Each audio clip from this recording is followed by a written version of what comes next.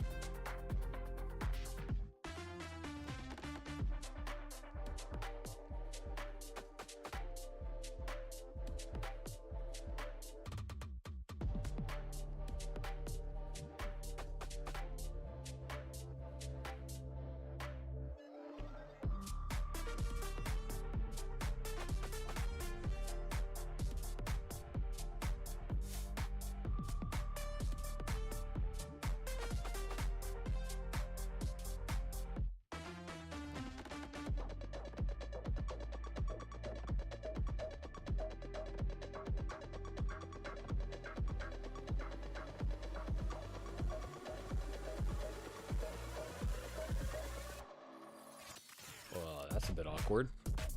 That's not supposed to happen.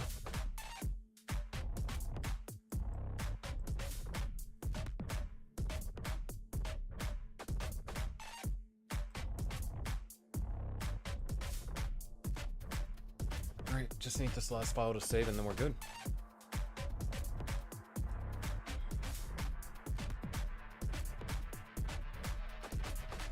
I say we're good, we're still waiting on winter stuff.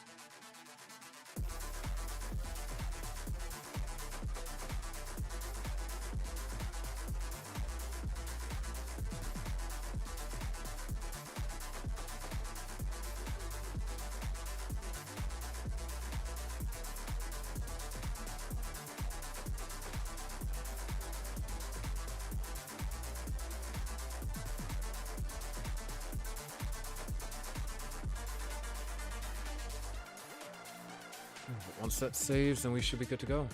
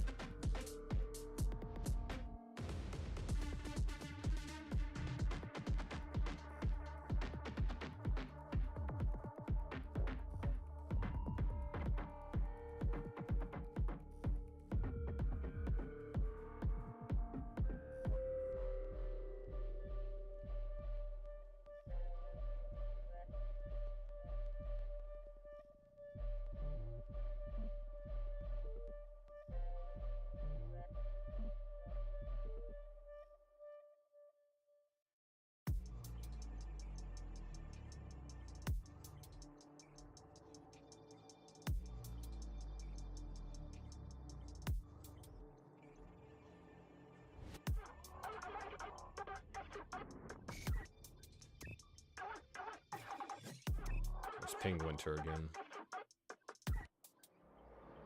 Yep. See them typing. Alright.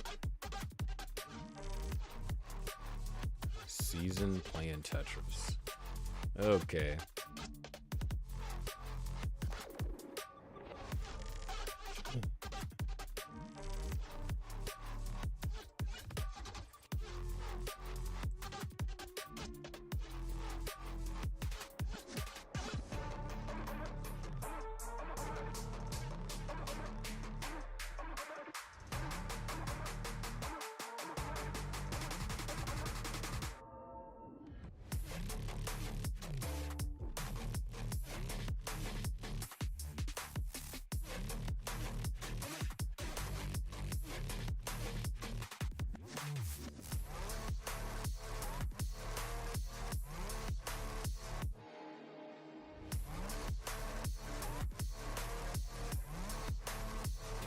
All right.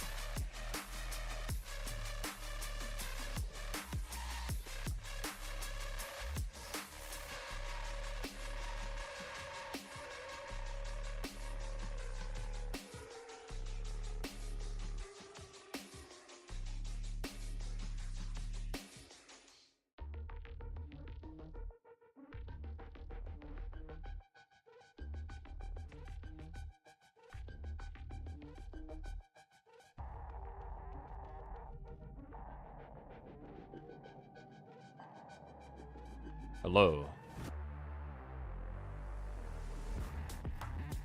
I should be audible now, right?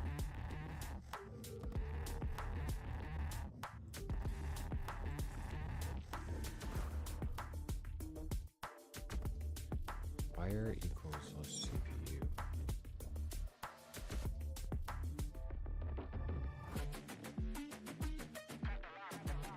See if this kills the stream.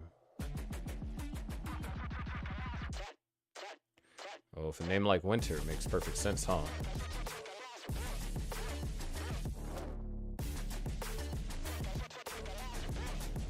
Okay, I think we should be good. Okay. Hopefully, stream stays stable. We'll freaking see.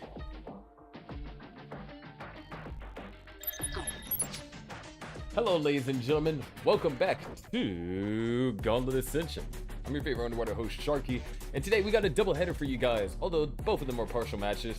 It doesn't mean that we can't see a end result. Depends on if both of these teams are able, or one of these teams going up against each other is able to win 3-0. So first we're going to have Grandmasters versus Eternal, then we're going to have Stochastic versus Eternal.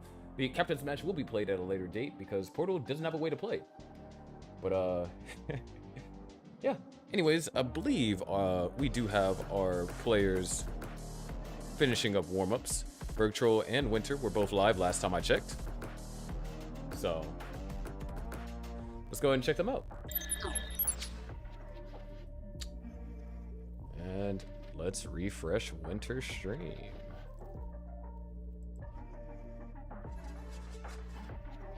How do you mean, bro?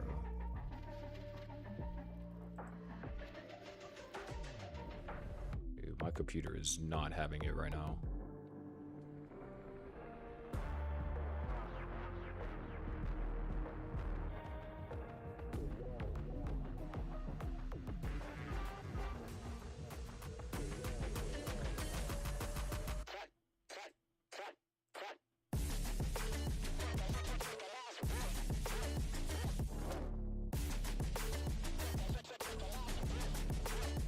Refresh your stream too, Bird. 1 second.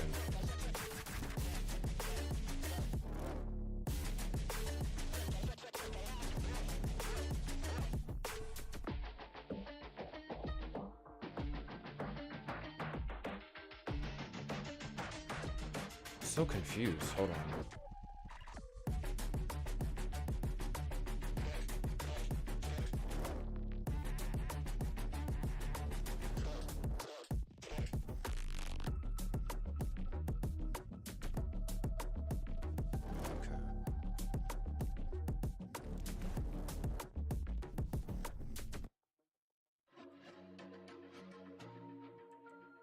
Say.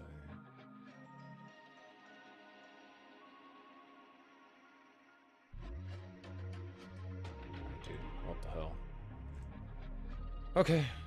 Players, would you like SPS? I think we'll just kill Opera GX for now.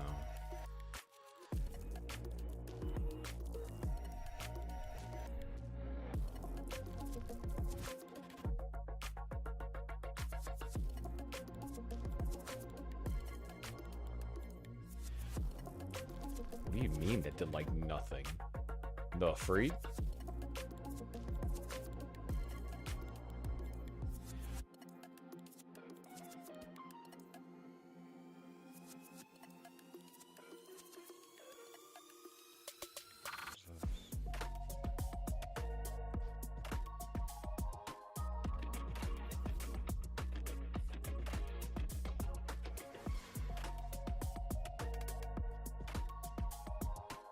Okay. Here's your seat.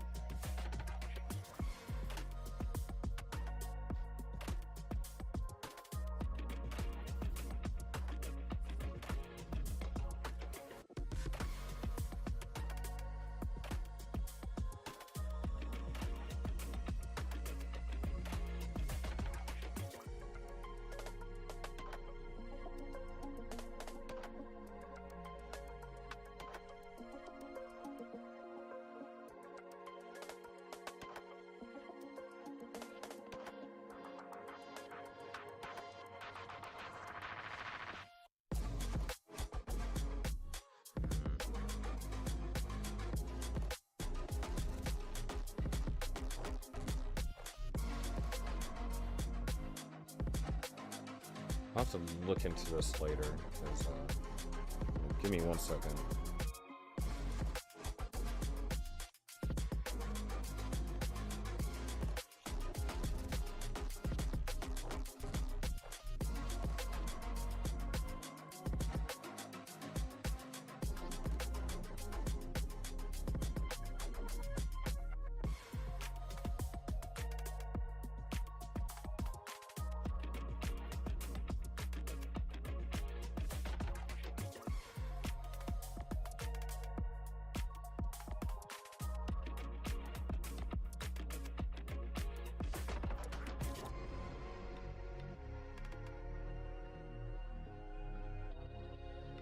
Okay, 1 second, hold on. I'm trying to figure out what's going on, because, if this is as delayed as I think it is. Wait.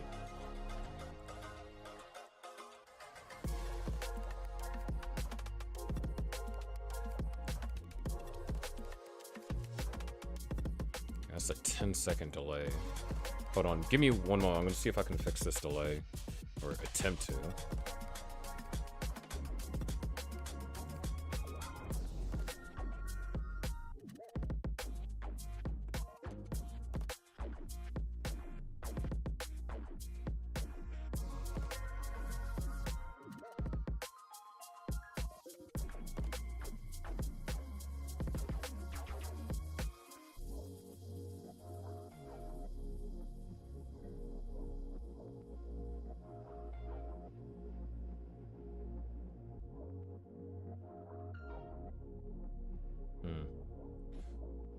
Alright, we'll see what it is later.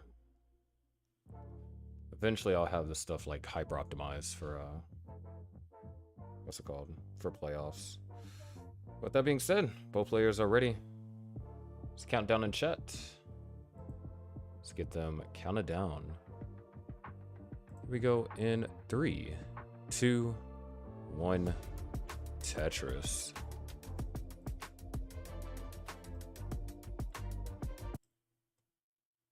Means we're probably going to be experiencing.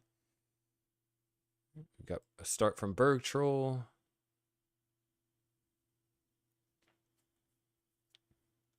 And we got to start from Winter. Not too far. Welcome in, Raphael. Just in time for our first match of today.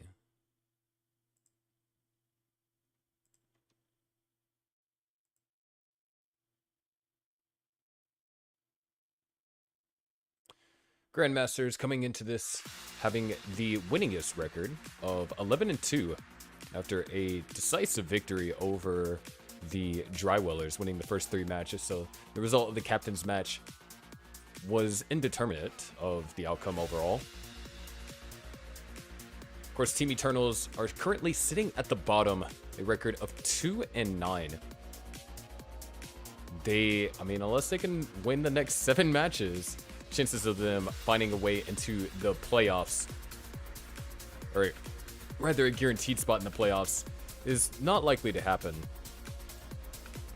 However, they can still play spoiler and disrupt some things for other teams, considering they have so many more matches to play this season. That being said, we do have our openers for both of these players experiencing some trouble around this kind of like 20 line mark. A couple of good pieces for Berg Troll is going to enable him to burn all the way down to the bottom. Winter is kind of stuck into this. And it looks like it's going to commit to the row 4. Knocks down Tetris. 108 for Winter, 127 for Berg Troll. And nice line spin over there for Winter. Seems at this point we do have Winter tapping. Winter known for being a rather fast tapper, but I also am aware that Winter has been working on rolling. So be interesting to see if we'll see rolling at any point throughout the remainder of the season. Nice fits over there from Berg Troll.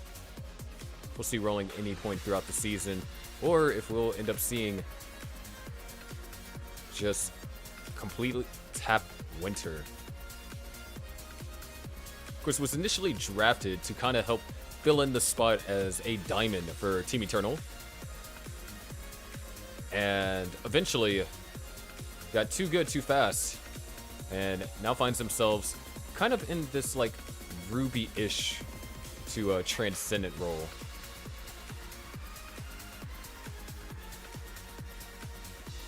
Right now, Bergtroll experiencing some problems. Winter able to still knock down Tetrises despite being elevated. So we are back into like tie game territory. 197 for Bergtroll, 196 for Winter.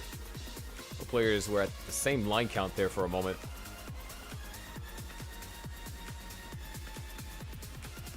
Bergtroll just gonna burn this all the way down. Gonna actually go for the left well. Winter is set up for a clean right well Tetris, as Bergtroll gonna be waiting for a couple of pieces. Didn't get great pieces to burn it out, but now the left well is open. Winter with that Tetris will take a lead by 2 Tetrises, that is. So 231 now, 266. Bergtroll's gonna burn all the way down to the bottom.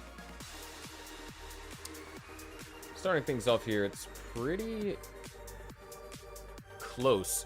Definitely hasn't been the easiest of piece sequences. As you can see, both players encountered issues of their own. As Bergtroll still running into these minor burn sequences.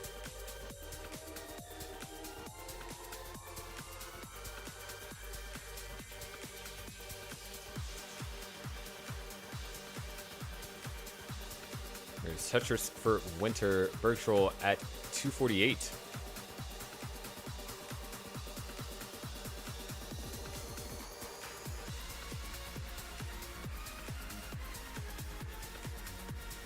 Bergtroll not quite getting that eyepiece all the way over to the left. Could be just a bit of an annoyance, as Winter continues to have a clean board after a turbulent opener. Covers up the well temporarily, looking to open it up with the next couple of pieces. He's able to get the well open just in time for that long bar. By being same piece sets, and there being online latency being taken from these streams, players might not necessarily know where the other is in the sequence. So whenever it comes to situations like that, you kind of always wonder if you're watching, is Winter able to utilize a long bar that Bergtroll could not? But we're closing in on the level 19 transition. Bergtroll once again experiencing some rough pieces.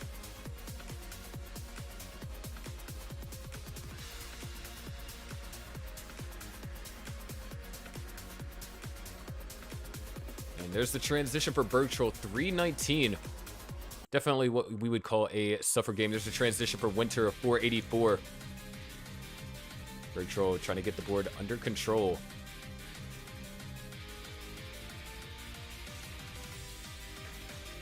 And now Bergtroll back into scoring position. Winter, a couple of misdrops actually for Bergtroll. Able to hit the tuck. Tetris will be scored. But that left side with nothing burning could be dangerous. Bergtroll hits one 5-tap, hits another. Bergtroll really having to emphasize on these mechanically difficult placements. Might have the ability to roll, but doesn't make getting the pieces in their desired location any easier. 616 for Winter. It's built up almost a 300,000 point lead. As Bergtroll has been suffering throughout majority of the game, both 18 and the post-transition. However, Bergtroll is bringing the stack down. Winter actually in potentially a little danger. Definitely if pieces don't fall in Winter's favor, this could get dangerous. Bergtroll now Tetris ready. Winter looking for good pieces to open up the well, finds it. There's a Tetris for Bergtroll, finally back to scoring. There it is, Tetris for Winter and Bergtroll. 438 to now 664. Winter still holding on to a 200,000 point lead. Bergtroll with the aggression, setting up the bits and knocking down the Tetris subsequently. Bergtroll, a little bit of hesitation there. Still able to find the accurate placement for those pieces. Nice, T-piece finds his mark. Both players Tetris ready. There's a Tetris for Winter, Tetris for Bergtroll. Unless Winter runs into a massive slowdown. Well, hold on. Building quite aggressive here. And misdrops. Wait, Winter might be in danger. There's a Tetris for Berg Troll. The door is left wide open. Winter tops out at 737. Berg Troll, you need 738. Raphael, as far as me planning on learning rolling, we'll see. There's Tetris for Berg Troll. 4 Tetrises and change remain to complete this chase down. There's another. 3 Tetrises left, and Berg Troll would have completed the chase down. 2 left now. 738 is the score that's needed. A Tetris and change will do it. There's the Tetris. One more line clear. Not going for any of these line clears just yet. And that line clear is going to do it. 738. Berg Troll is good for game number 1.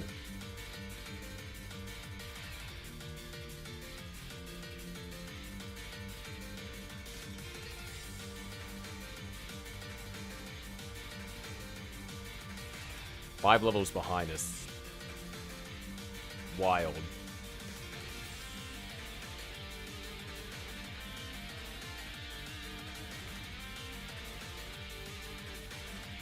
I'll go ahead and refresh both streams.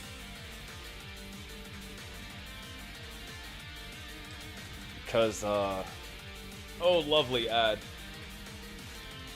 Alright, increment the first 2, and whenever you guys are both ready, and after this ad is done, we can get them counted down for game number 2.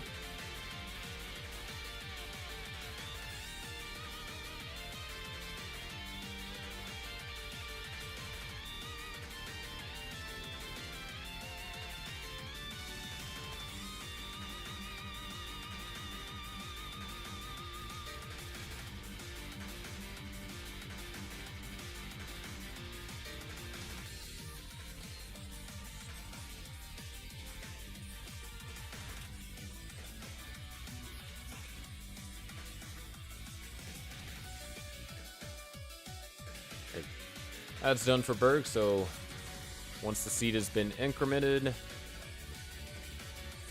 should be 39, or D3. Yeah, so once we got it ready, should be good to go. Alright, we got readies from both players. Let's go ahead and get them counted down. Game number 2 is underway in 3, 2, 1, Tetris. Look at that. A lot better. And we get an SZ start. Everyone's favorite.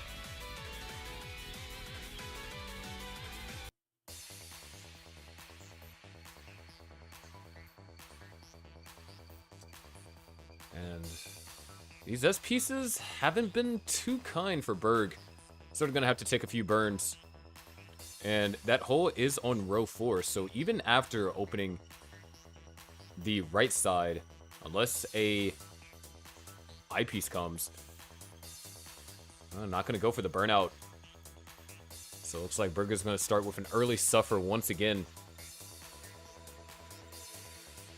And it's kind of decided not to go for the burn there. The S piece was the perfect piece for that burn. Berg Troll might just end up going for an I triple and then setting up for the row 2.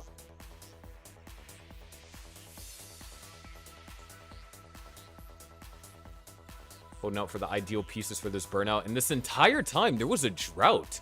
Neither player saw the long bar, so a position that Winter could have potentially gained a massive lead. It's only going to turn into a 1 Tetris advantage.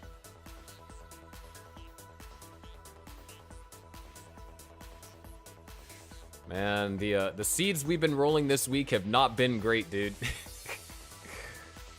It's been some brutal seeds.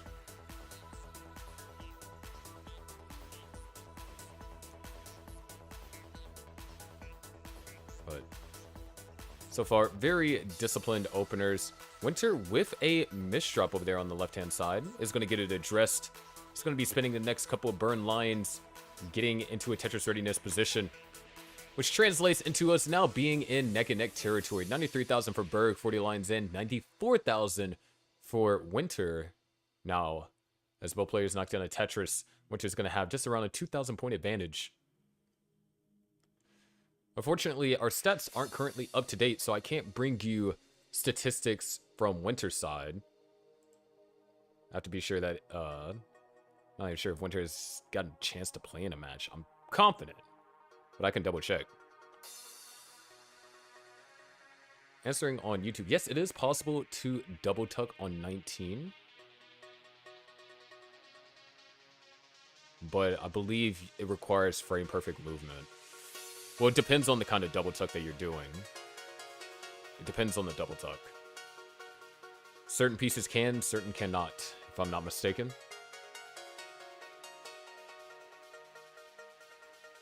What I can bring to you is Berg Troll's stats, though. Berg Troll in the prior rank was undefeated, was 5-0, and only recently took their most recent loss, and that was after playing...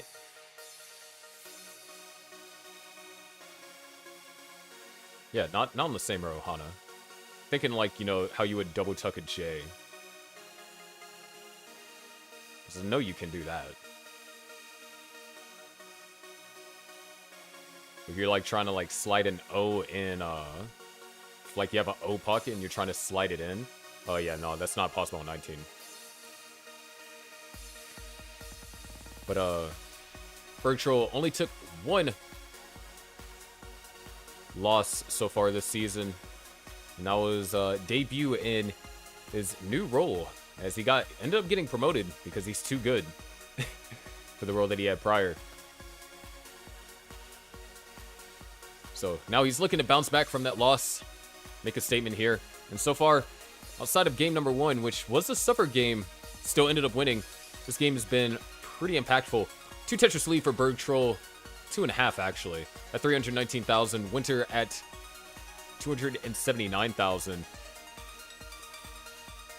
it seems like both players are going to be in a pretty comfortable spot as far as building goes. And the pieces continue to be this kind. Looks like we might actually see a 40-bar transition.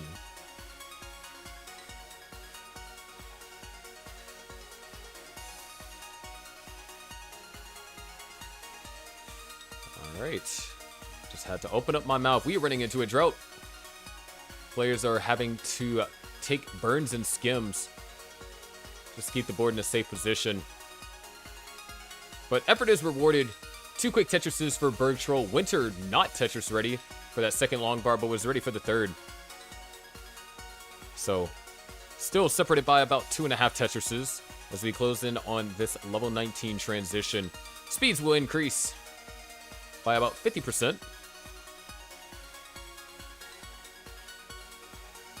Van Willer's favorite example that he likes to use is like if you're going 50 miles an hour and all of a sudden you're going 75. And, ooh, looks like we got a stream freeze from Winter. Let me see if that is on my end or on Winter's actual stream. There's a transition for Berg Troll, though. Goes up to 474, and yeah, Winter's back. So we're all chill on that front. Winter could actually have a equal transition to Berg. Well, not exactly equal. It'd be separated by around 10,000 points, so half a Tetris, and that's exactly what's going to happen. So a 468 transition, meaning that there were 6,000 points separating these two players at transition. And Berg Troll now with a long bar dependency on the left-hand side. And the long bar nowhere to be found, so it's going to have to take some burns in order to address it. This is just very complicated. Winter also getting up high. Nice adjustment. Tetris ready, waiting on that eyepiece. Gonna take a safety triple. And with that Tetris, Winter takes the lead. 509 to now 496. Berg Troll has burned the stack all the way down. Great survival on his part. And now he's back into a position where he can get set up to score. Winter has taken a Tetris and a half lead, however, as a result of Berg Troll's plight. There's Tetris for Berg Troll. Winter now having to do a couple of burns. Nothing too serious. And has a half a Tetris lead. Well, now a Tetris and a half lead in terms of real time.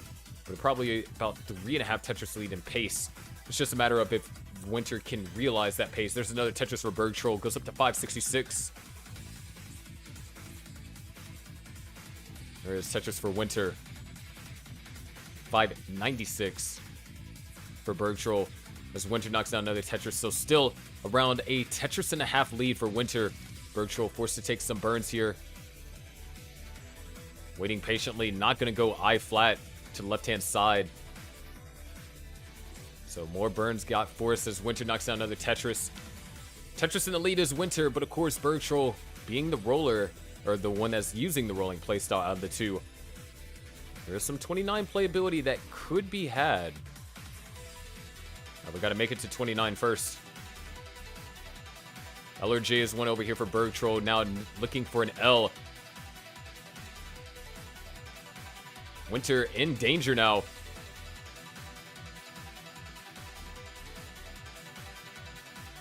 Beautiful S-splat set up over here from Berg Troll. There's another Tetris for Winter. 743 to 711. Still, one Tetris in the lead is Winter. And that triple is going to burn out the stack. Clean board. Ooh, no adjustment over there from Berg Troll. Another misdrop on that O piece, but Berg Troll could be cooking something up here. Unfortunately, the pieces aren't allowing for an efficient solve with only 3 Tetrises remaining on the level 19 speeds. Berg Troll needs to get this board under control if he has any hope of completing this chase down on post 29. Only 6 lines to do so. And with the board continuing to climb and elevate, it's looking like this might be it. With only 1 line left to go. Berg Troll goes into 29 at 767, just up too high for even rolling to do anything about. Winter's going to be good, tying up the match 1-1. Alright, since you asked, the way that Gauntlet works is it's basically team formatted. So there are 10 teams this season that all have players in different divisions, and they match up against each other during the regular season. It's a double round robin, so each team plays each other twice. The top 6 teams go lock in a spot in the playoffs. The bottom 4 have to do a play-in tournament for the last 2 spots. Then when the playoffs happen, it is a first round would be first team to win 2 matches. And I'm still deciding on what I want to do for the second round.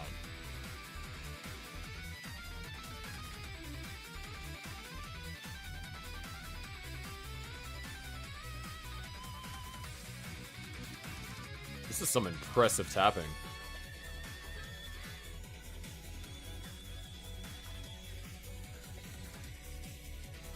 Winter gets the max.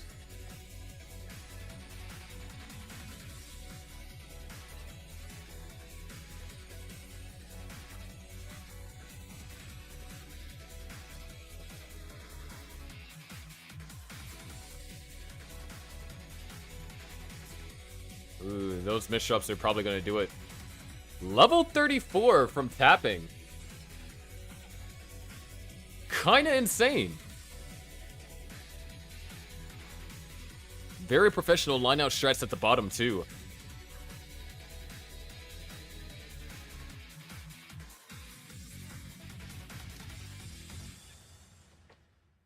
Actually ridiculous. Yeah, Raphael on YouTube, you called it. You did say Winter was going to get a max, and lo and behold, Winter got a max. W Foresight.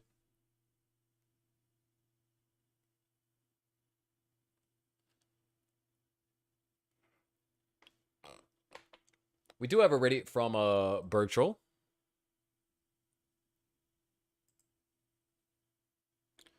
Once we have a ready from Winter, we can get this underway.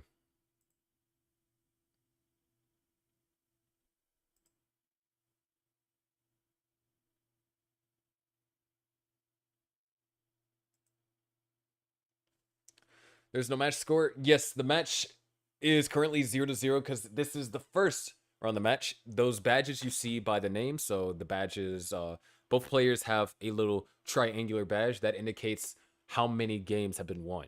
But since this is the first match, there hasn't been a match won, so neither team has taken a match advantage.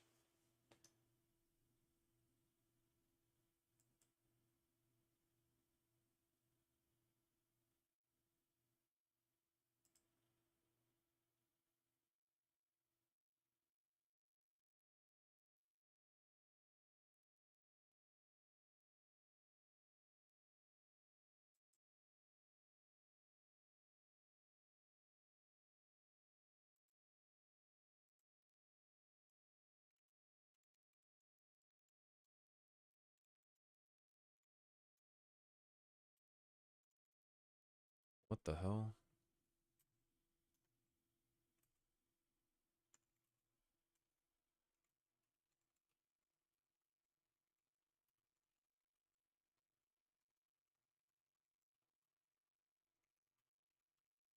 All right, both players are ready. Let's go ahead and get them counted down. Sorry, I had to send a message real quick to the restream team. You're going 3, 2, 1, Tetris.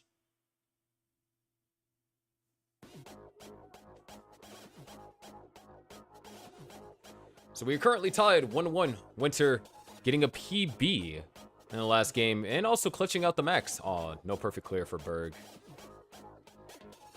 Would have been nice to see.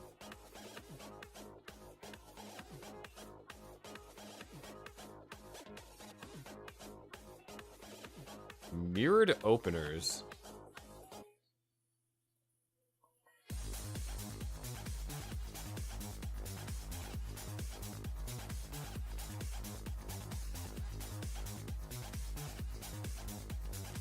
Ooh, I gotta send you a DM later, Toka.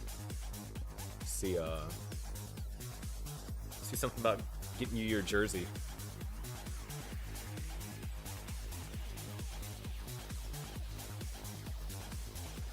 But right now, Winter at a little bit of a rough opener. Finally gets second Tetris on the board. Bergtroll off to a pretty good start. A little questionable pieces here in the center. Oh, those are going to be perfect. So, not a flawless opener, but a pretty damn good one. 117 for Bergtroll at 24 lines. 77 for Winter at 23 lines. Ooh, like the overhang that Bergtroll went for here.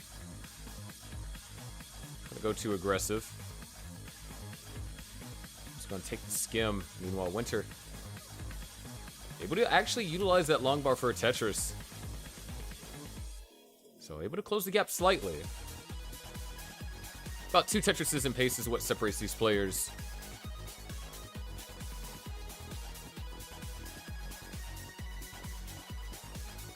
And, ooh, a couple of tough pieces over here from Bergtroll. It's gonna slow him down. Winter would knock down 1 Tetris.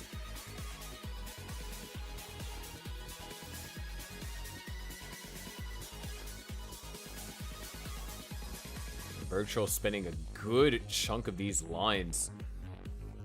Just trying to get the board back into a scoring position.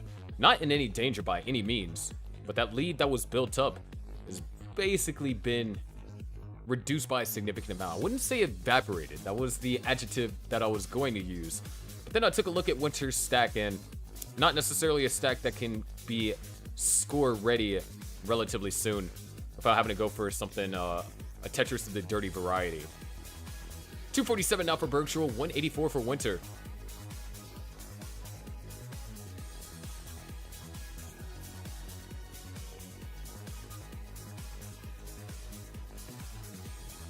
And both players should be good here. Crossing the halfway point, been possibly the best transition potentially in progress coming out of Bergtroll here. And ooh, maybe not necessarily liking that. And oh, decided to go for the J flat placement there. The tuck would have been just fine. Well is open though. And a missed rotation for Bergtroll. Hold on. Eyepiece does make its way over. So Bergtroll is going to be looking for some specific pieces to help him navigate through this with a certain degree of finesse. And that means that Winter is about to tie the game up, potentially. And Virtual? Where does it set down to the bottom? 300,000 and now 332. And Winter with the line advantage. So Winter can realize the next Tetris or so. Winter will have the advantage in terms of where we're at so far in this game. And there it is, the realization of that Tetris. 347 to 332. Winter currently in the lead.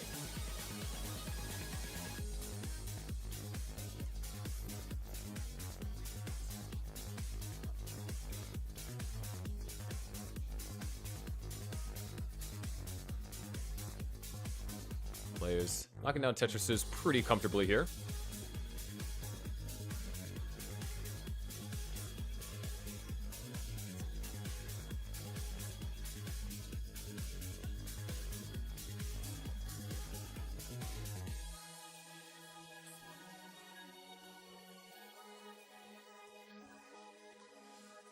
Bertro getting a couple of dicey pieces, not going to allow him to score for a Tetris. And interestingly enough, not going for these kind of burns to help bring the stack down. Looking for the perfect solution every time. Knocks down a Tetris. And ooh, takes that burn there. Looks like Bertro should be fine. Winter with about a 2 Tetris lead, potentially even 3.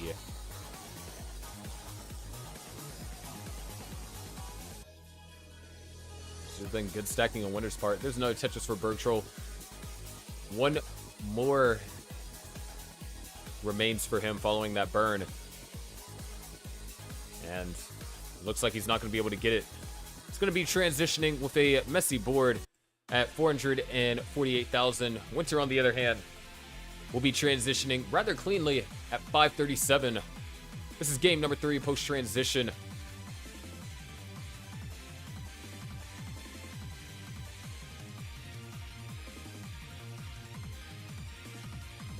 There's another Tetris over here for Bergtroll. Starting to find some momentum as Winter keeping it clean for the moment. It's a Tetris for Winter.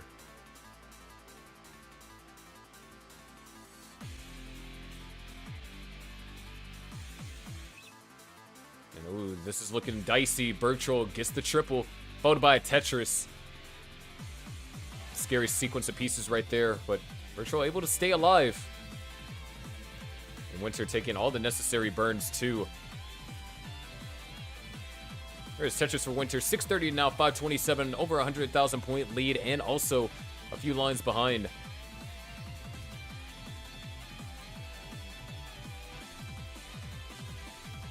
Both players are Tetris ready. Great skim over there for, not skim, more so a burn over there for Winter into a Tetris. Bergtroll holding out for a good piece. Gonna have to skim that T. One more Mino away from being Tetris ready. Is Tetris ready now and knocks it down. Bergtroll at 587. Still trying to fight his way back into this one. Winter at 668. Tetris for Bergtroll, but now is in need of a T piece. Gets a T piece and gets it a little bit too late. So more burns going to be first over here on Bergtroll's part. Winter with a clean board. Tetris ready now. There is Tetris for Winter. 725 to 622, still holding on to around a 100,000 point lead. Just been having a clean post-transition for the most part. And taking really safe burns too. You're seeing a lot of triples being taken over here by Winter. Ooh, goes for the aggressive single burn there though. And that's going to set Winter back a couple of pieces. But able to get the well open just in time. 771 now for Winter. Bergtroll starting to climb towards the top. Beautiful placement over there for Bergtroll. Opens up the well and a Tetris will be scored. 725 to now 802. Once again, similar situation to what we saw in game 1. And a similar margins, a bit closer.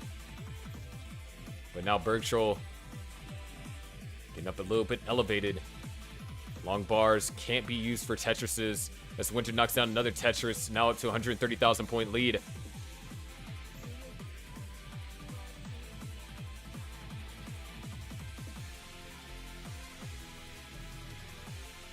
All of level 26, Bergtroll spent burning. Winter able to get pieces over to the left. Phenomenal tapping prowess on display right now.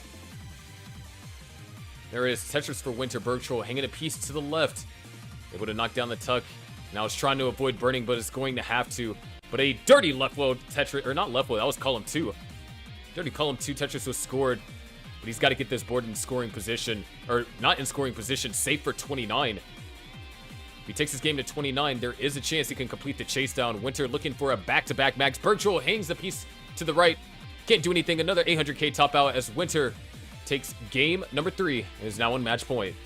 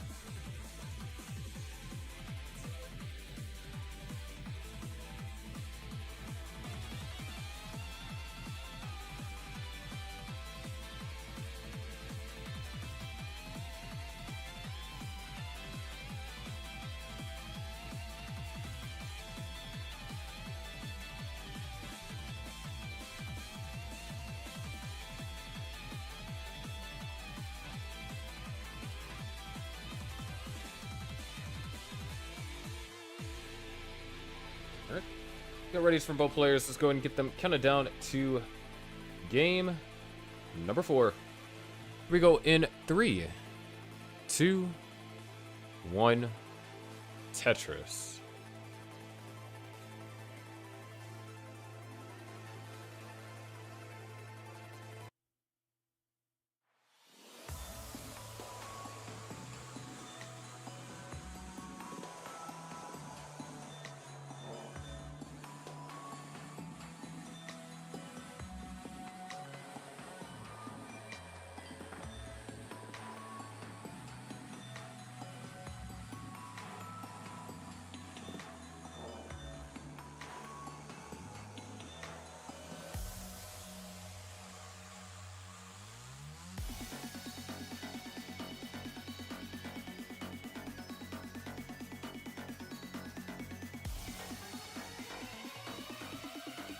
Both players with some pretty disciplined opens here. Winter likely to be able to continue scoring Tetrises. He's finally going to have to add some burns to that line counter. So, is looking at a slight advantage potentially against Birchall. Winter is jamming. I mean, I'm jamming too. Ooh, nice adjustment over there from Birchall. Like the setups. Great setups over here from Birchall. Keeping up that efficiency. Tetris for Winter, 162 to 163. Separated by a burned line.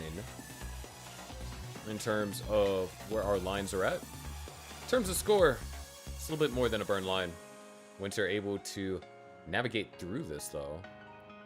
It's rather efficient. Tetris will be scored by Winter. And is able to use a long bar that Birchall could not at some point. So that's 212 for Birchall. Winter. Oh, Birchall going for the delayed Vits. Very dangerous of a move. Does get the eyepiece. And doesn't have to burn, so I guess in the end it does pay off, and enough of the board has been upstacked. If there are plenty of long bars on the way, Birchall is going to be able to use a good chunk of them.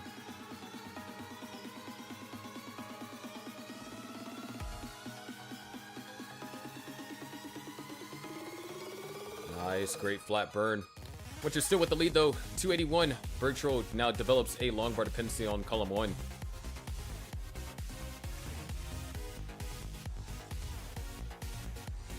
And pieces not doing Bergtroll nicely here. Winter once again finding some degree of separation here on level 18.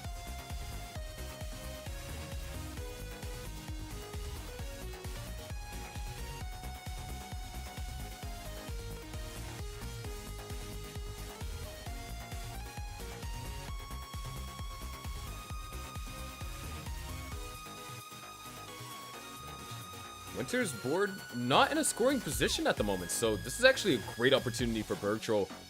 If he's able to get the well open, well is now open, Tetris ready. There is Tetris for Bergtroll. Winter is also not too far behind in lines as what we've seen previously, but the board is now clean again. 329 to now 322. Around just over 2/3 through the level 18 pre-transition.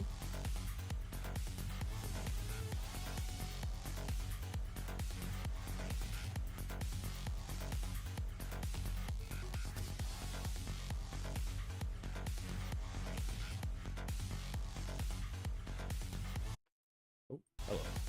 Wait, what the heck? Music got a little weird there.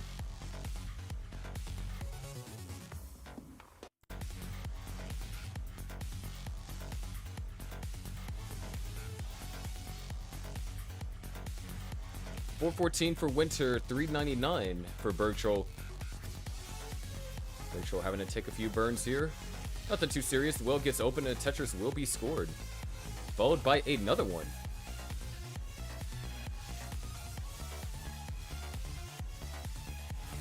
And, a couple of tricky pieces over here for Winter. It's not going to be a lot of burns that are going to be forced. But the number of burns that will be forced is greater than 0.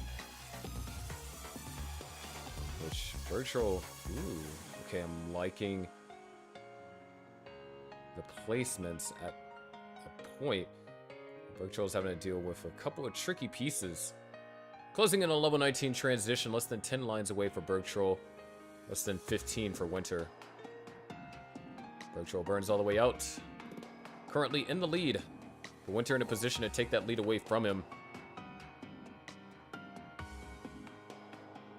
And Bergtroll will transition at 467. Winter at 481 with 2 Tetrises on the table for level 19. Looking at another 500k transition. There's one.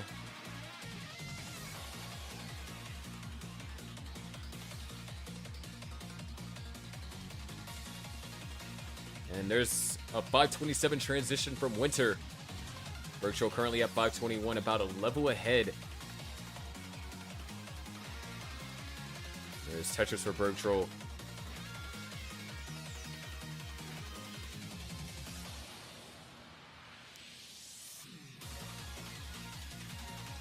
Bergtroll, of course, the only player in this matchup that is using rolling.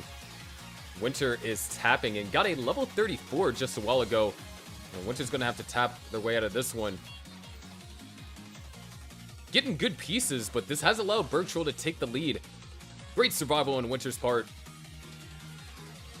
There's Tetris for Bergtroll and Tetris for Winter. 593 to now 630. Another Tetris for Bergtroll.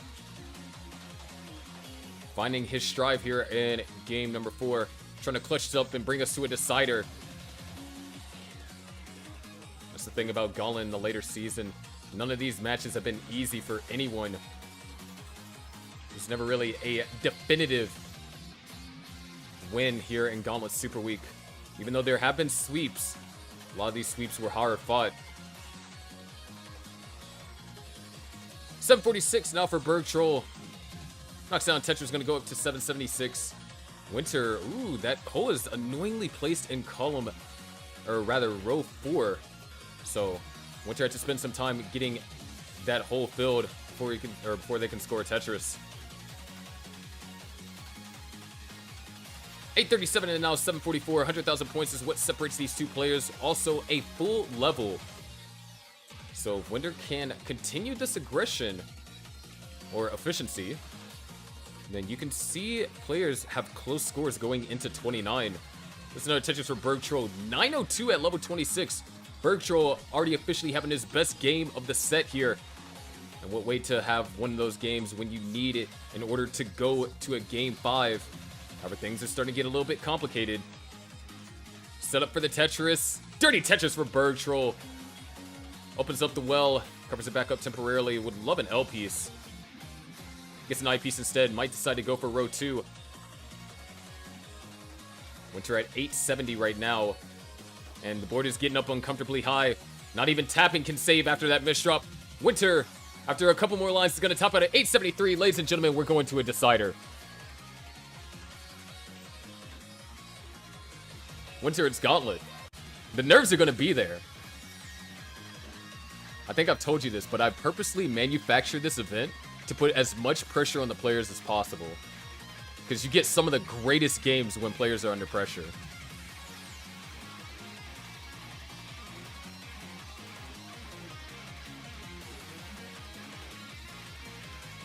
Alright, bro is able to get a couple lines out of that.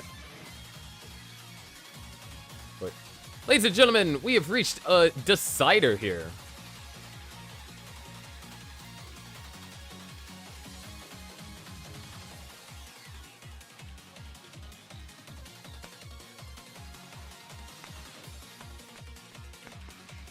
Of course.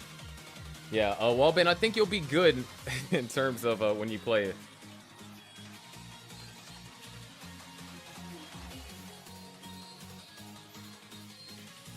I mentioned something about it earlier.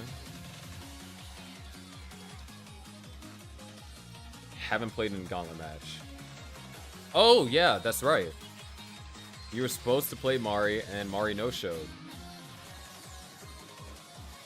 So yeah, this is your first official Gauntlet match then. Which means that you might fall victim to the Gauntlet curse.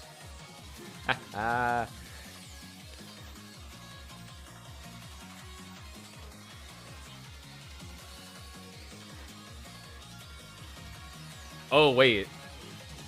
Bro, I just realized. That means that Toka, Floze, Critical Lapis, and Avrix are all going to eventually have to have their debuts. Oh, Frodo Dodo and Falkite. Oh, we're about to get some new curse victims. Can't wait to see it. But what I also can't wait to see is this decider. Both players are ready. Let's go and get them counted down. Here we go in 3, 2, 1, Tetris. Bergtroll able to take the first game after what was a suffer through the majority of level 18 and 19.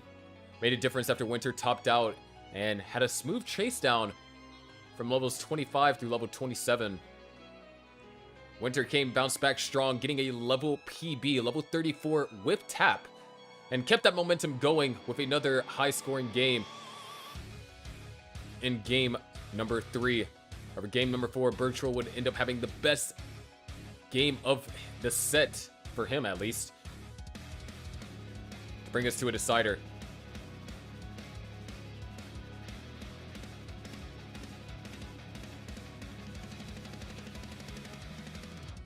So now, it's determinant of which of these players is going to be able to come out on top. Of course, the Grandmasters coming off of a massive victory up against the Drywallers. Clutch performances all around from players. Wellband being able to stay undefeated in Gauntlet. One of the only players above 4 matches played this season to do so. And after a slow start, Bergtroll is back under control. Welcome back, Jadeheart. I sound savage today? Maybe. Something that, Bergtroll's not liking right now is this burn that he's been forced into. It's neither an easy burn nor a one that would be considered cost efficient, if you know what I mean. There's a lot of burns that are going to have to be forced out of this. And Winter already with a pretty good lead, almost 100,000 points, but Bergtroll is able to clean up.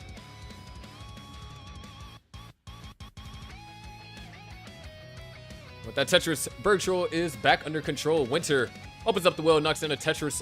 196 for Winter. 99,000 for Bergtroll. Add a Tetris goes up to 122.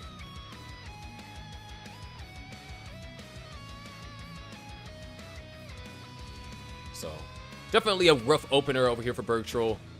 Kind of a pattern that we've seen happen throughout this match.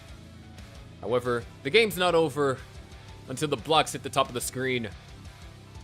And even then, depending on the kind of player you are, it might not even be over then. So, things can change. A little Simul Tetris over there for our players. As Berg, unable to utilize that first long bar for a Tetris. And Winter gets Tetris ready in just enough time. See, fortunately, because of how many burns Berg had to take, being ahead of the sequence, us as the audience and me as the caster are able to see ahead into the future a little bit. And these situations where Berg is unable to utilize the long bar, the question is always raised, can Winter get into a position to use the long bar? Because long bars, players are playing same piece sets, they're going to receive the same amount of long bars, the same timing. Of course, they might not necessarily be in the same spot of the sequence. 336 for Winter. 285 for Bergtroll. He's been able to kind of maintain this respectable distance. You know, like observing respectfully. You know that meme.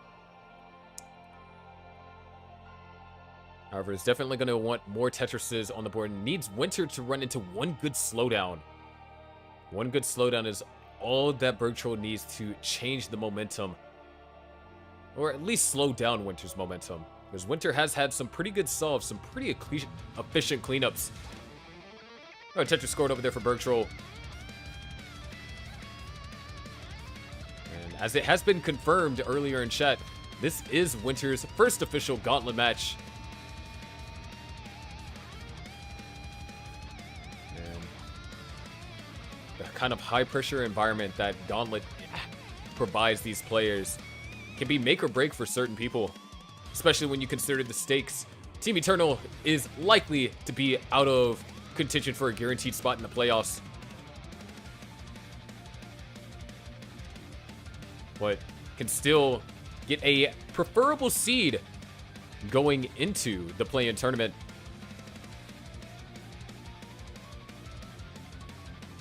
And this is just great practice for when things go down. 416 for Bergtroll, 460 for Winter. Just been able to maintain a clean stack. No issues have stricken their board yet. There's no Tetris for Winter. Bergtroll waiting on the next long bar. And it doesn't look like this long bar is going to show. Oh, rough timing.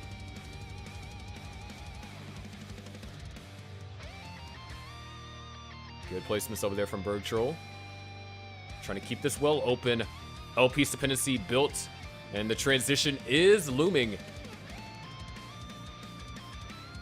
There it is. There's the transition for Bergtroll, 471, and the transition for Winter, 557. 80,000 points separating them. That's about 4 Tetrises at our current level. Of course, Tetrises become worth more, and that lead becomes less of a Tetris deficit. But of course, that depends on if Winter can continue to maintain this degree of efficiency. There's another Tetris for Bergtroll as both players enter level 20. Winter, clean board so far. Bergtroll unable to make the adjustment for that O-piece. It's going to cause 3 more burn lines. Winter with another Tetris, now up to 100,000 point lead, but Berg cuts into that 555 to now 640. And Winter, ooh, hold on a second. We got something interesting developing. There's a couple of misdrops on the board. It's music to Bergtroll's ears, but the question is, does he get that eyepiece? He's waiting for it. Able to open up the well, gets it over. Tetris for Bergtroll. Winter cleans up the board. And actually, Winter gets in a position to utilize that same eyepiece. Lead still stays at just around 100,000 points. Untimely drop for Bergtroll. Kind of worked out in his opponent's favor.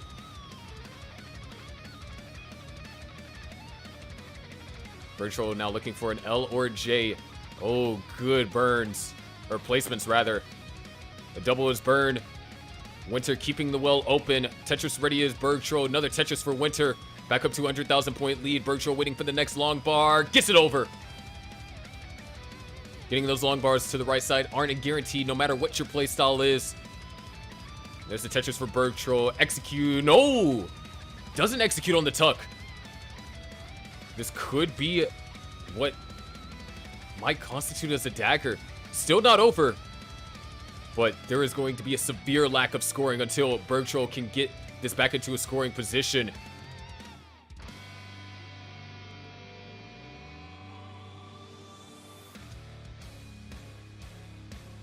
We've reached level 26 for Bergtroll. 713 and now 787. Bergtroll now starting to go aggressive. There's a Tetris. Down by 2 now. However, Winter has cleaned up the board and is behind by a nice chunk of lines. But Winter is experiencing complications. Bergtroll, Tetris ready. Oh no, these pieces aren't great. And that hang might be fatal. Bergtroll not able to do anything. He's going to top out at 750,000. Winter clutches out the decider, winning the first match for tonight in the favor of Eternals.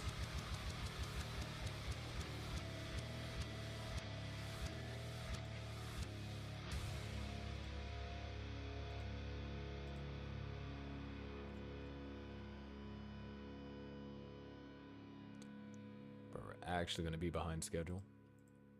First game going to a decider and deep runs all the way through.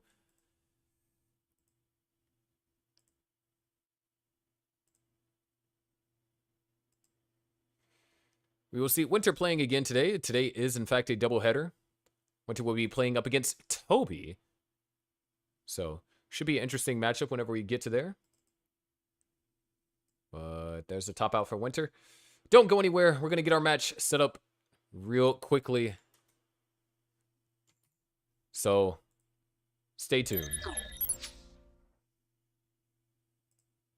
Up next, Scamper versus White Monster.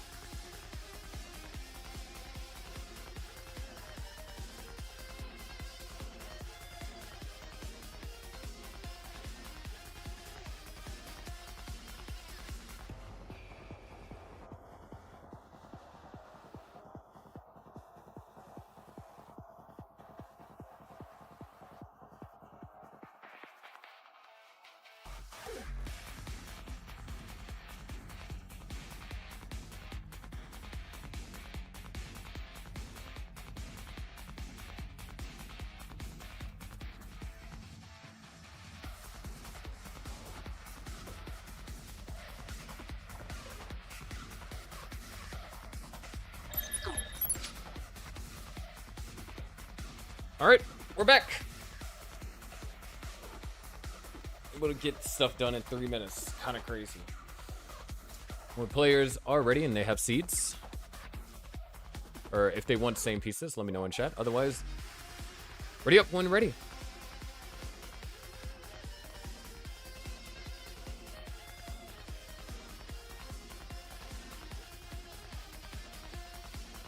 All right, no SPS.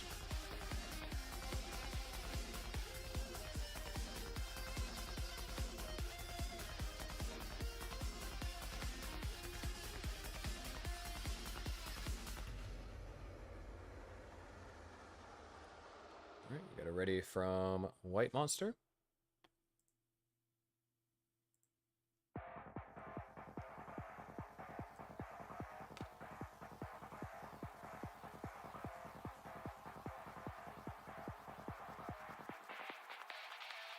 We got it ready from Scamper. Let's go and get them counted down. Game number 1 of match 2 between Scamper and White Monster. Here we go in 3, 2, 1, Tetris. Once again, Scamper opting it for the no SPS this time around.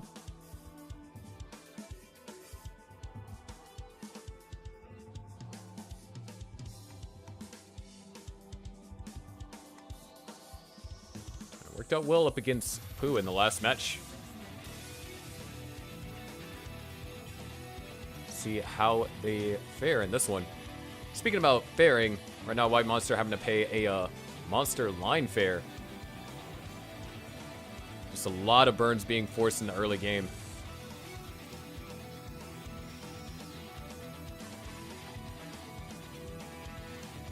And oh, this is looking dangerous. This might actually be early top out territory, but getting that O piece all the way over to the left is what's going to potentially save White Monster.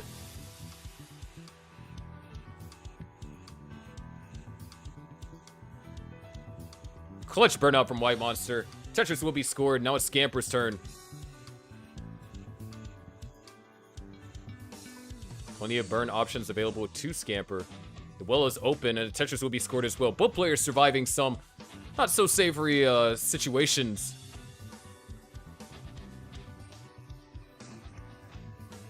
So the game will continue nonetheless.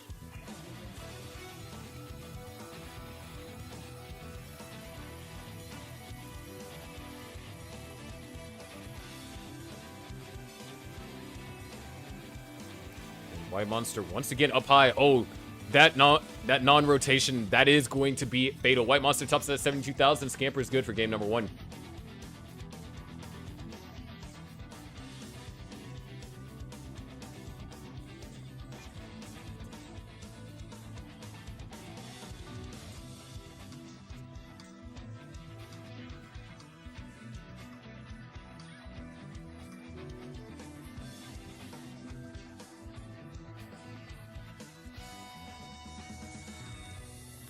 White Monster's already ready for game number 2.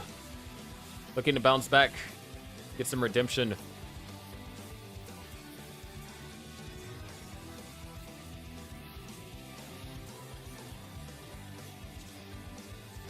And Scamper is also ready. Let's get them counting down. Game number 2 in 3, 2, 1, Tetris. Got a classic matchup between Das and Tap. Scamper, the Das player. White Monster, if I'm not mistaken, is tapping.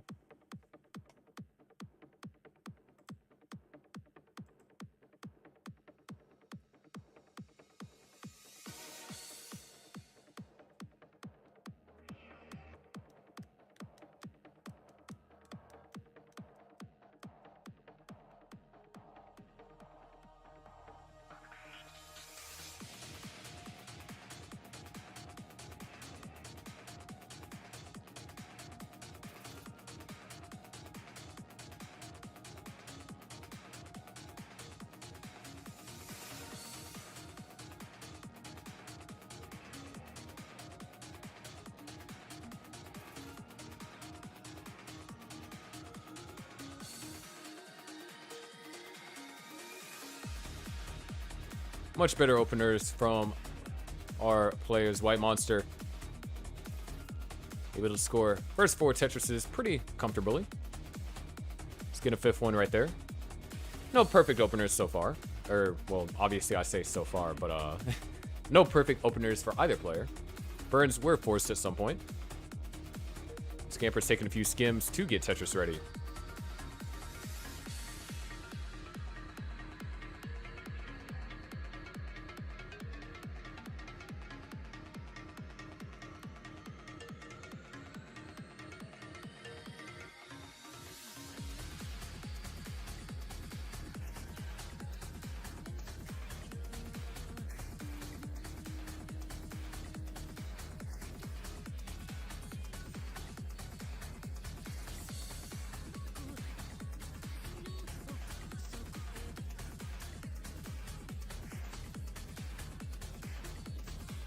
So far, it's been a pretty calm 18. 196 for Scamper, 191 for White Monster. Scamper in the lead at the moment. This White Monster waits on the next eyepiece to be utilized for a Tetris, and does so right there.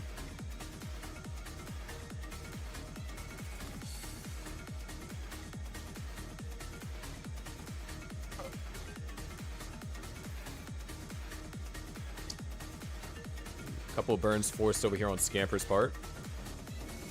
And both players kind of, even though they're not playing on the same pieces, they're both going through issues at roughly around the same time.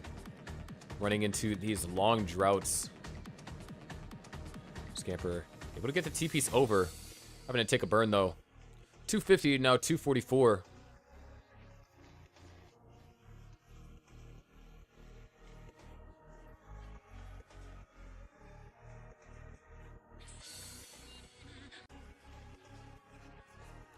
New Scamper, not Tetris ready for either of those long bars.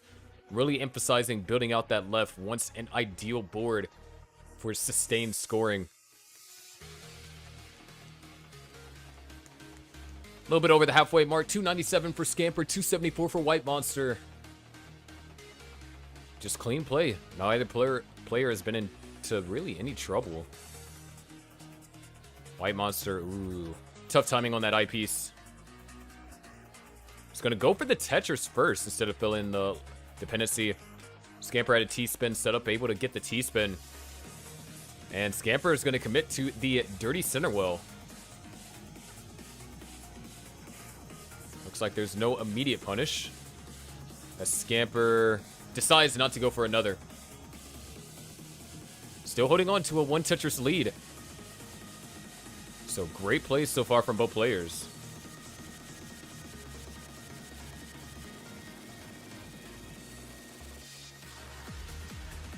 Tetris over there from White Monster, Tetris for Scamper.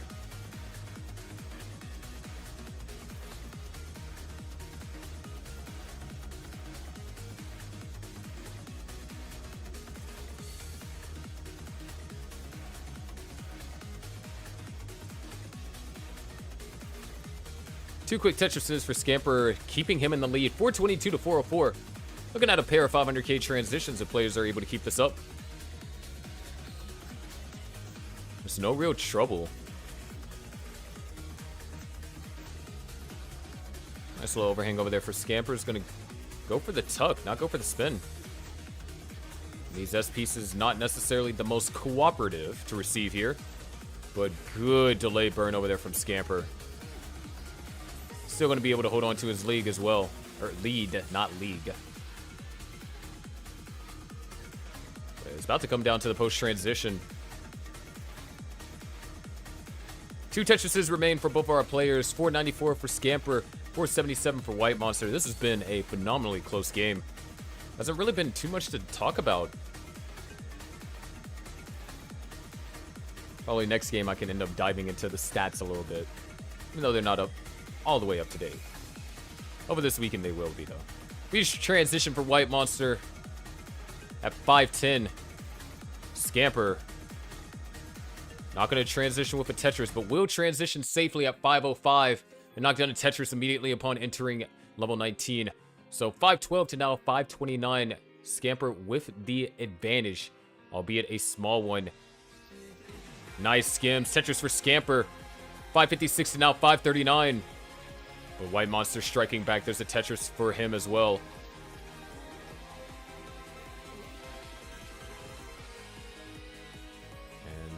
Great placements from Scamper. Tetris into the lead. And White Monster with a board that is... Oh, actually, nice mitigation techniques.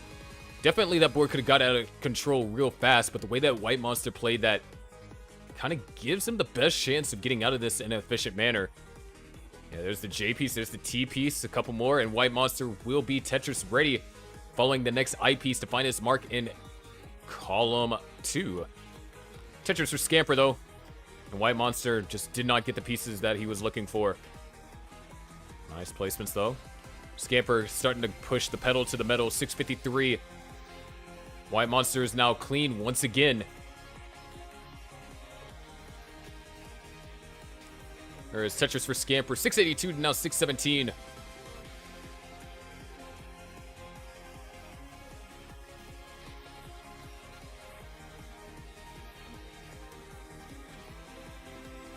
Both players now back into safer positions. I was going to say scoring position, but White Monster ran into a couple of complex pieces that are preventing him from scoring.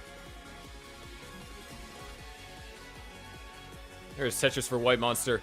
682 to now 719. Scamper starting to get up a little bit high, but able to get the long bar over to the left-hand or the right-hand side. Bring the stack down, knock down 2 quick Tetrises. 780 now for Scamper going into level 25. We are in max out territory.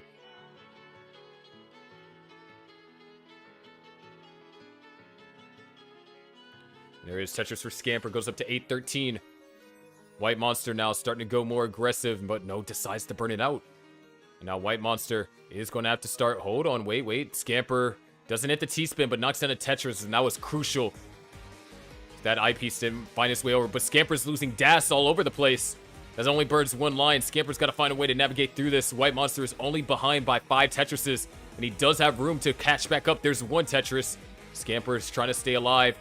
Gets the quick tap. Phenomenal over there from Scamper.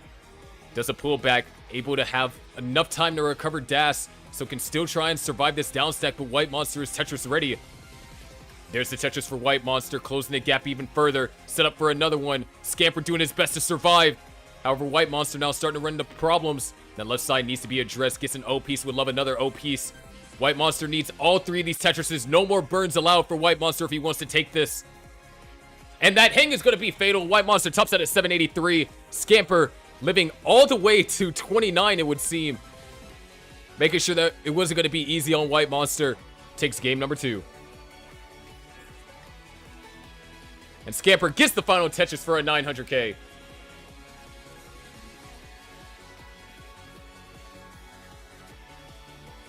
Some impressive DAS survival.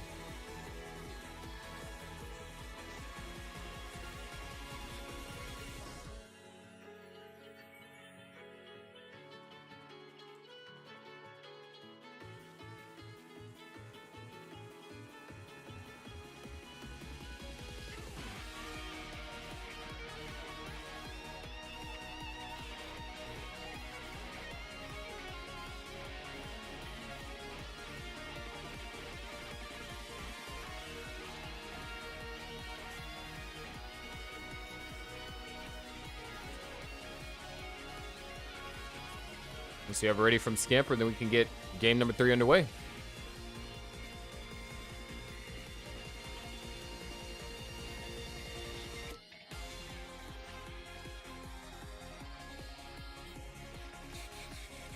All right, both players are ready. Let's count them down. Game number 3, Scamper at match point. Here we go in 3, 2, 1, Tetris.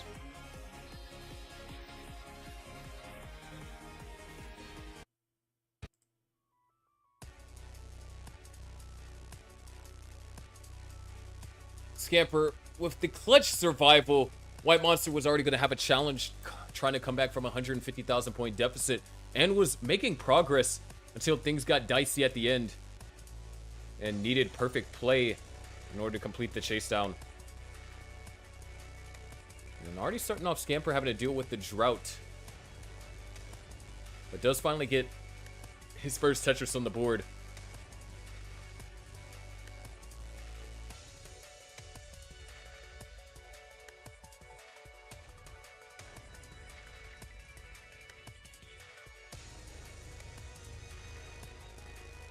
Well, Force Burns over here for Scamper has not been getting the greatest amount of long bars here in the opener.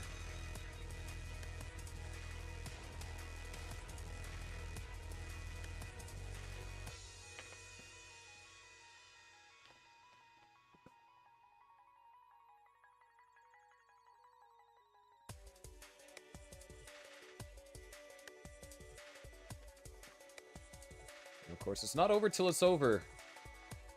So there's still a chance White Monster can put us even further behind schedule and take this game to bring us to a game 4.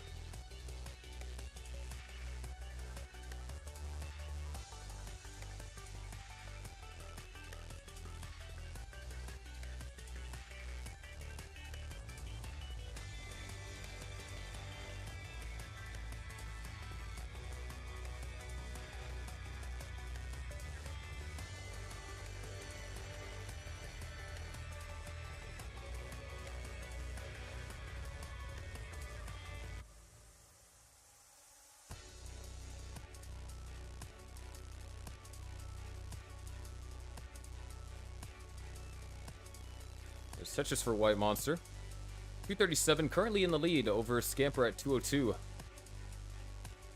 Just having to do a small amount of burns though.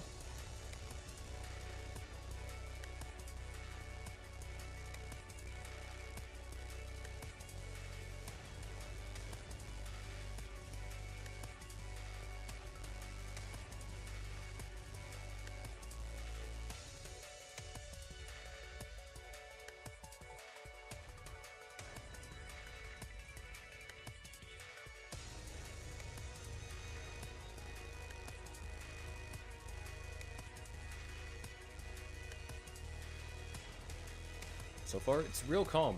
I did say, and hopefully stream doesn't die, did say we were going to take a look into the stats.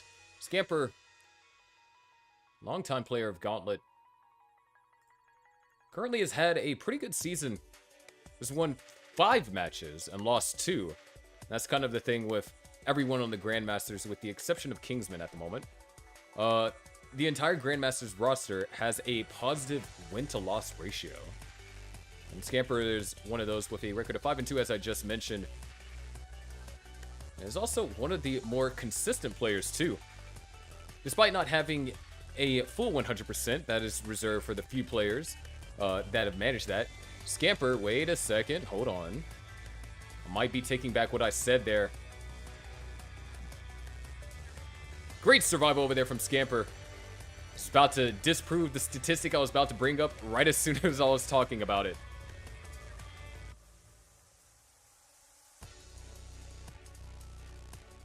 And yeah, this is a drought. But that right there is just proof of this next statistic, or this statistic that I'm referring to. Scamper has a true transition rate of 94%, which is actually higher because the stats from the last matchup against Pooh haven't been entered yet. So when it comes to early top outs, you can rely on Scamper not having too many.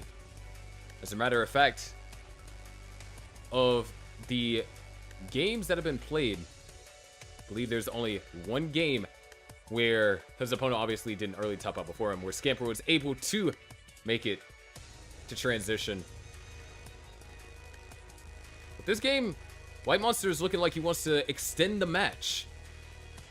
He's certainly playing like it. 495 for White Monster, 436 for Scamper. In White Monster's case, White Monster has been on the Eternals since the beginning of the season. He's not one of the players that joined mid-season draft. And unfortunately, they are currently 1-5. They're able to win a match, but has come so close, but just so far at certain points too. So this is an opportunity, even though they are down 2-0, to increase that ratio. We do have the transition now from White Monster, 530, and Scamper is not transitioning clean. We do see a transition though. Nice double. 591 is what Scamper's current score is at. L or J would be beautiful here. Another L would be a godsend. Actually, Scamper makes his own pieces work for him. Bring it down the stack, and Scamper is ready for some scoring action here on the post transition. 502 now for Scamper. Out of Tetris for White Monster. And Scamper goes for the tuck a little bit. Dangerous. Hold on. There it is. Scamper gets the piece all the way over to the left. Fills in the dependency on... Or not to the left, to the right. Fills in the dependency on the left. Knocks down a Tetris. 555 to now 618. White Monster wants to win this. He's going to have to continue to put the pressure on Scamper. Scamper's a player where as soon as you give him an inch, he'll take a kilometer. I just realized I mixed measuring systems as I said that. But you guys get the point. 586 to now 632. Both players set up for a Tetrises on level 22. And ooh, White Monster able to get the piece over to the left.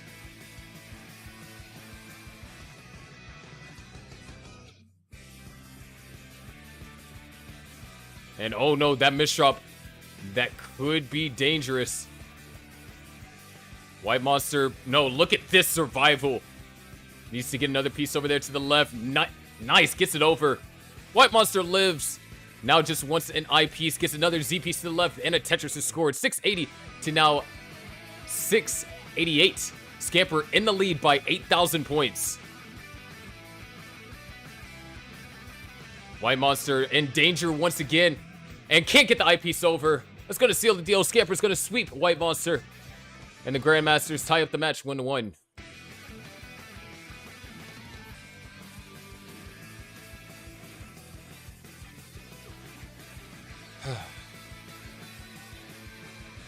I got to see how long it's going to take until Portal is able to play. Hopefully sometime in November, dude. I'm really hoping. Otherwise, Eternal might be SOL.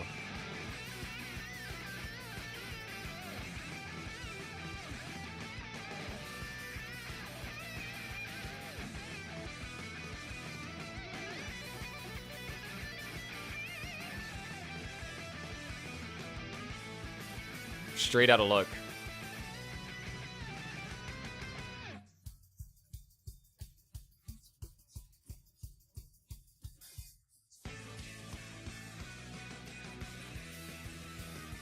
Wait, you said he can't play anymore? CRTs are banned in his dorm? Ugh. Wait. Bro, why am I not been told this?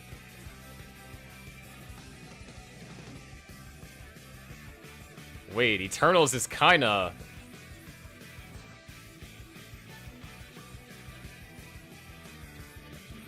He posted it in Beepo? Bro, that's kinda important information. Aw, rest in peace. Wait, that's kinda important information.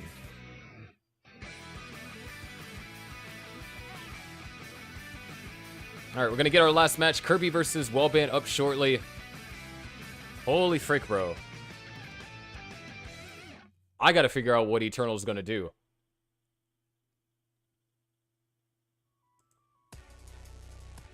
Because I do know that Portal told me that he's not gonna be able to...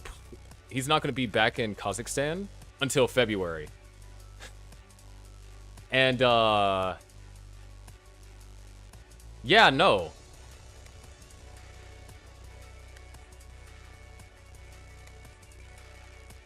Frick, dude, that's actually so unlucky.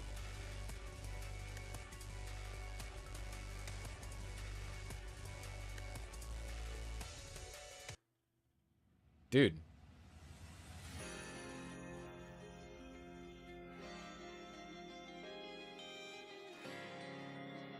What is Eternals gonna do? Hold on a second. Because it's gonna get hard for somebody to just captain the team.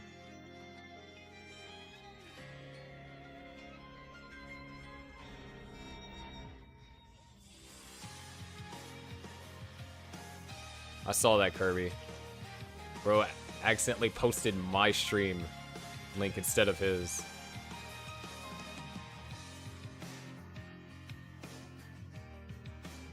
Kirby, you want to play in the captain spot?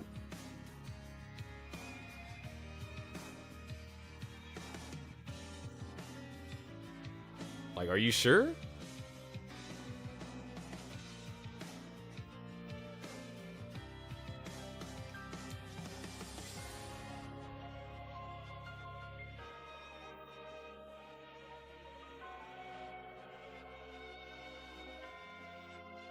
Oh, move your team around, lol. I was about to say, it'd be pretty brave of you.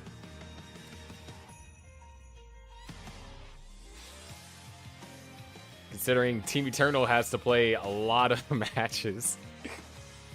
And, I don't think any of those matches are up against anyone easy.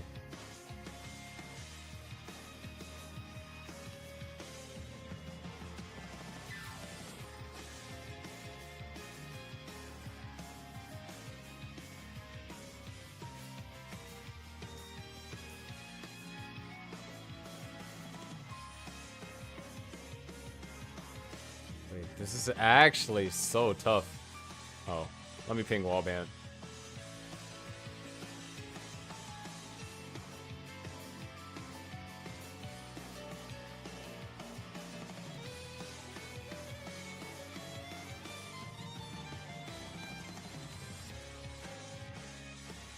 Does anyone know if Knight rolls, or is that 1.4 with, like, tap?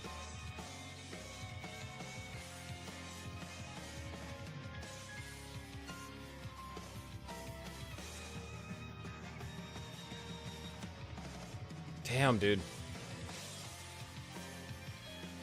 Knight is on Eternals, but based off of conversations I had with her, I don't think that Knight would want to play in Captain's position. Because she has the highest PB of the remaining Eternals members.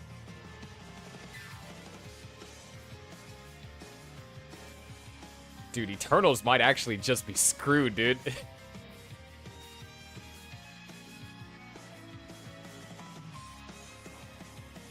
Dude, this is so freaking unlucky.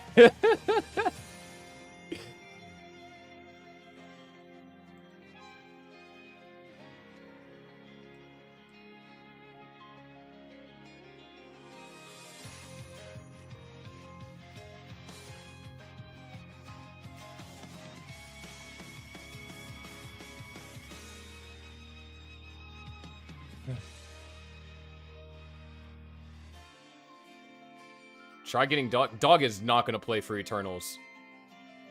The only team that Dog would probably play for is Stochastic Squad, and that's if he's the captain.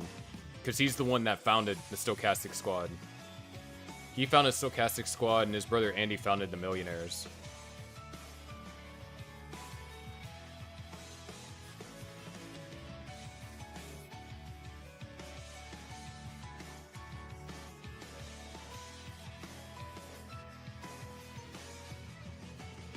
Fractal founded the Drywellers, probably not going to play.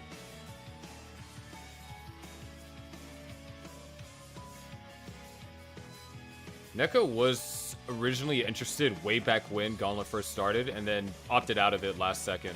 So unless Neko's mind has changed, but then also communication is mainly through Discord, so I guess if they're using a VPN, it's fine.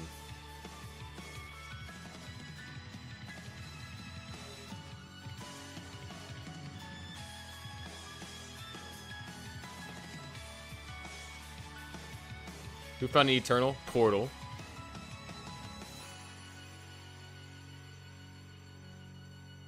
Oh, that's right.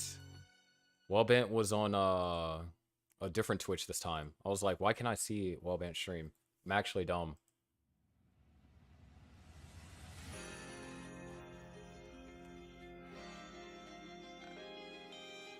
What the hell?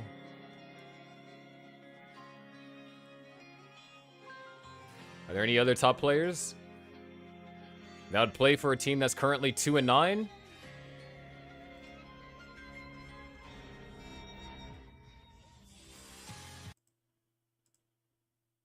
See, it's not about there any available top players. It's that would a top player would willingly play for a team that's 2-9 right now.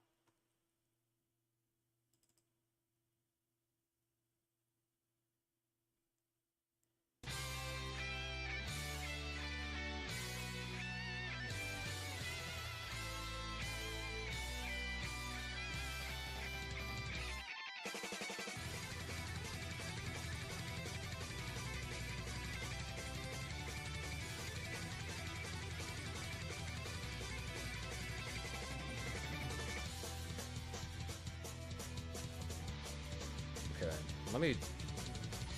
Am I on the right Twitch?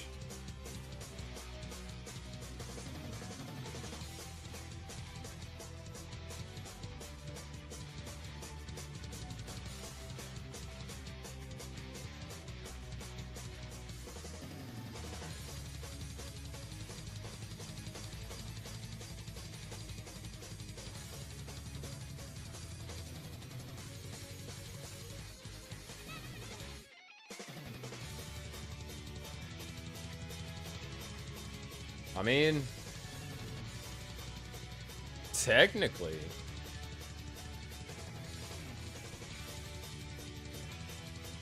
What other team is there? Because before I order this last batch of jerseys...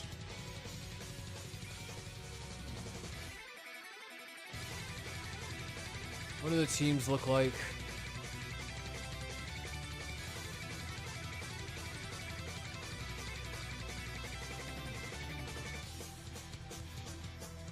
One, two, three, four.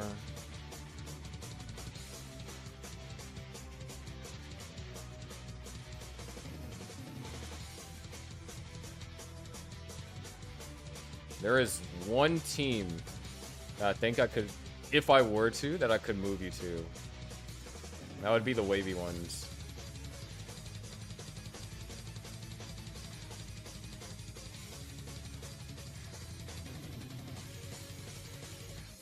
This is so sad, dude.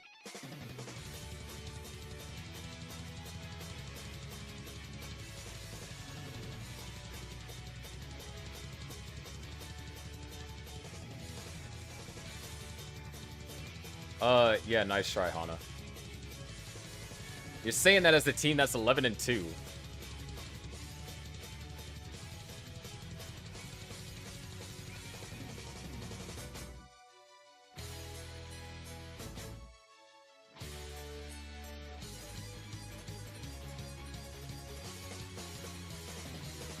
There we go.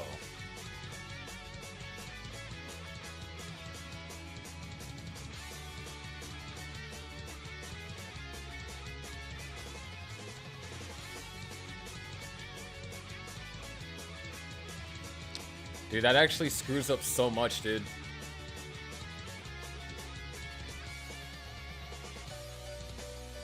It's already after I drafted Tetris time, too.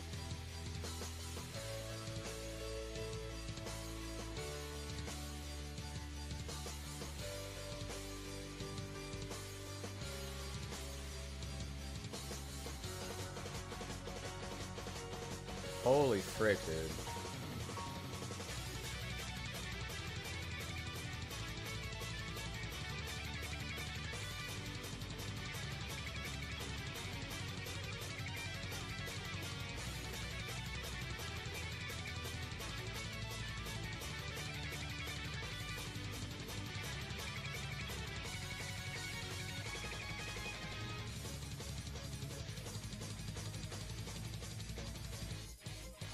No, he only told me that he'd be back in Kazakhstan.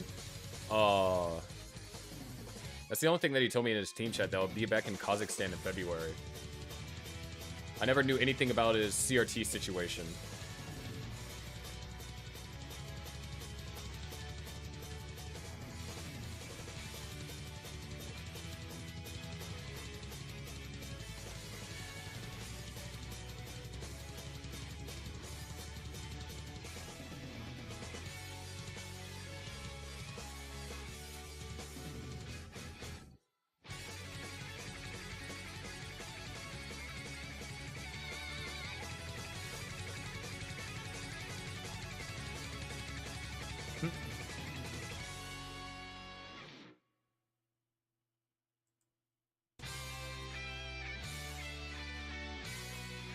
Frickin' hell, man.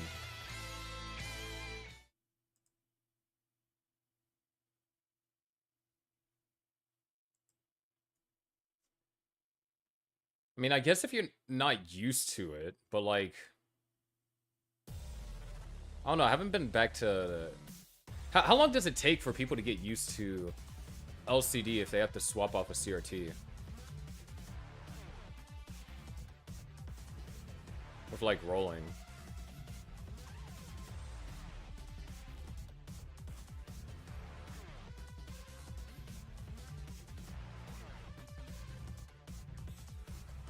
Like, I don't know.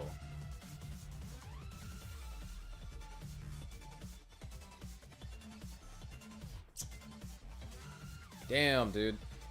Alright, well, that's something that's going in the Gauntlet announcements.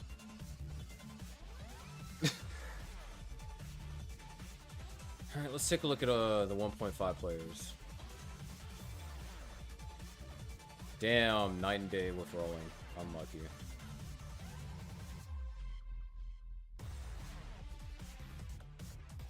Alright. I think it's the...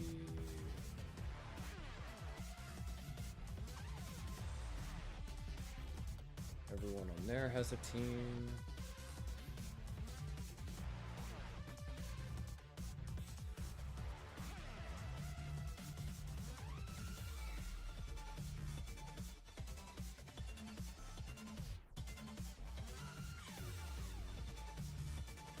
Oh, what the heck? NTDK is still in my server. That's cool. Tetris? Imagine.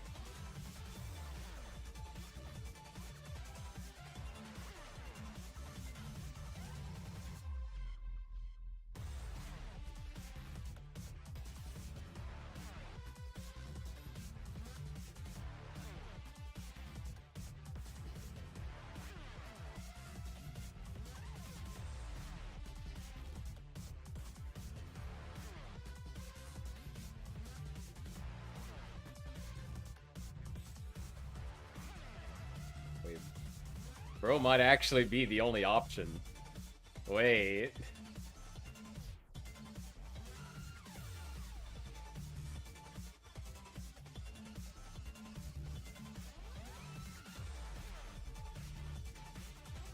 Wait.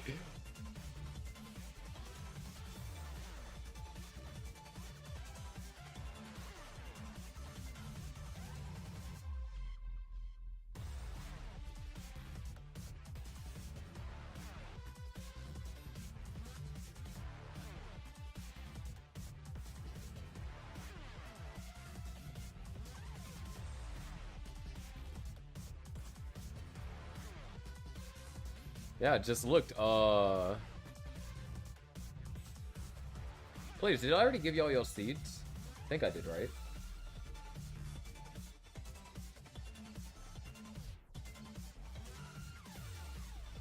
Bruh. Tech issues, man. Yeah.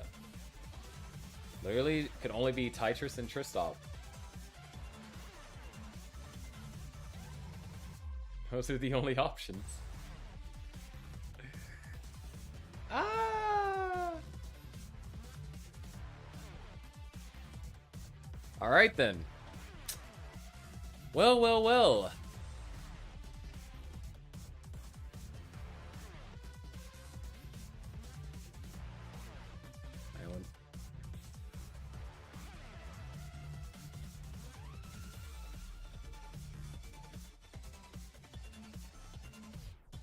I guess I reach out to them and see what happens.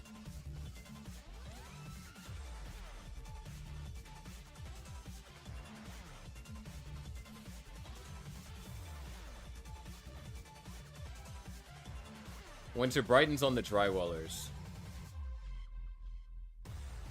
Nice try. And right now he's busy with school, so he can't even play.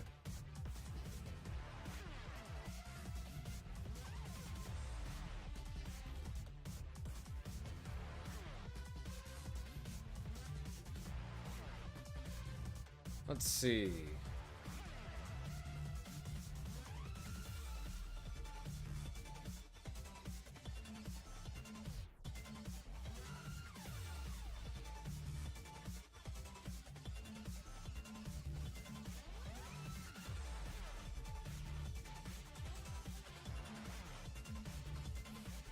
So Sodium's taken, Biscuit's taken, Proton's busy. Jerky's probably no. Taken. Imagine if Ruins came back.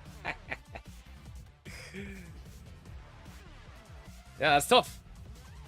No, Wallband just had the stream working, and it's just, there's been issues. I accidentally refreshed Kirby. Oh, okay, there it is. Now it's back. Okay. I think I gave player seed. Yeah, it was 5470 E6. Wait, what the hell, Auto mod held SV's good luck, bruh. That's crazy.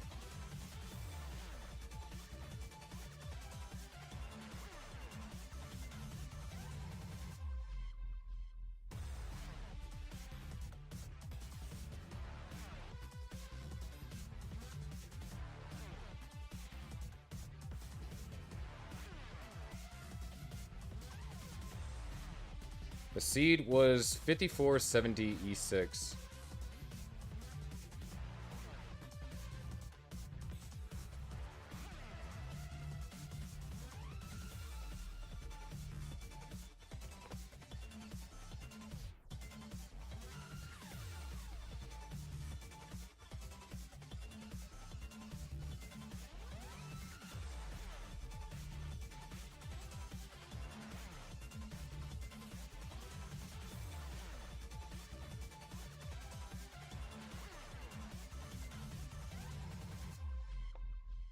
Holy, bro.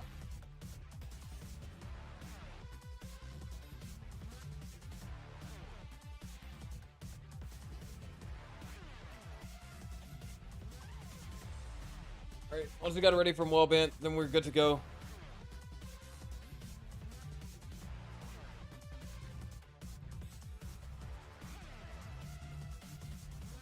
Dude, it's actually so bad.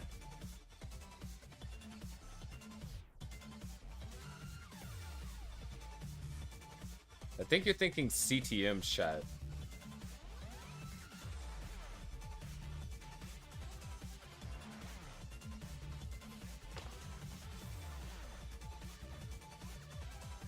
Alright. We got it ready from both players. Go and get them counted down. We go in 3, 2, 1. Tetris.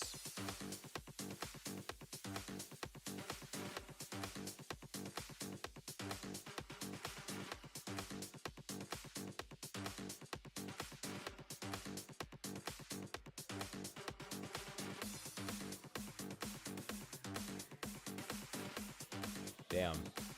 I get the scheduling figured out. And then... Frickin' hell, dude.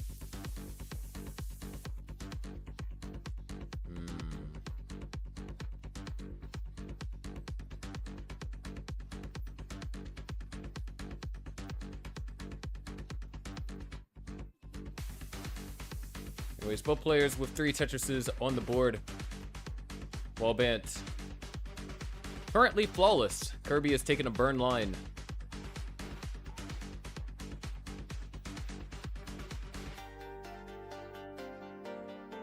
Ooh.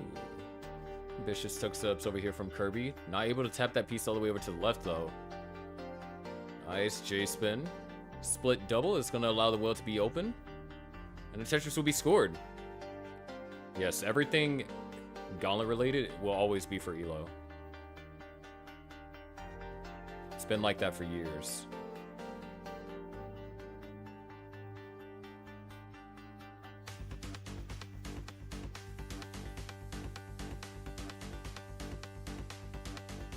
The only thing that doesn't count for Elo because it's a best of 1 is sudden death.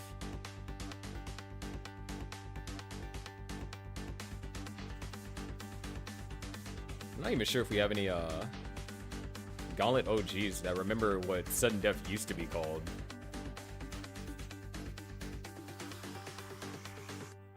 Made it sound a lot more dramatic than sudden death.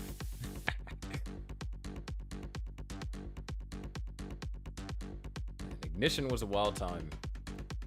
229 for Wallband, 191 for Kirby. Back in the first season of Teams, to make it sound cooler, we called Sudden Death Armageddon.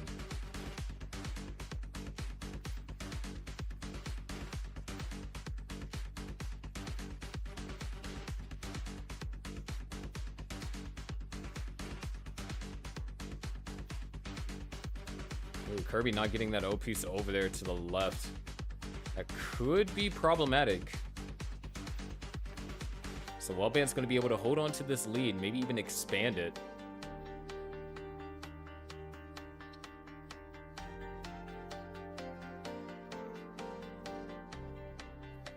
But Kirby's going to survive. 269 now, 326. Fun fact, name of the song is Don't Lose.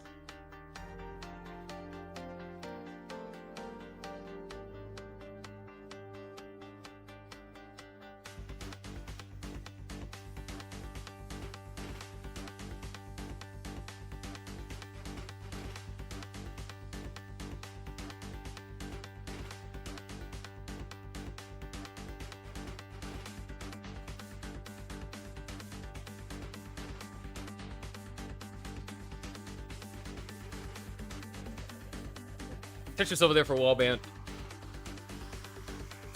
Dude, I'm really gonna have to make a competitive ruling tonight.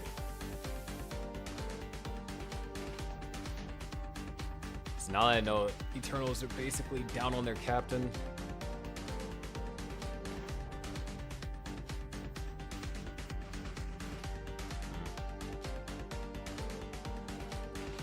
Sorry, I'm so distracted. It was kind of a bombshell that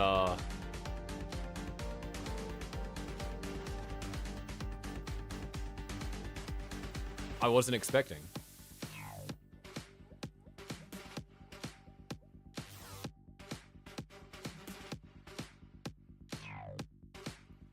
There's Tetris over here for Wallband. 494 to now 454.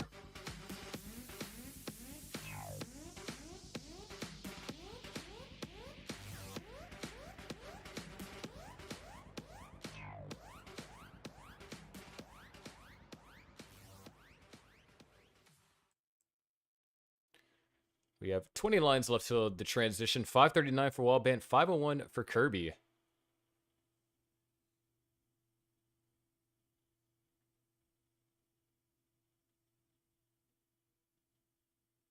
The gap is getting... Well, no, the gap has basically been maintained. Say that Wallband is sufficiently de-rusted. Kirby with another Tetris. Still a 596 despite just slightly worse efficiency. However, we already have the 600k transition guaranteed for Wallband. And it looks like Kirby will not be getting a Tetris upon transitioning to level 19. It's a triple at best. But players one line to go. Kirby transitions at 574. Wallband, on the other hand, transitions at 634, knocks down a Tetris immediately upon transitioning, and is Tetris ready for some more. There's that more. Another Tetris for Wallband, 683, while Kirby stands at 624. And this isn't a Tetris either, and oh, Kirby didn't see the burn. It's a way to bring that down, at least take it out of the long bar dependency situation, and doesn't go for the flat burn either. So Kirby... Now, board under control, finally in a scoring position, but Wallband has built up a 100,000 point lead, and just like that, Kirby now doing the best that he can. There's Tetris for Kirby. He's finally able to get that right side open and score off of that long bar. Our both players now trying to get built up for their next Tetris. Kirby slightly ahead in lines as Wallband knocks in a Tetris, 770 to 674.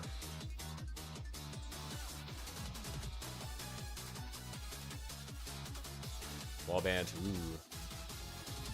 Now running into some issues, went for the flat burn. You can tell he's not quite happy for it with that, but oh, those placements were great.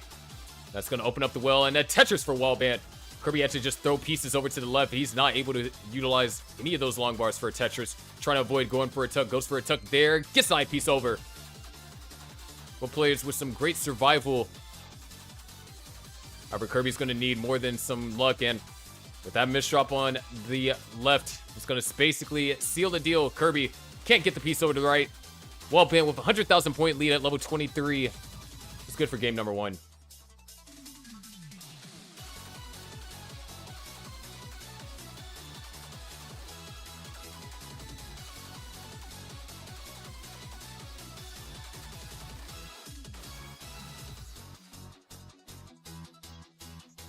This is some crazy pace, though.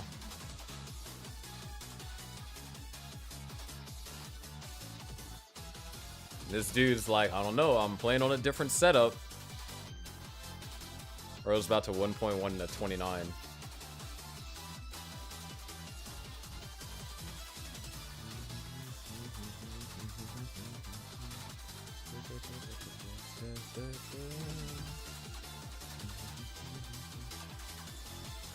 Go ahead and increment Kirby. We're doing increment today.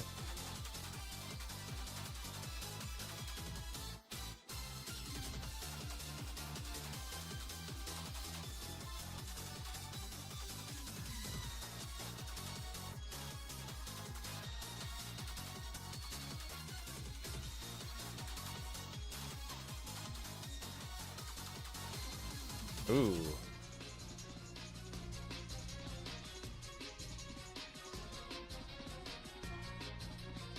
Unlucky.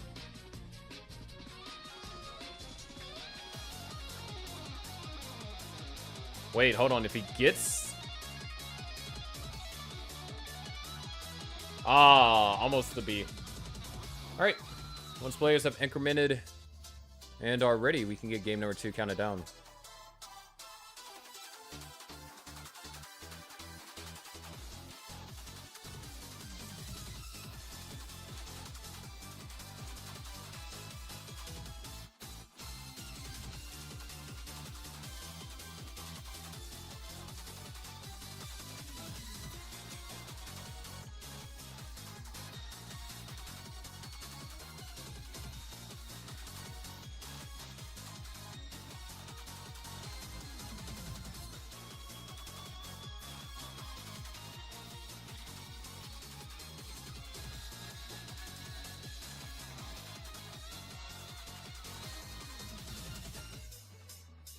Just increment.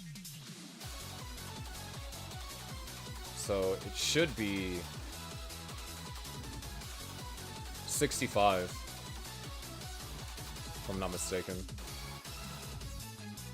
All right. Both players are ready. Let's go ahead and get them counted down. Here we go in 3, 2, 1, Tetris.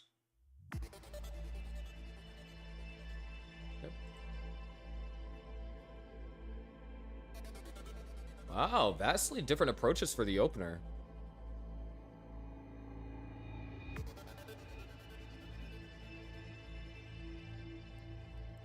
And both players are going to get Tetris ready.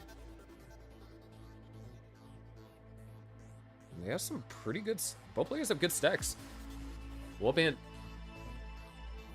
and Kirby right now, flawless openers. Nice. Ooh. So it seems that Wallband's opener is going to be a little bit more efficient than Kirby, able to utilize a long bar for a Tetris. But still, perfect openers for both, and ooh, Wallband's actually going to be the first to take a burn.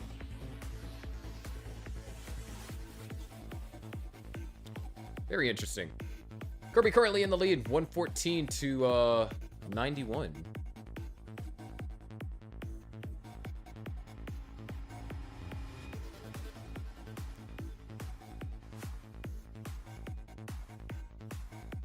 Looks like Wallband was hovering, preparing for a Vitz in case the opportunity presented itself. But a dirty Tetris and a will transfer will be achieved instead. And Samo Tetris. Kirby was able to utilize the other long bar of the Tetris. Nice SC Corian adjustment from Wallband.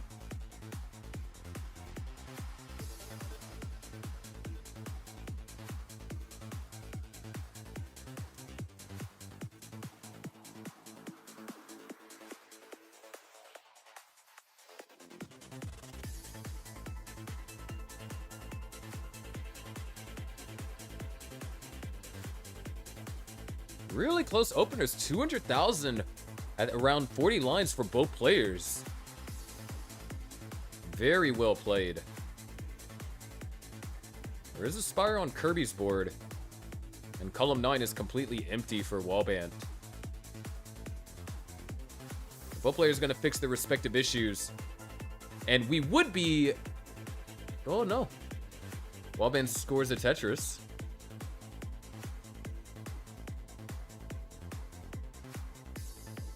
There's Tetris for both players. 277 now, 256. Wallband has taken a slight advantage.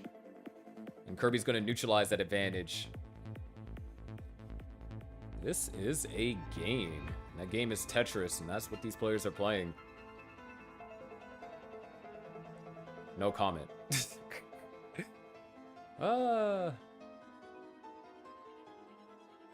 Ooh, Wallband. Not gonna go for the burn. This is a Tetris ready opportunity. Oh. Oh, Wallband missed the adjustment. Could have had the perfect transfer. So Kirby's likely going to utilize this opportunity and take a 2 Tetris lead. Unless... Oh, Wallband just burns it out, so yeah. Kirby, 370. Wallband, 332. Both players added Tetris, so 352 to now 392. Or 356 to 392. That's weird how I got those particular digits mixed up. It is what it is.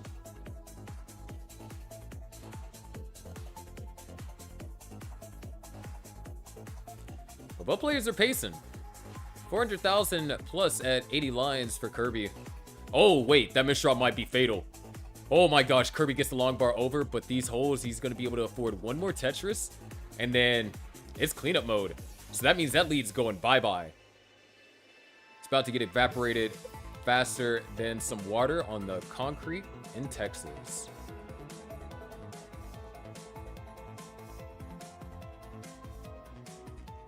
Just go with it. No Tetris for Wallband into the lead. 476 to now 470. And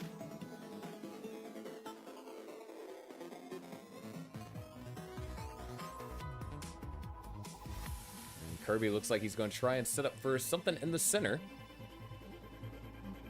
But, yeah, had a 3 Tetris lead, and it's all gone now.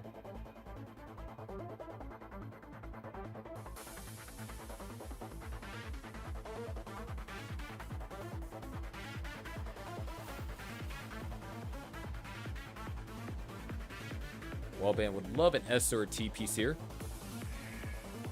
Gonna go for the Z burn, still allows for the score of the Tetris. 4 Tetrises remaining for Wallband, 4 remaining for Kirby. However, Kirby would have to play perfect to get all 4 of his. Nice, good placements over here by Wallband. Loving the tucks. Ooh. Okay, might have been a little bit on the rougher side. A J piece will fix that up, no problem. Except for the problem is there is no J piece. There it is, and Kirby could have used that opportunity to take the lead. But instead, both players are going to be transitioning basically neck and neck.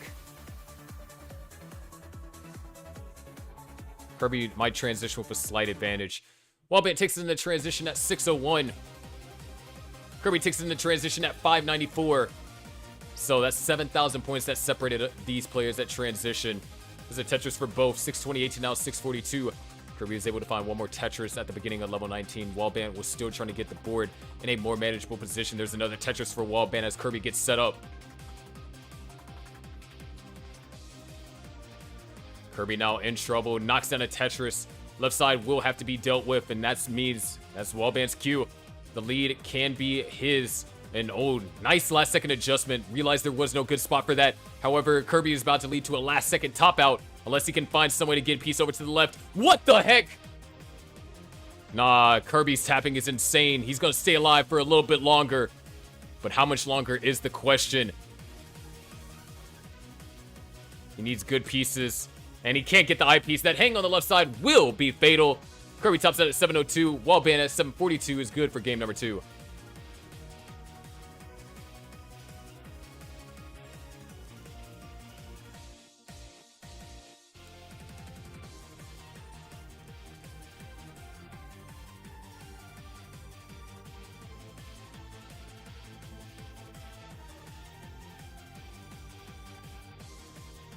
Wait.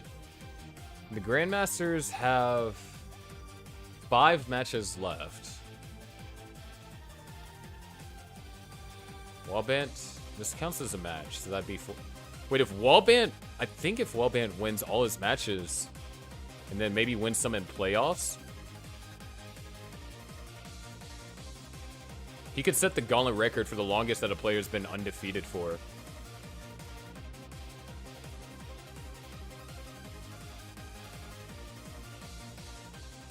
Oh, rolling. What the freak? You roll now. The hell? I was about to say, dude. I knew you were a fast tapper, but I didn't know you were that fast.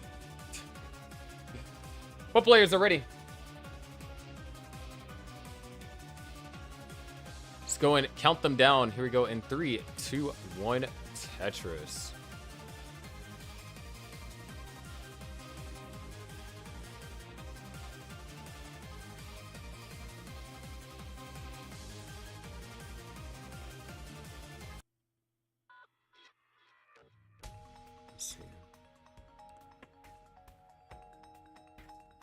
I'd have to look in the stats. Maybe I still have the overdrive stats here somewhere.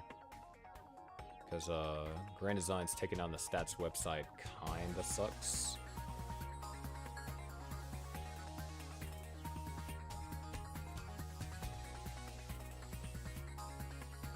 I think it's this one. Oh, I do have the stats website. Or not website. Stat sheet. I'm curious, so I'm going to dig this up real quick. But of course, I'm going to be still watching and giving score updates. Speaking about score updates, 91,000 for Wallband, 91,000 for Kirby, both players with flawless openers.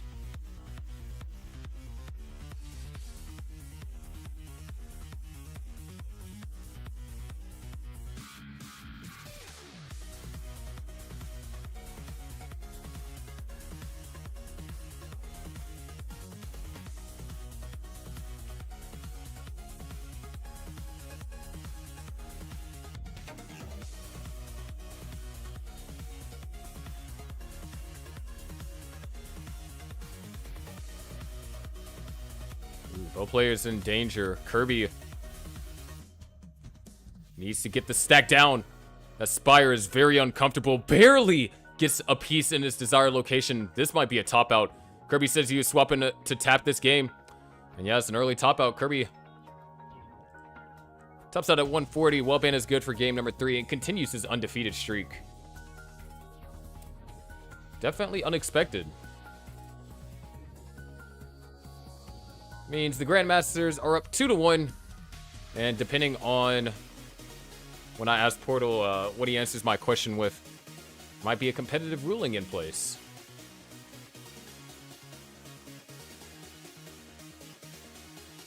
With that being said, our next match, because it is time for the second half of the doubleheader.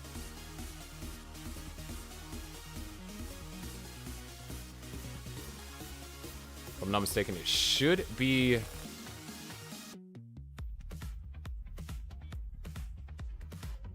Dan versus White Monster.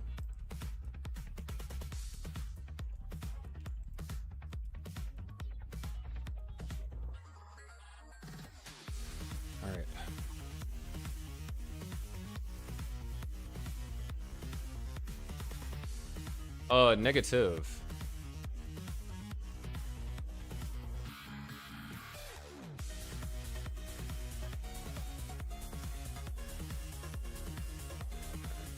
See if I can change up the overlay and go to the intermission shortly. So I prepped this.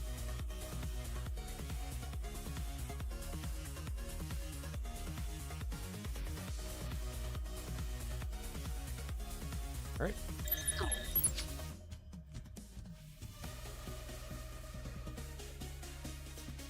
Watch how fast I can change the scenes.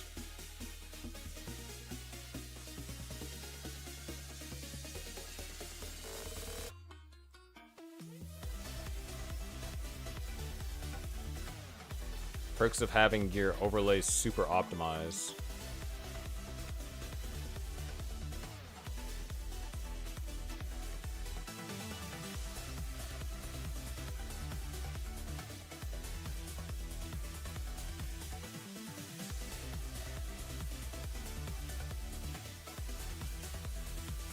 even though its optimization isn't necessarily entirely peak.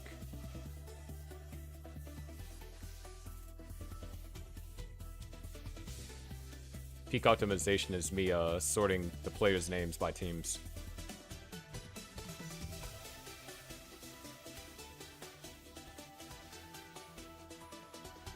Let's see, where was White Monster? It was White Monster 0.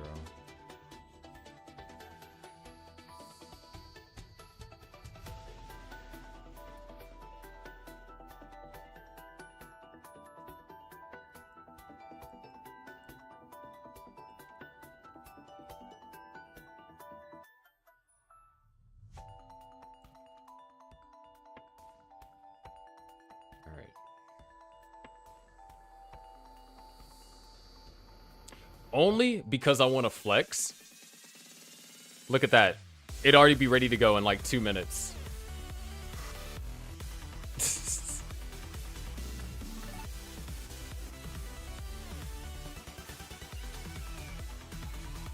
All right.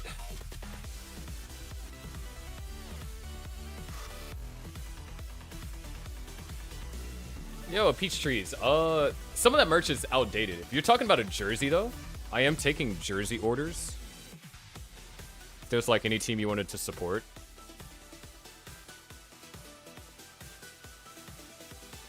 Alright, gotta fix the camera. Gotta do the introduction for the recording. And we'll be good to go.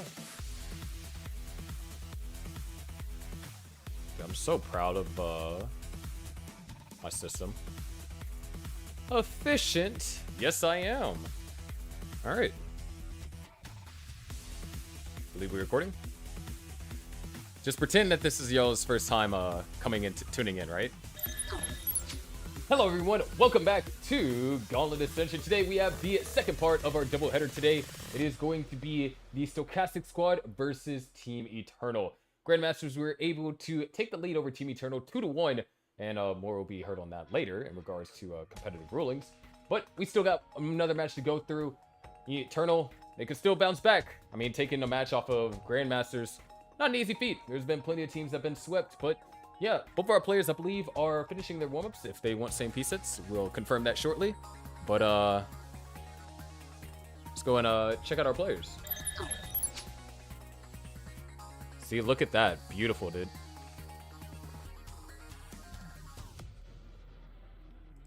Obviously, I'm biased, but I got things ready. Are the difference design or onlines? Let's see. Hold on. You were in the Gauntlet Discord server, right?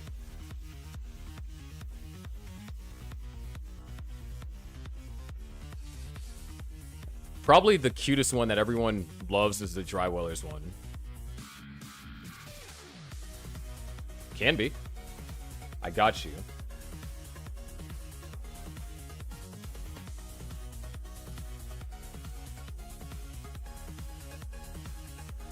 Alright, so we're rocking with same P-sets.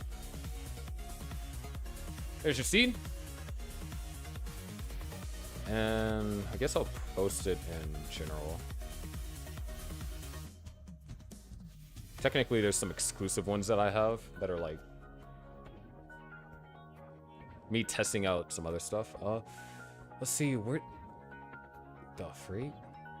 Where would these files be? Oh, duh. Oxcore jersey is kind of out of date, so I won't share that one.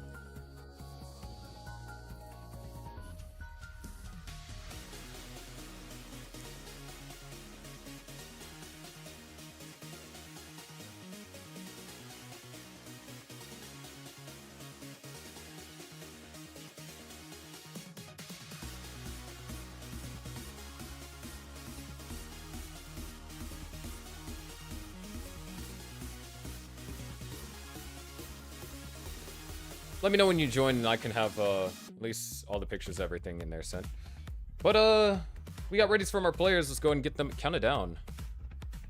We go in 3, 2, 1, Tetris. The anime Gauntlet merch is gonna go hard. Trust me. That'd be funny. All right.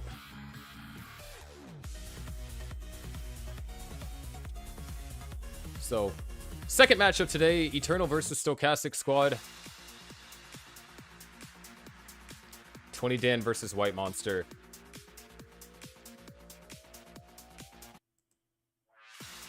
The freak. Oh. Music loves being Papega. I know what I said. So, same P-set match here. What? What is going on with my music? It just reset itself twice.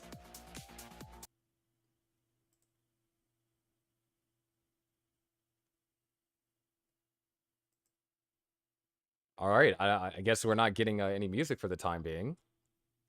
It just died. All right. Anyways, 20 down. Of course, playing in a second match, second day in a row, and was able to win up against G's. It was a Tapper versus Tapper matchup. Winning up against G's, pretty huge for the Stochastic squad. As a matter of fact, if 20 Dan didn't win that matchup against G's, Stochastic squad would have lost.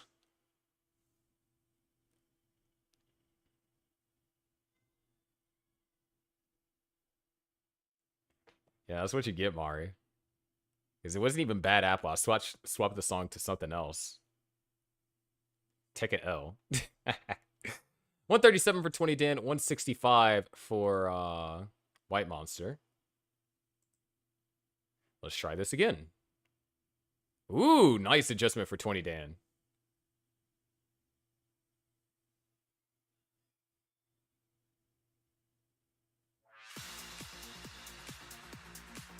All right, let's see what happens.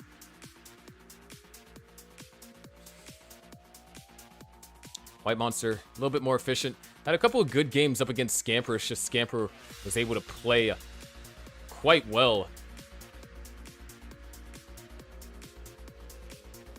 Well as open for 20 Dan. White Monster could be setting up for a center well. Gets the center well, dirty Tetris, and a well transfer into a clean Tetris. 263 for White Monster, 218 for 20 Dan.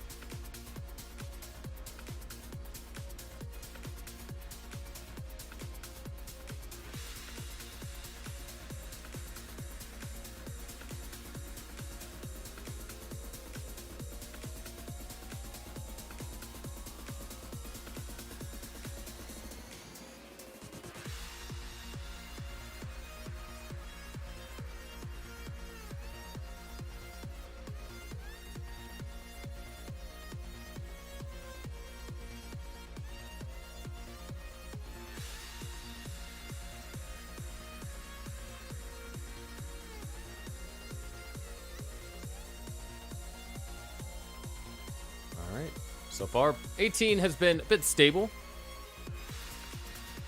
White Monster holding on to this lead. And interestingly enough, it's another Tapper versus Tapper battle.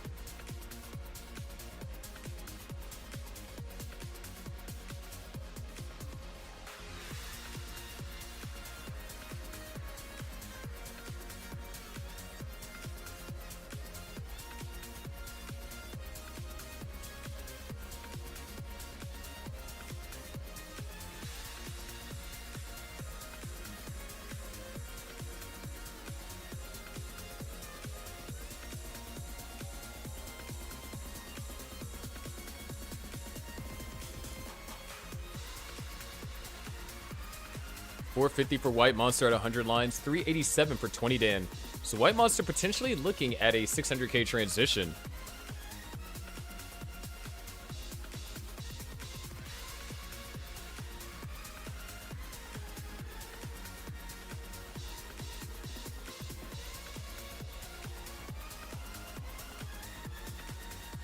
There's another Tetris for 20 Dan.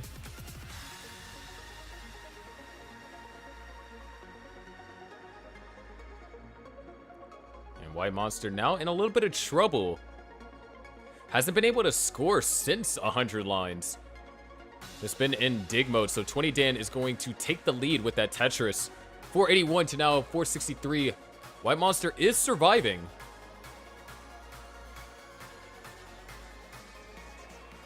Well, I'm not sure how long he'll survive for. The left side's looking mighty dangerous. And those hangs are going to be fatal. White Monster tops it at 466. 20 Dan reacting to the misdrop, but he's going to be good. Game number 1 is his.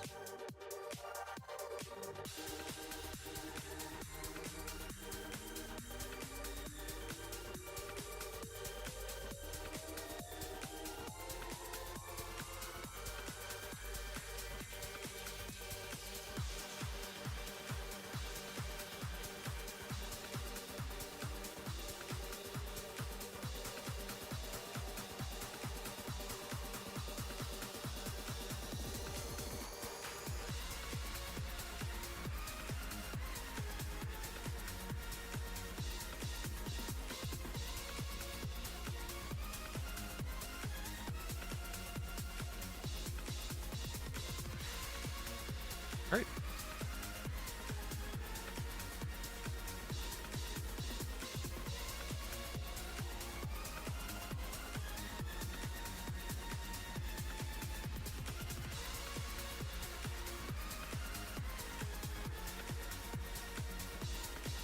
Just pinged you with the messages or with the photos.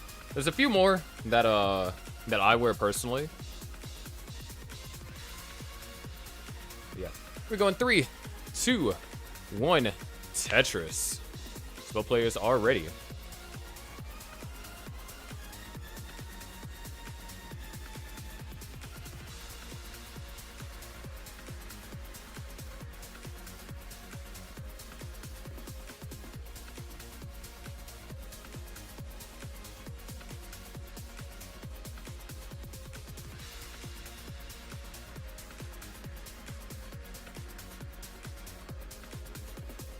Starting off, both players have taken a burn. 20 Dan leads by 12 pushdown points. As kind of forced into a burn here. Tetris will be scored. 20 Dan, of course, having to use a few burn lines. Looks like our players are getting a little dose of what we like to call Gauntlet RNG in the opener. A few sparse bars, but well, looks like it's turned out for the better. Have a White Monster. Oh, maybe missed the spin there.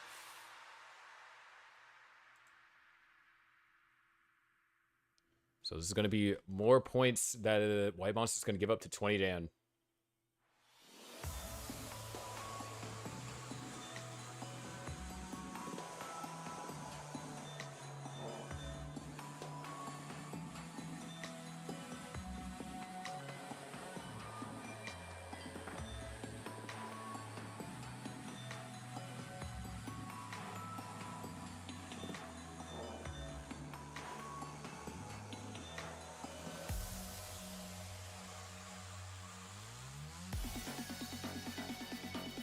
Alright, 20 Dan getting a couple of dicey pieces.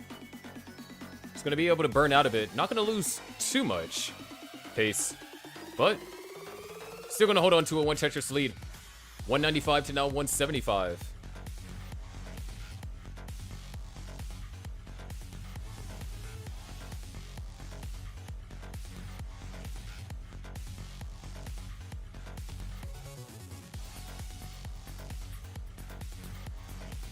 Both players having to deal with, honestly, these are some tricky pieces.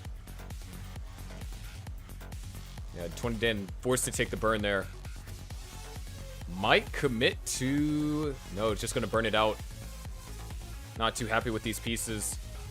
And this drought is kind of kicking butt here. There's 20 Dan's butt that is kicking as White Monster scores a Tetris.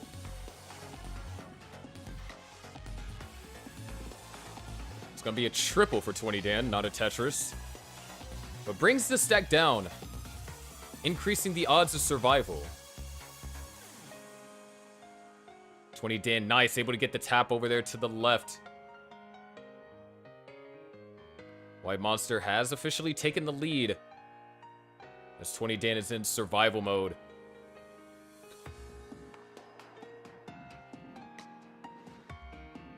Couple of eye pieces can't be used for anything, but a nice split double with that L. And 20 Dan is almost out of it. Goes for the flat bar burn. Oh, decides to throw the T-piece to the left instead of using it for a burn setup. But a few more pieces and 20 Dan will be back in scoring position.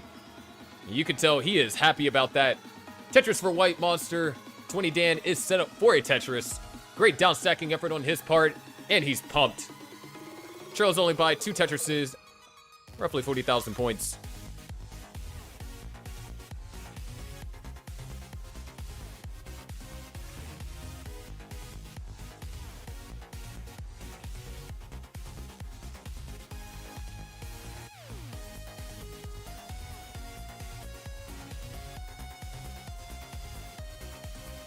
There is Tetris for 20 Dan. And get set up for another one.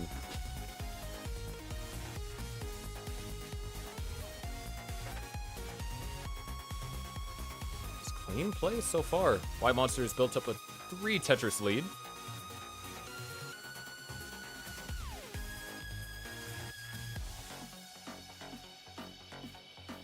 And there isn't a terrible line discrepancy either, so this is a true lead.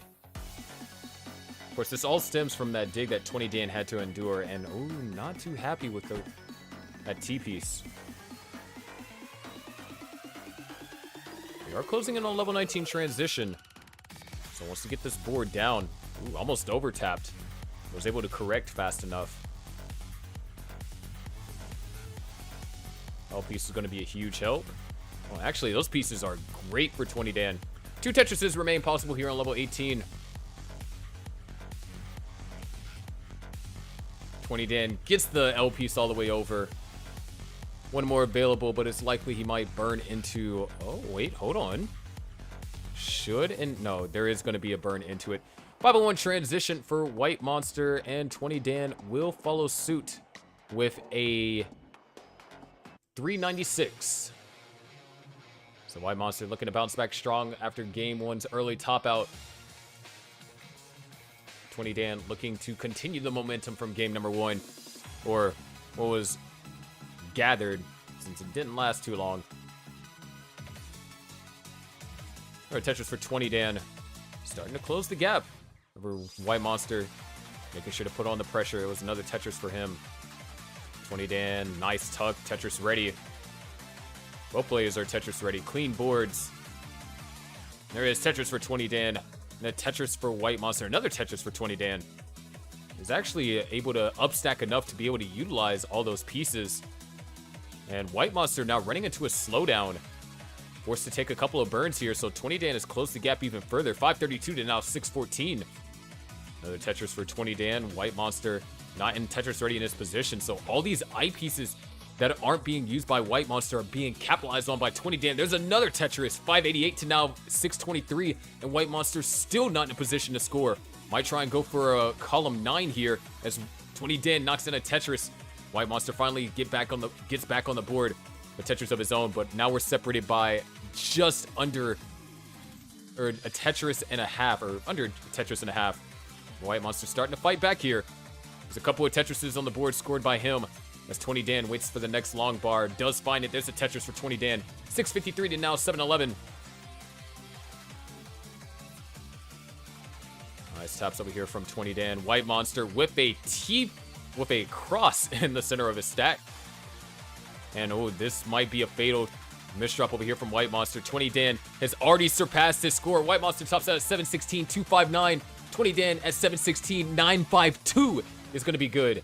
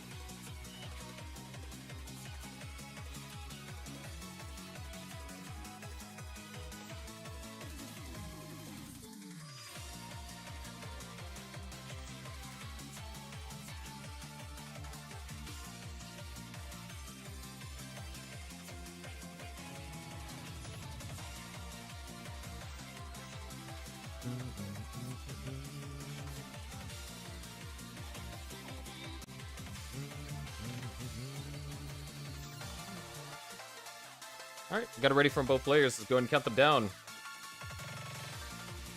Here we go in 3, 2, 1, Tetris.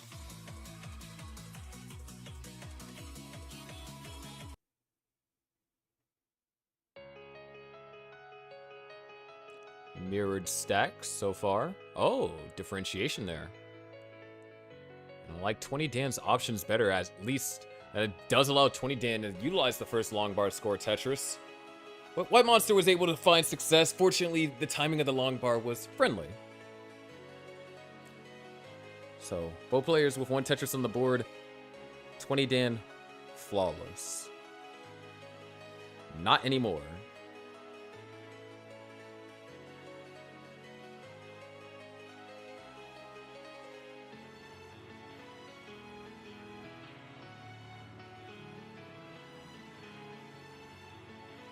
White Monster currently trying to get set up for a Tetris, or rather open up the wheel for the Tetris. Able to knock it down. 20 Dan not too happy with the way that these pieces have been falling in particular. As a matter of fact, oh, that is a very rough Z placement. And deciding not to use the LP. Wait, hold on. 20 Dan's kind of 200 IQ for that. Covered up the well, though, so now I guess you lose some IQ points. Back down to 150. But that was a clean solve over there from 20 Dan.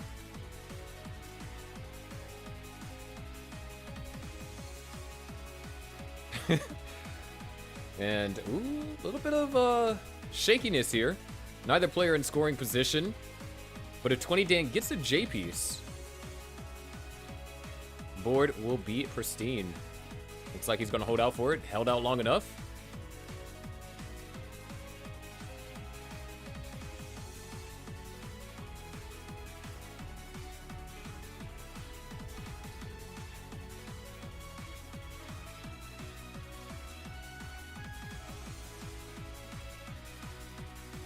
Excuse me.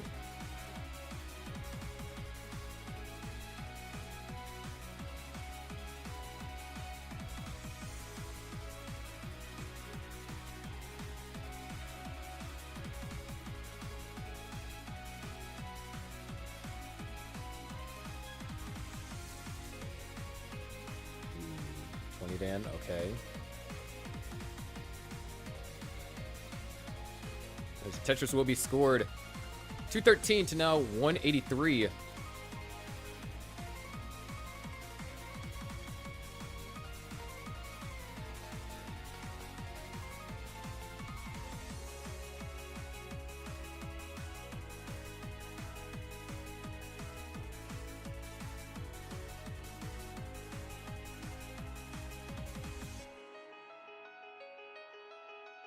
And as of right now, things are looking pretty clean here. 20 Dan's going to be holding on to a slight advantage. Even if White Monster is able to get this Tetris here, and which he does, 20 Dan will be up by about half a Tetris. Maybe a little bit under. Well, math would say a little bit under. And now they just wait. There it is, Tetris for 20 Dan. Quite the drought that players had to experience right there. And White Monster is able to score the same Tetris too. Good plays over here from White Monster. Tetris for 20 Dan. And Tetris for White Monster.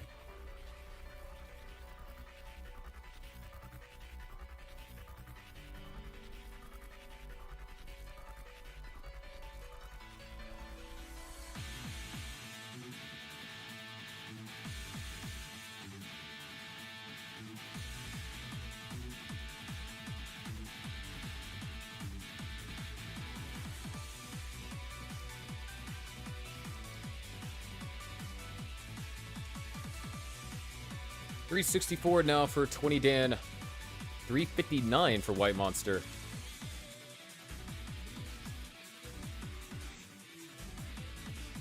Oh, man, 20 Dan held out for that J for a long period of time. Finally got it. Fortunately, the pieces that followed weren't the best. These players, oh, actually, White Monster couldn't use the eyepiece. White Monster's in danger. Eyepiece is not going to be able to be used in that right well, so now White Monster has to downstack, and we are closing on the level 19 transition, a double square. That might be the death sentence, because you're going to say, oh no, White Monster tops out at 388. 20 Dan is good for game number 3. Up next, Winter versus Toby. Of course, let 20 Dan play this out if he wants. For the sake of stats. Dude, I've been generating some nasty seeds, man. Like, all Super Week long, the seeds I've been generating have been awful. I mean, we got a competitive record for, like, lowest bars in the transition not too long ago this week, so...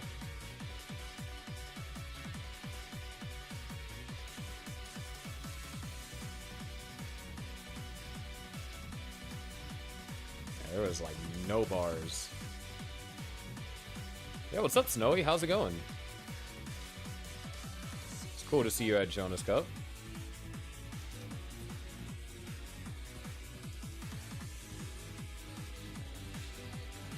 Yeah, Toby's cam. Winter was on season playing Tetris.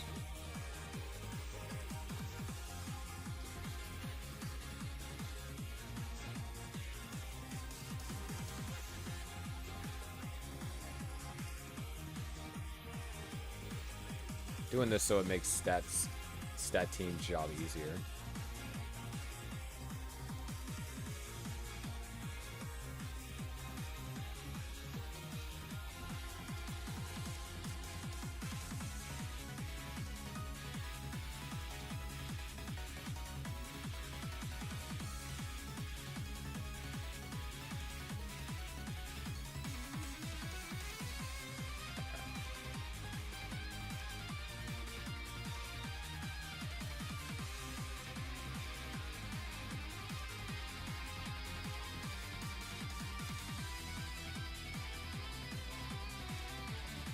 Thank you. Alright. Winter accidentally hit start recording instead of start streaming.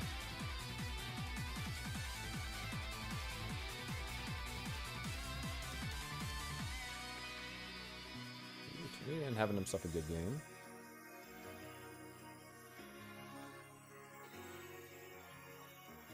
Actually, Papega right now. Alright. Yeah, 51 bars at the time of top out. So we'll be getting this next match started shortly. Give me 2 minutes. So in the meantime, enjoy our intermission screen.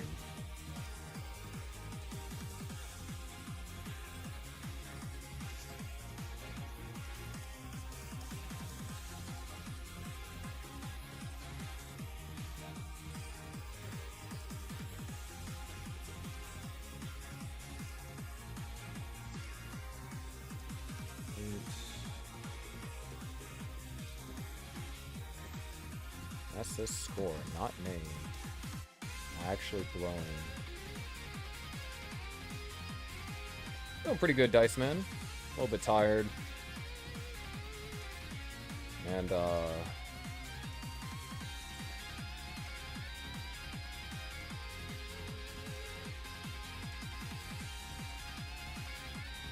gotta figure out what to do with, freaking Team Eternals now.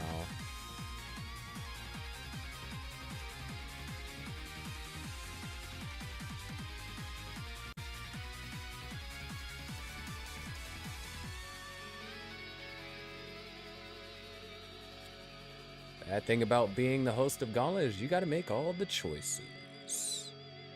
And of course, I can obviously ask for people's opinion whenever I make my competitive ruling document. And I say document, it's just gonna be a graphic. I do love me my graphics. You know, graphics design is my passion. Unironically speaking, it is one of my passions, though. Like, when people say graphics design is their passion, like, I mean it unironically.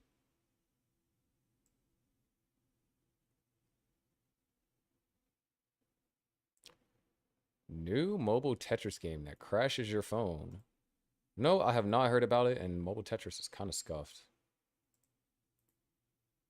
I don't think they'll ever get, like, the kind of attention that it got during, like, the pandemic, bro. For anyone that was there, Tetris Prime Time, dude. Holy cow. Tetris Prime Time was the thing, dude. Tetris Prime Time. And it all started going downhill whenever they changed the host.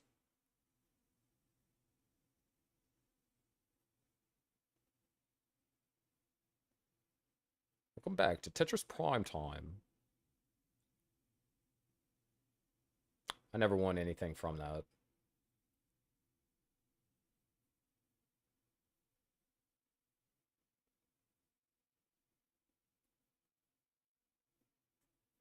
Yeah, no. Before they changed the host, dude, freaking host they had was charismatic. I know, right? They should have kept the OG dude. Bro was great.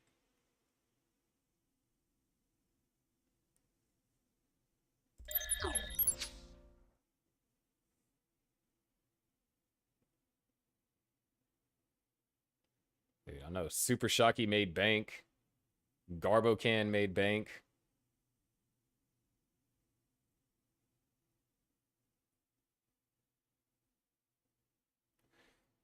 Alright, players, would y'all like same piece sets? Speak now or forever hold your peace. What console are... Well, I'm not playing. I'm commentating.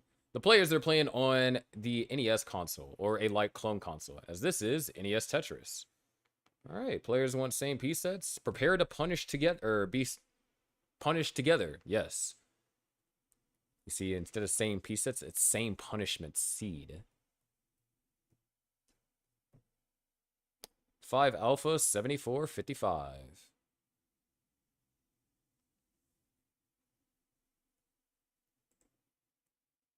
No mercy for the weak. I don't even know what I'm saying, dude.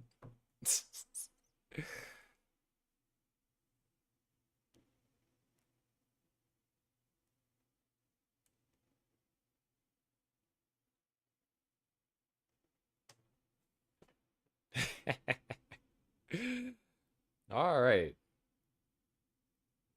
We got readies from Winter. We got readies from Toby. Let's go ahead and get them counted down. Here we go in 3, 2, 1. Tetris. Amen. Put you on the seed that what K-Poke and Galaxy were on. 28 bars at transition, 54 bars at 29. Yeah, I wrote that seed down, keeping that in my back pocket for nefarious purposes.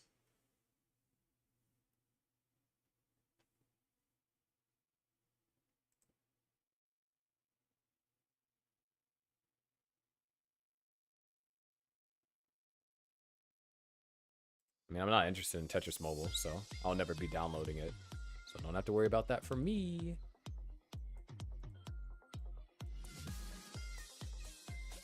There we go. All right, starting the game off. Toby already being forced to do some burns here. Just slightly uncomfortable. Nothing too serious. Gonna knock down a Tetris and go into the lead. And actually, I respect that decision by Winter.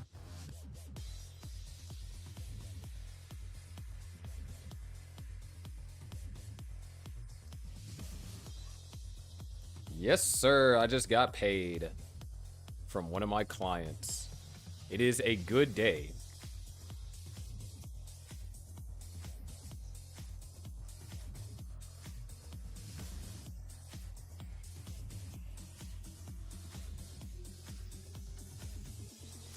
$144 to now $122.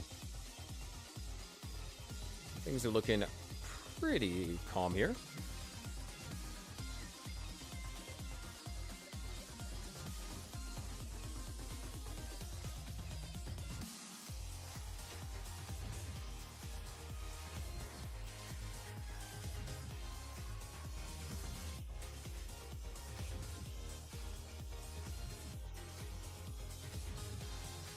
Winter, of course, winning first gauntlet match up against Bergtroll.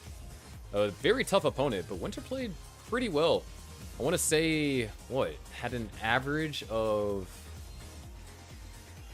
If I'm just trying to do, like, quick, like, napkin math or whatever, I think Winter was averaging in the high 800s. I think one game would bring down that average because of a relatively early top out. Otherwise, Winter would have averaged, like, in the 900s. So, nothing to sneeze at.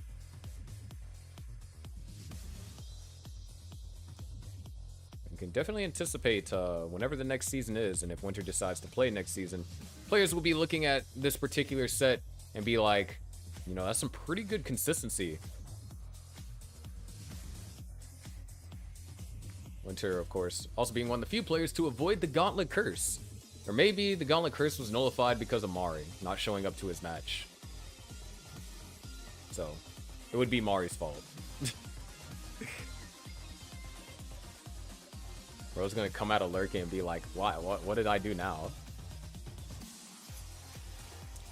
Anyways, 340 for Toby, 316 for Winter. It will always be Mari's fault. I'll never forget. Lone Star on our way back. Bro stalled his car. It was an automatic. How he stalled it, I don't know. I just know he stalled his car. I'm gonna remember that for the rest of my life.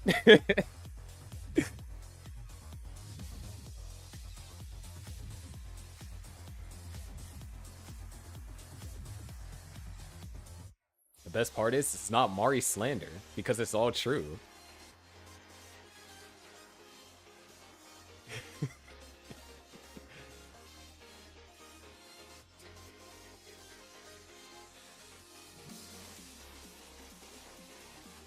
Anyways, 405 for Toby.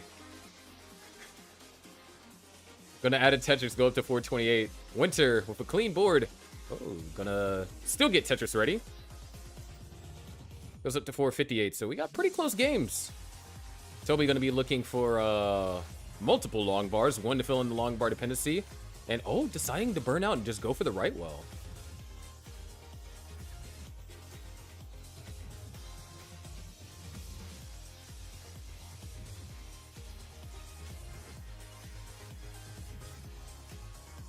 Let's see to UBC, did that happen, Dice Man?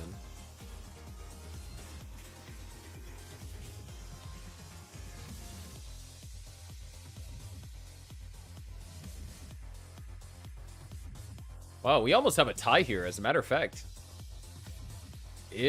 Well, no, a double was taken, so... Not gonna see a tie, sadly. It's been one of those weird ties where the line count is drastically different.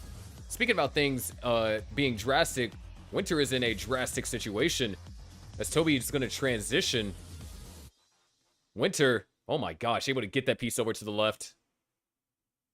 Split double into a single, opens up that center well, takes the triple, and Winter's gonna survive. Goes for the tuck, failed to open up the well to utilize the long bar for a Tetris, went for a safer placement. Able to bring the left down low enough to get pieces over, and there it is, Tetris for Winter. It's gonna survive. Gonna show a little bit of emotion. But right now, Toby is showing how much that he was able to build up that lead in that short period of time. 633 for Toby, 563 for Winter.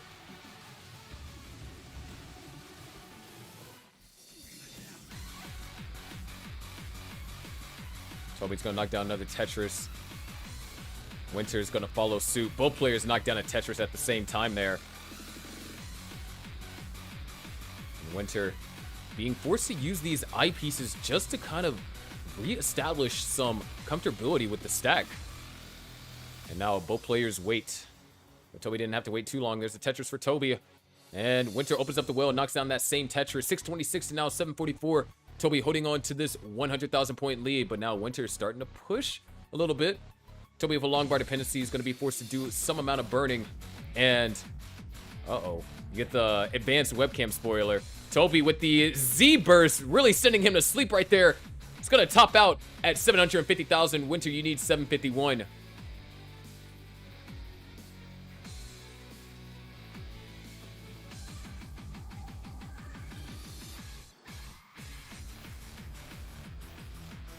Two Tetrises will be enough. Uh-oh. Oh, this is not free. 751 is what you need, Winter. My left side's scary. What a tap. There's one Tetris. One more will do it. With the board down this low, barring something absolutely tragic,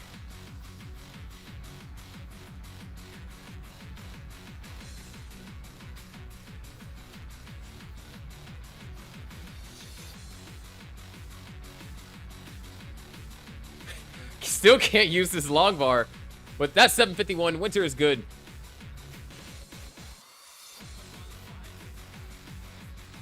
Bro. See? If that was James Chen, Winter would have topped out because James Chen would have jinxed the mess out of Winter. When it comes to James Chen and commentary curses, you can't name a better duo. Like, his commentator curse is so strong, bro.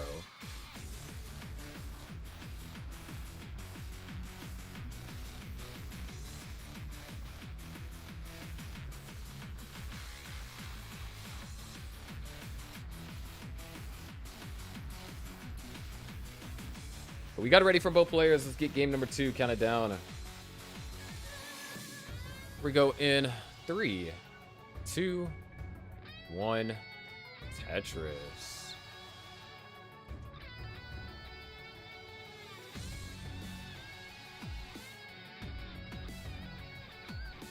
Alright, wow. Different ways to play the LJ opener.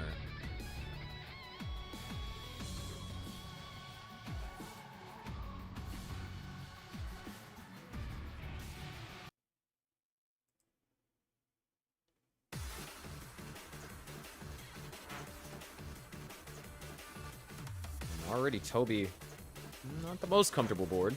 Same could be said for Winter, but a player's gonna have to take a couple of burns here in the early game. Toby would love an L piece. Didn't receive it, so is gonna have to go for a split triple instead.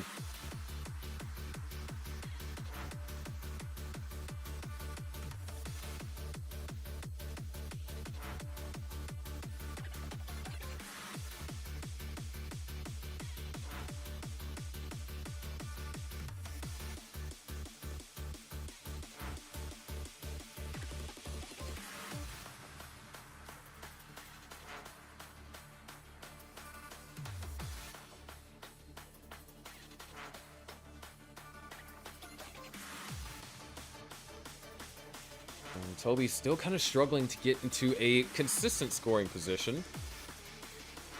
That hole in column 4, row 2 might be a bit annoying to deal with.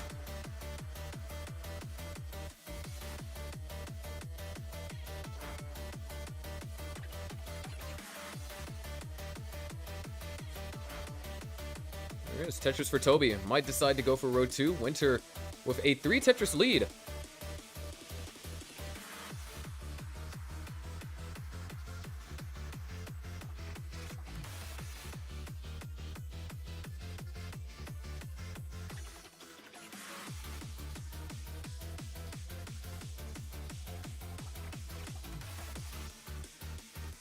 There's Tetris for Winter, goes up to 218.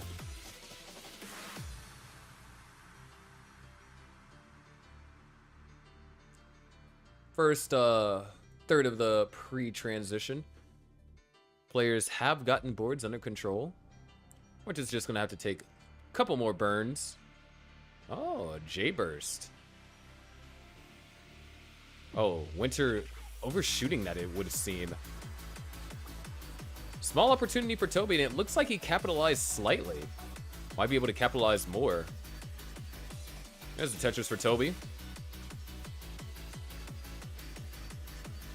And Winter is back into scoring position. However, is ahead in line, so Toby down by 1 Tetris in pace, 2 Tetrises real time. Make that 1 following that Tetris. So we're back into a closer game. Just that 1 overshoot from Winter cost quite a bit.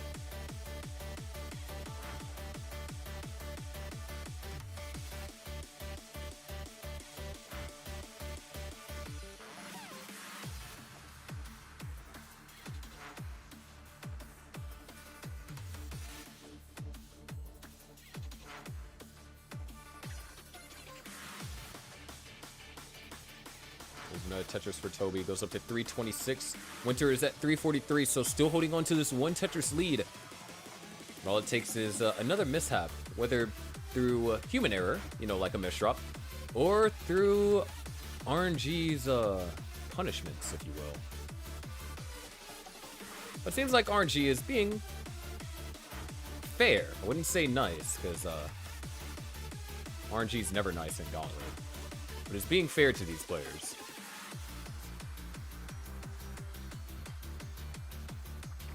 That Tetris, Toby actually takes the lead. 395 now for Toby. Winter's going to take it right back, though.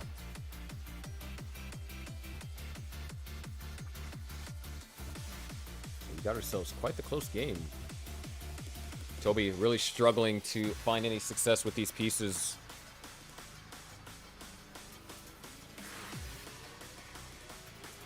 Ooh, that,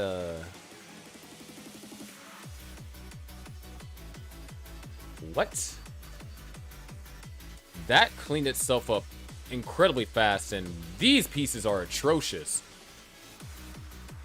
Yeah, both players not dealt a pretty hand right there.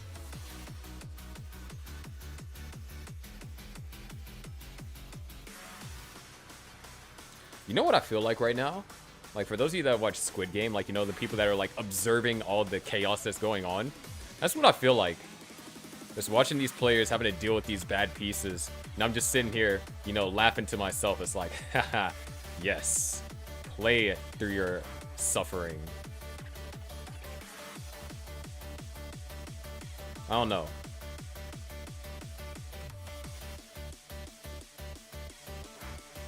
But what I do know is that we are closing in on the level 19 transition.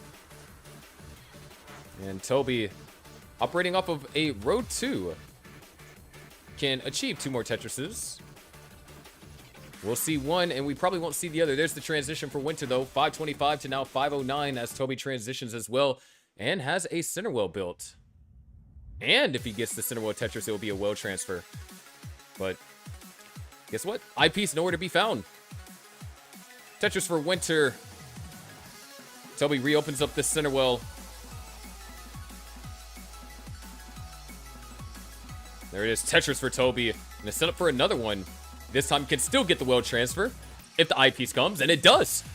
567 and now 582. We got ourselves a game, ladies and gentlemen. Long bar dependency is going to be filled by Toby instead of going for the Tetris, as Winter doubles into level 21. And there, Toby triples into level 21.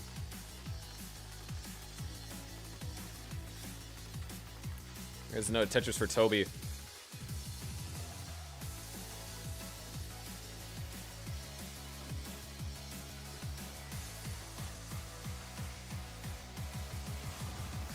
And oh,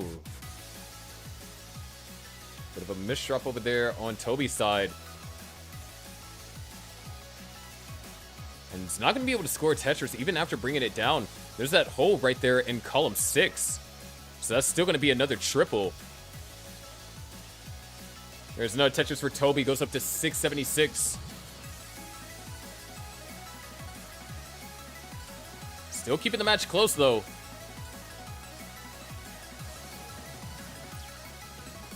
Winter now, ooh, a lot of traffic has congested his board.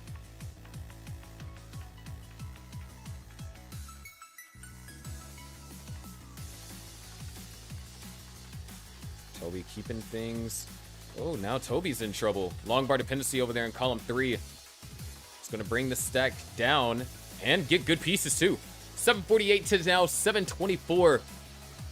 Winter knocks down Tetris, taking the lead by only 5,000 points. We got ourselves a game here. No Tetris for Toby. Into the lead. Toby gets Tetris ready. There's a Tetris for Winter and a Tetris for Toby. Both players now combating back and forth Tetrises. There's a Tetris for Winter. Toby unable to score off of that long bar, but is set up cleanly for the next one. 8:47 and now 8:21.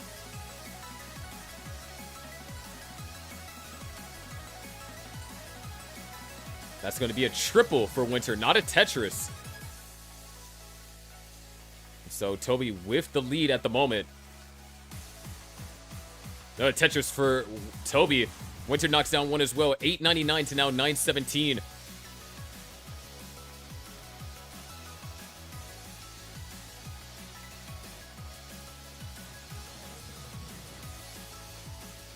Winter trying to keep the well open. Set up for this massive center well.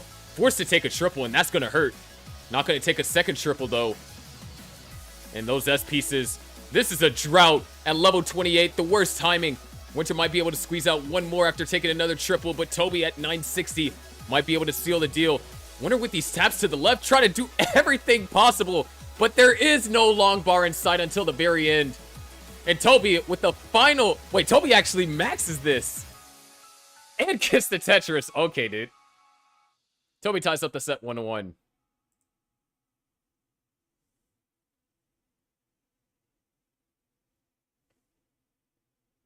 Quite the game there.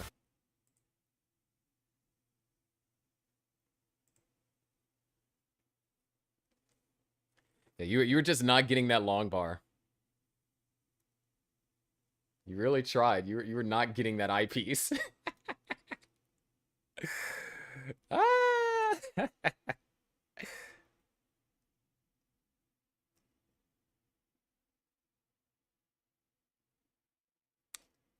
Oh, I probably misspoke. My bad.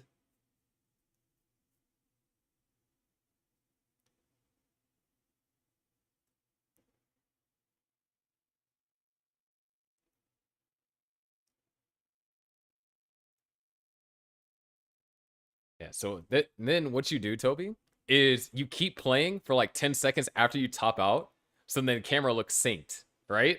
I think that's the meta.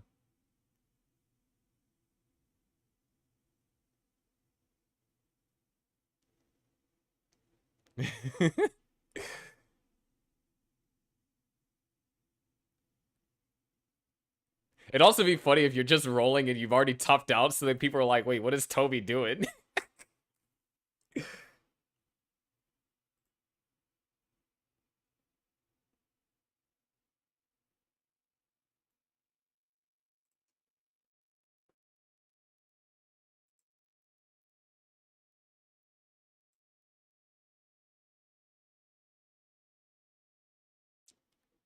Once we got it ready from Toby, we are good to go.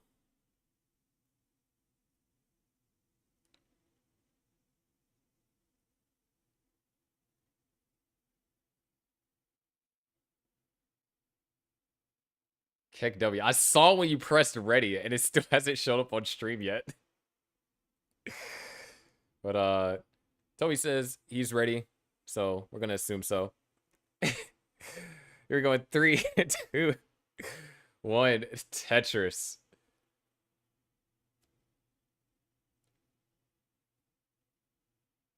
Yeah, let's refresh Toby's stream real quick. See if we can get as close to his ninja cam.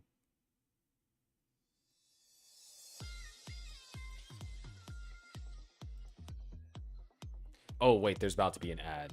Frick.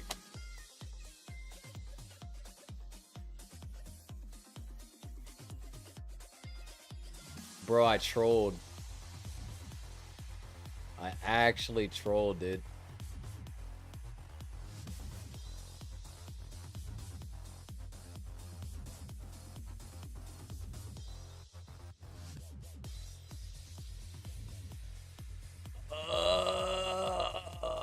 Oh my gosh, bro.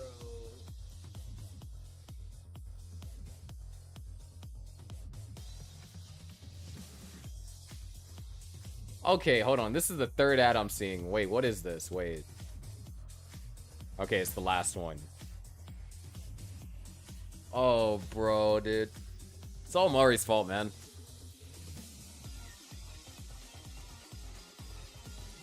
All right, 56,000 for Toby, 99,000 for Winter.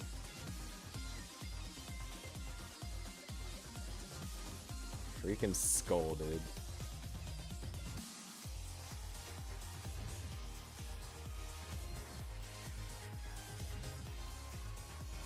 The match is tied 1-1.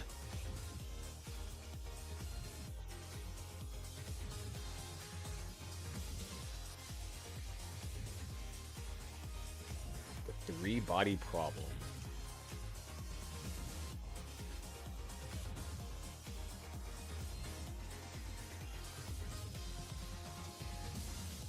Almost sounds like a murder mystery title. I wasn't paying attention to the ad. I was too busy burying my hands in my head because of my blunder.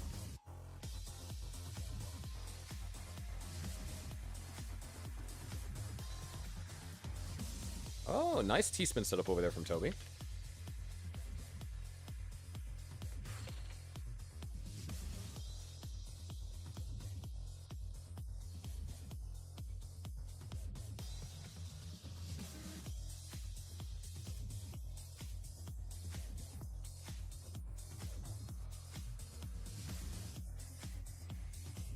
We got a close game. Winter currently behind, actually. I was about to say in the lead. And I took a look at the lines. Toby has the line advantage. Just barely. They almost are synchronized on pieces.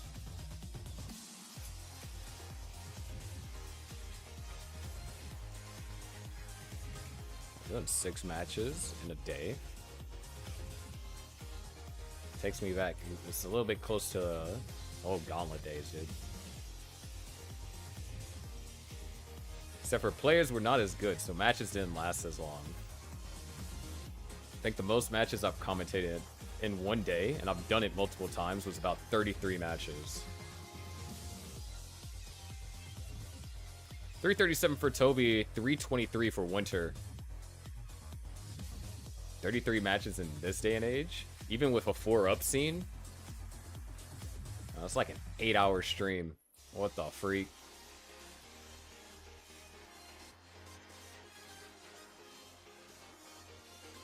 Four up, best of 3. I mean, best of 3 probably cut it down some.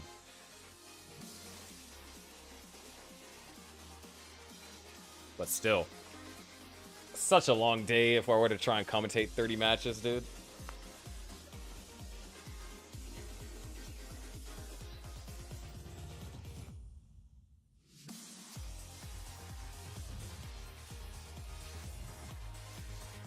Yeah, dude, 452 for Toby, 417 for Winter.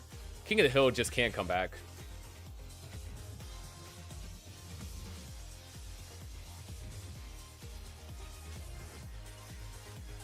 Like, the players are just too good.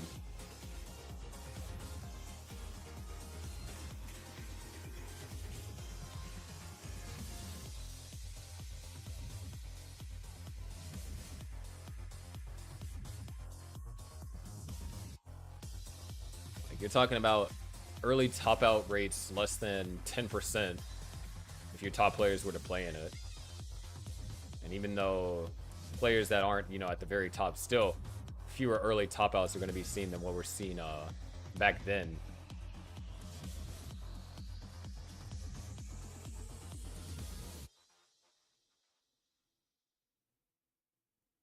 But closing in on level 19 transition, Winter at 498. Toby at 533. Winter will transition at 546. Toby looking for...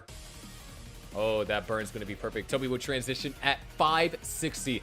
So one Tetris, or under a Tetris is what separates us, and Winter's going to score that Tetris, taking the lead. Toby is Tetris ready, though. And we'll answer back.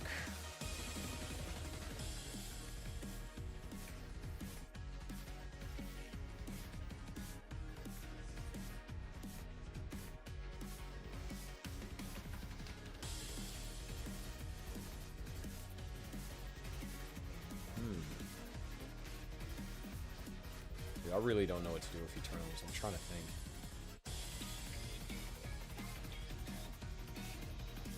Ooh, nice adjustment over there from Toby. Winter currently behind by Tetris, but will knock one down and recuperate that deficit. Toby is set up for a left well. Knocks down Tetris, gets one eyepiece. Wow. Literally perfect timing on those eyepieces. Couldn't ask for better timing. We'll be trailing by just under half a Tetris. As Winter's still waiting on this long bar.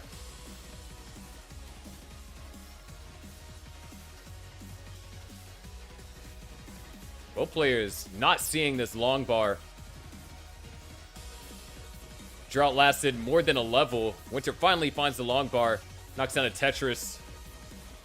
And so does Toby. Quite the drought there. I mean, full level droughts are definitely not my favorite to endure. But in a match, you got to endure. Toby going to be running into some issues here. Bad timing on those J pieces.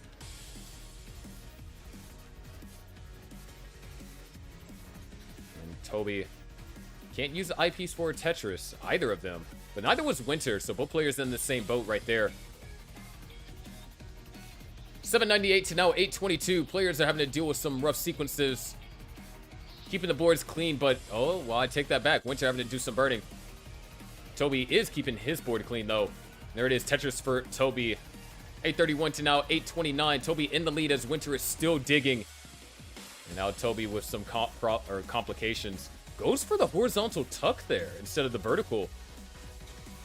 Winter is back in scoring position. Toby will be there soon. But yay, guess what? It's another drought. And the drought lasted a full level. Winter was able to find the Tetris. Toby found himself in a difficult situation. So Winter now up to just under a 2 Tetris lead. Forced to take these burns. There is Tetris for Toby and Tetris for Winter. 901 to now 944. Toby can try and grab one more Tetris. And... ooh, this board is not looking too hot for Toby. Nothing that can be done there. 906 top out. Toby is good. Actually, they were pretty close to being synced there. Like, the top out was only like 2 seconds behind. But Winter's going to take game number 3.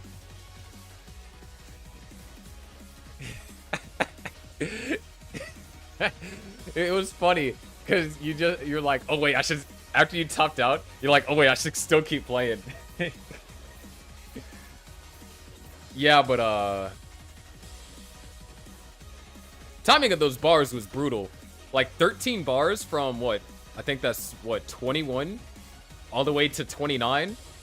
It's kind of a skull moment, bro.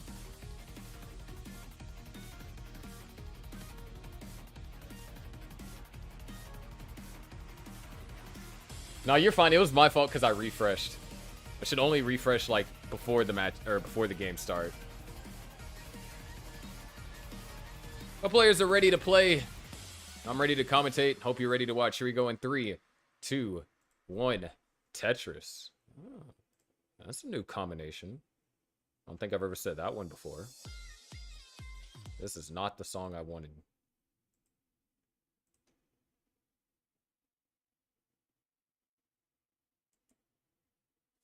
Winter preparing to win second match of the, well, technically third match of the season, but second match that they played in. Toby looking to bring us to a decider. And waiting in the wings, we have Coster versus Kirby. And then we'll be done. And I'll probably never do another doubleheader for a long time. Definitely not in a... well, we'll see how the playoffs go. But I don't feel like I'm doing another one in 2024. These are partial matches. Imagine if there were captain matches, bro. Because this is only the 5th match. Which means if there was captain matches, we'd be sitting at the first match of the second match of the doubleheader. which is a skull moment.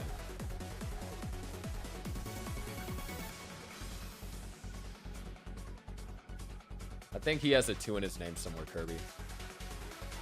159 to 120. Winter behind in points.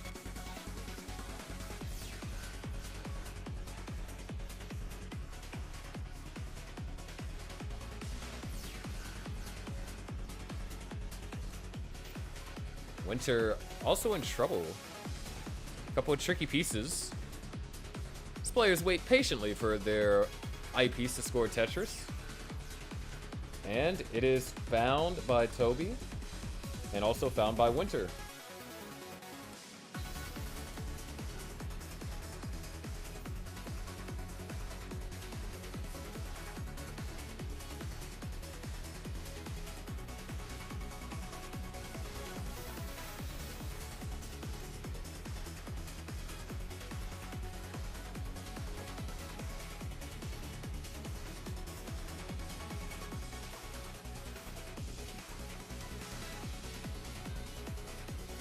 There's Tetris for Toby.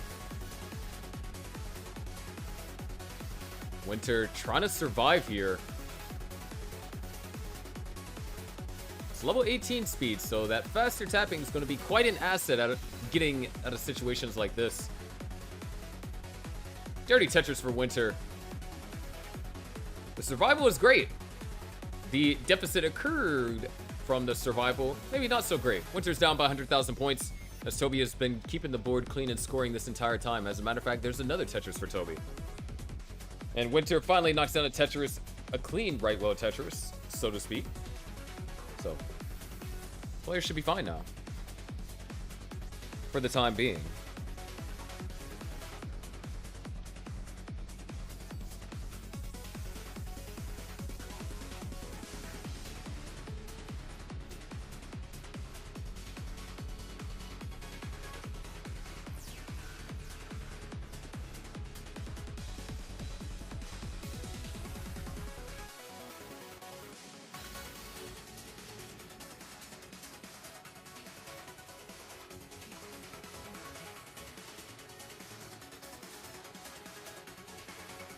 Closing in on the level 19 transition.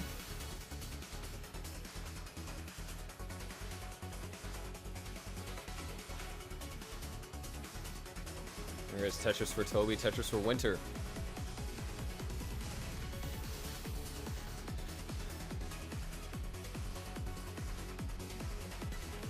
Toby's been holding on to this lead with an iron fist, not letting Winter get back in this one so easily. And 3 eyepieces over there on Winter's board. And the board has been utterly decimated in 2 well, you know what? There's a 4th, 5th, and 6th O piece. Why not? Well, I'll tell you why not. Winter's board is in danger. That O piece was actually pretty well timed. And this close to transition, we've seen Winter get out of stuff worse than this. Can't help but wonder if RNG decides to throw another untimely burst of bad pieces. How much more time can Winter afford to play up this high? These pieces are going to help.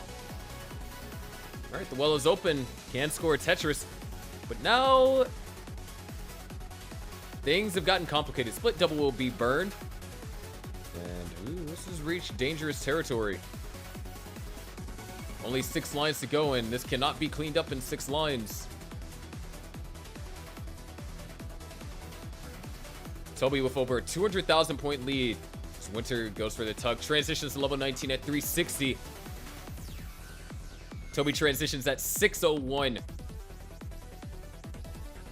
But I'm interested to see if Winter can find a way to navigate through this. Able to get that S piece all the way over. Nice little tuck on the T piece. But unless Winter starts rolling right now, it's not going to be to any avail. Toby with a 300,000 point lead almost at the time of Winter's top out brings us to a decider.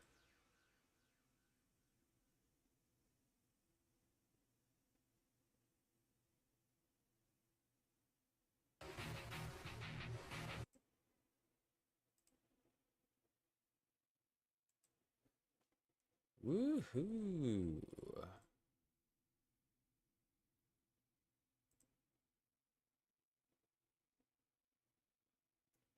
got Toby getting a pre-decider snack.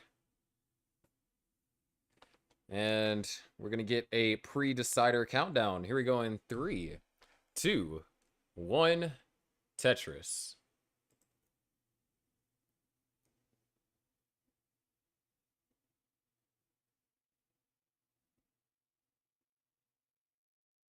Oh, different placements for the OS start.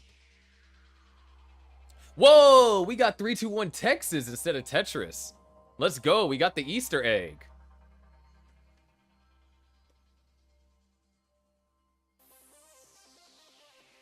Only OGs will remember the Easter egg you get whenever you do the countdown. And sometimes Classic Tetris Bot would say, we wanted to contact you about your car's extended warranty. Only the OGs remember that.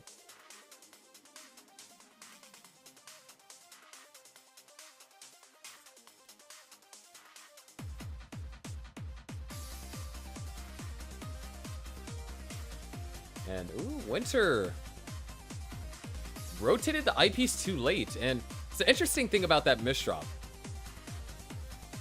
Experienced players will know, but for those that might not be so experienced, Winter rotating it too late causes it to hang on column 9 because the eyepiece rotates on the third block. The third block of the eyepiece when you have it flat is its rotational axis.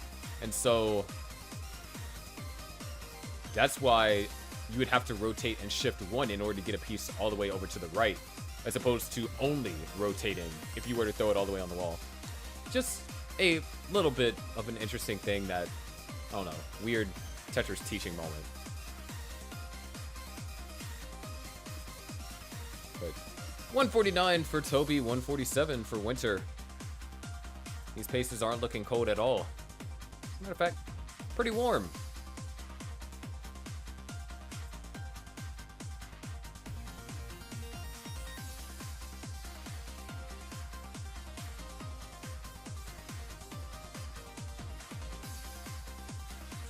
Few burns forced over here on Toby's part. Just going to do Z skim to get Tetris ready. There's Tetris for Toby. 219 to 215. Our player's going to knock down that Tetris as well.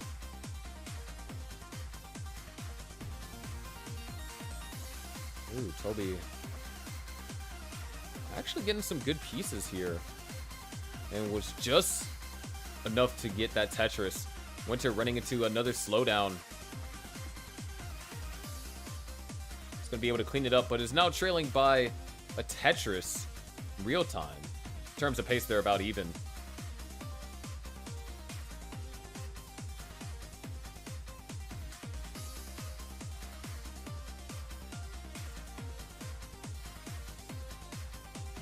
Winter might be going for this dirty... Oh, that doesn't burn. But it's fine. This is Winter we're talking about.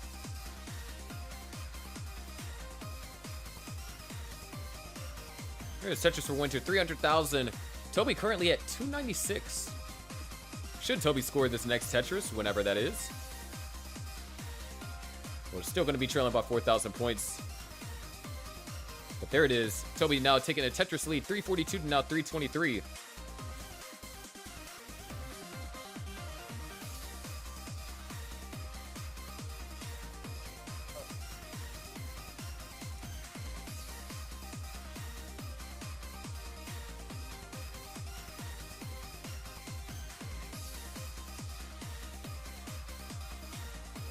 Tetris for Toby. Goes up to 387. Winter, good pieces right there. And Toby's just going to go ahead and commit to the burn. See him shaking his head.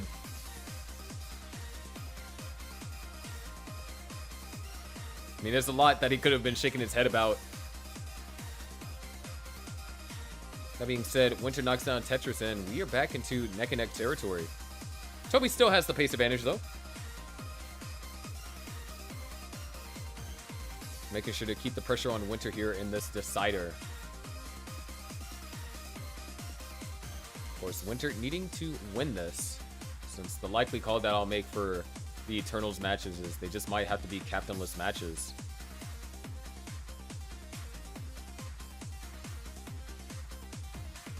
The only exception is if Eternal were to play top down. Can Eternal even play top down?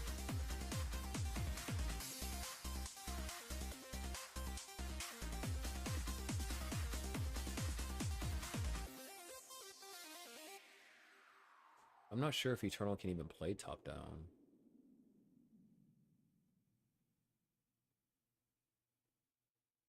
We'll see shortly here. About to be reaching the transition.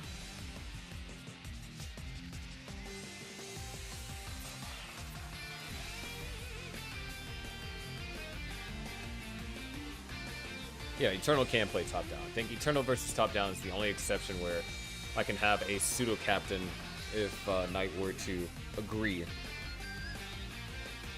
We have a 540 transition for Toby. And we have a 528 transition for Winter.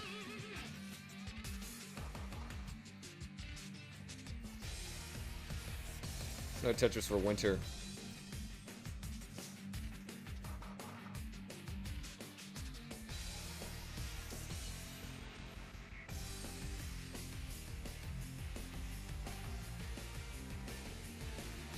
So far, Toby holding on to a lead, just about 1 to 2 Tetrises. Winter not looking too hot. Oh wait, that was completely unintentional. Able to bring the stack down though.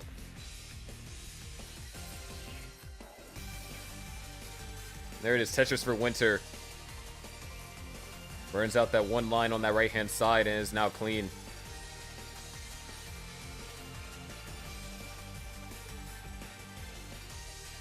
$6.46 for Winter. Great Z-spin there. Toby now at 710.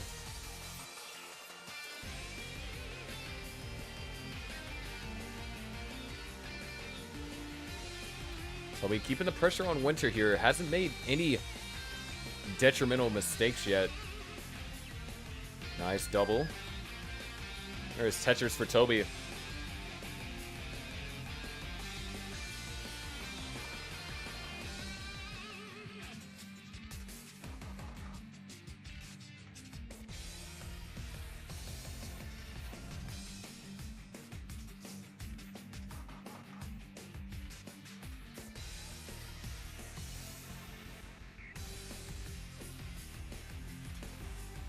$780 for Toby, $750 for Winter.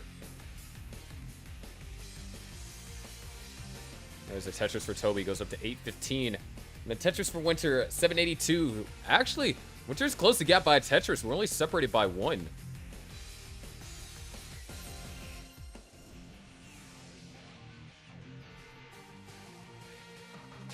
Both players continuing to knock down Tetrises. This is a close game. The second Toby makes a mistake, Winter's going to be able to capitalize. However, Toby has been playing this post-transition near flawlessly. Great placements over there by Toby. There's another Tetris, 947 to now 888. Added Tetris, Winter goes up to 922. And hold on. That might be an opportunity for Winter.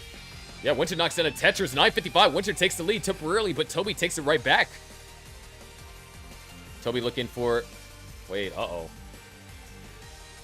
There it is, Tetris for Winter at 990. Well is open for Toby. Covered it back up. There's no more eyepiece.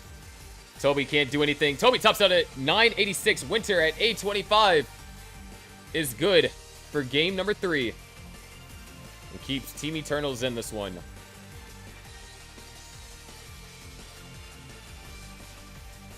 Up next will be Kirby versus Coster.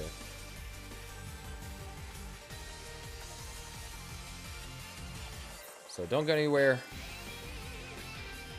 We will be right back.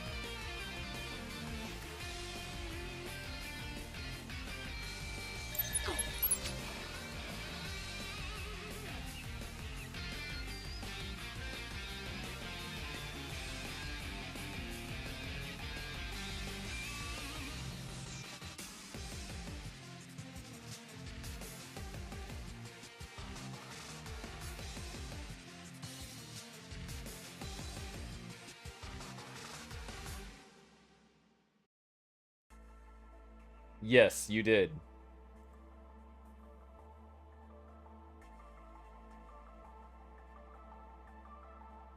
Game 1.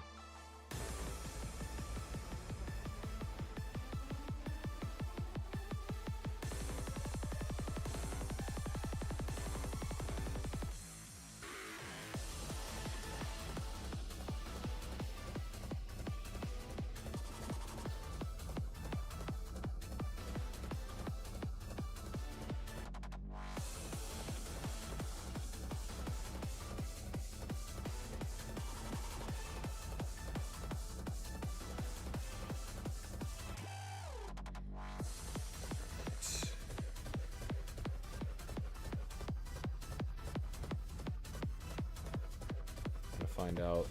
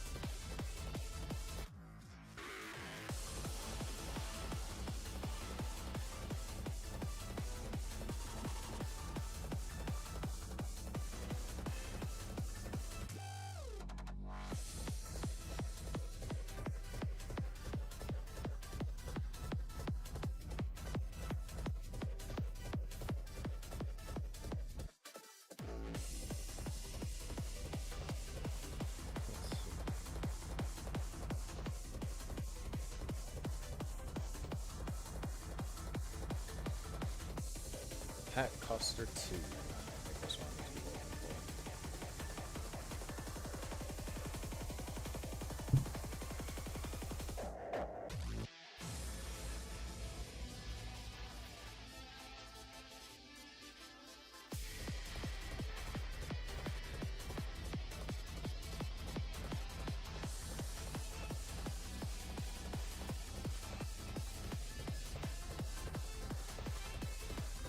Alright, when both players y'all want to see, let me know. And once you're ready, we can dive in. Frick, bro.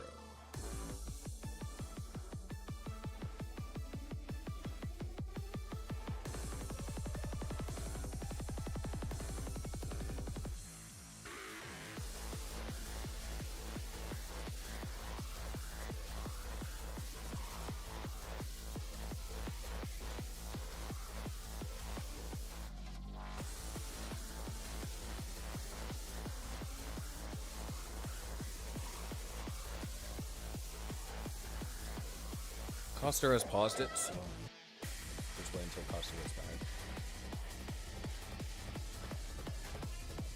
Ooh, he's getting the jersey buff. True. Jersey buff goes crazy.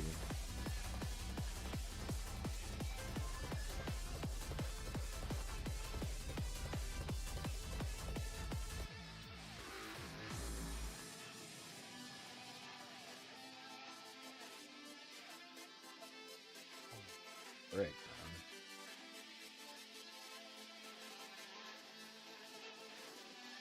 After this, we only have 18 matches left of the preseason. Doing 6 matches this week was a good way to get us caught up instead of like doing 1 or 2. We'll see if I can do 12 matches in the month of November. It might end up being another super week.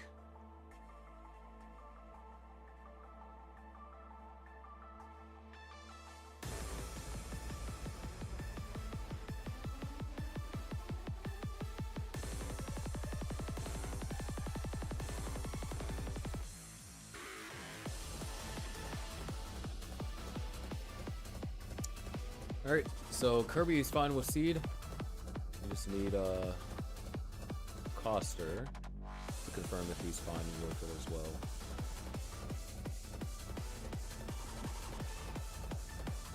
Oh wait, bro, you all can't even see the freaking thought I already transitioned the scene. My bad. Too tired, man. We got Kirby assuming the game repose. He's locked in. Alright. Here's your seed. You got Coster, let me show you your hand cam.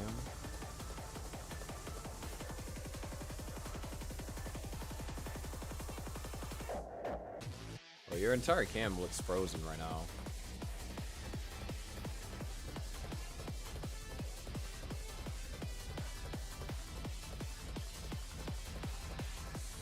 Bro's locked in.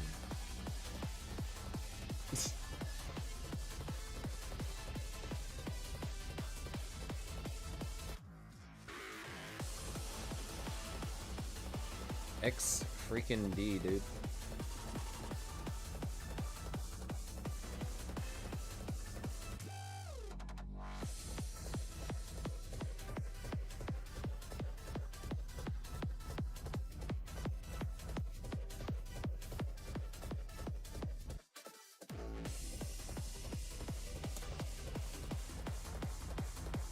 Alright, I think Coster has the seed put in. Now just waiting on Kirby.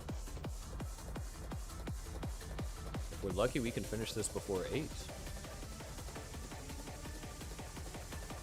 Game's about to go 5 games. Every single game makes it to 29. Alright,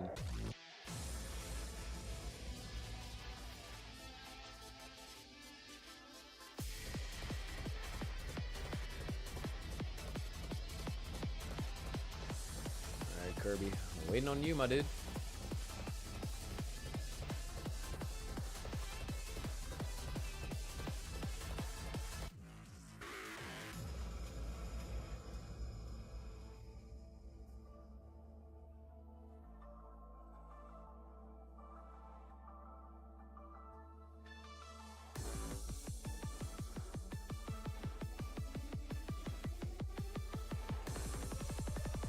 Yes, I can.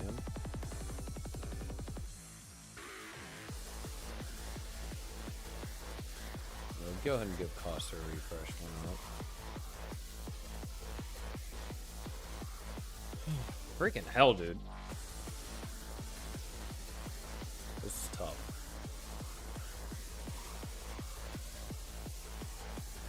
Alright. Once Coster stream loads on the screen. Alright, we got readies from both players. Go ahead and get them counted down. Here we go in 3, 2, 1. Tetris.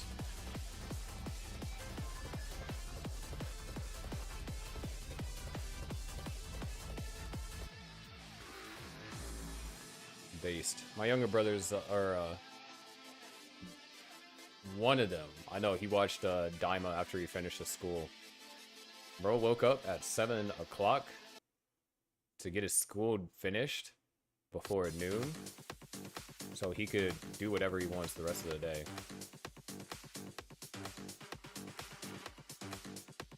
Alright, we got game started.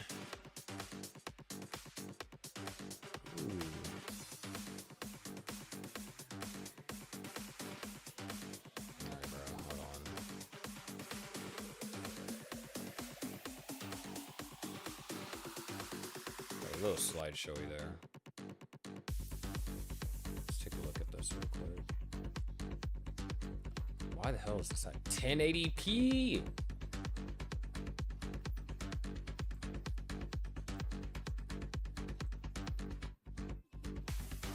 Both streams are at 1080p. Oh yeah.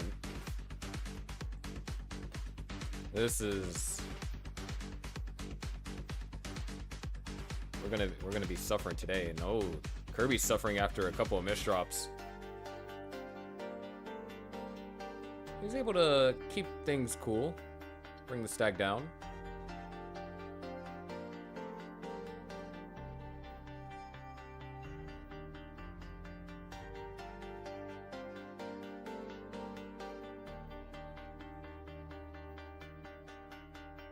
Skull Alright.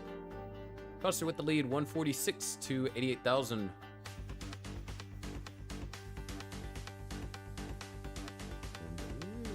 Couple of tricky T pieces. Oh, speaking about tricky pieces, Kirby flirting with death there. He's gonna survive.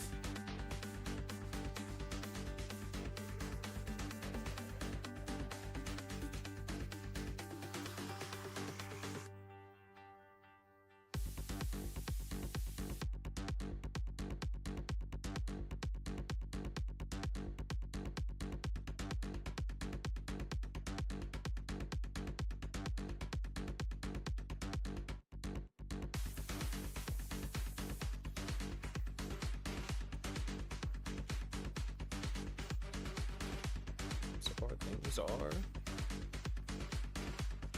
pretty clean here.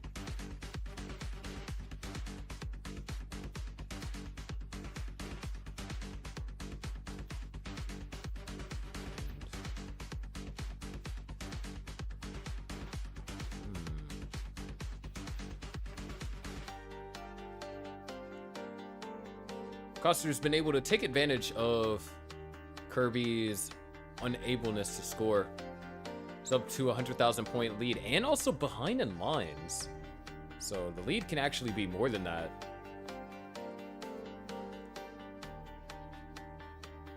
And the timing of the long bars, really fortunate for Coster right now.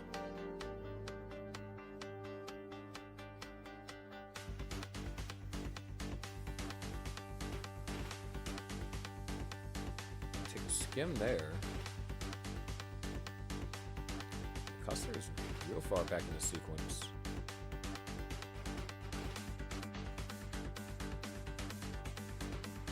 I'll still never get over Coster's technique. Like, it really doesn't look like pieces should be going anywhere. They go places and they go places fast.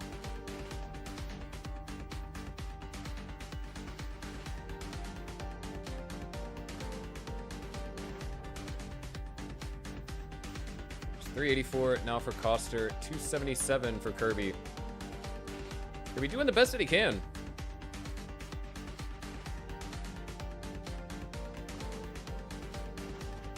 Wait, what do you mean? Oh, the double flip. Kirby's gonna top out.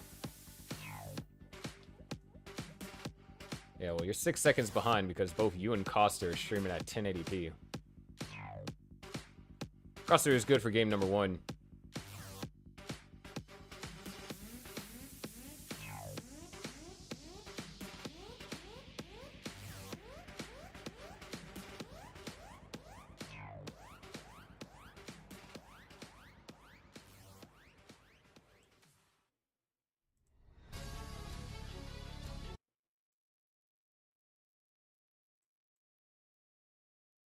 Check freaking W, dude.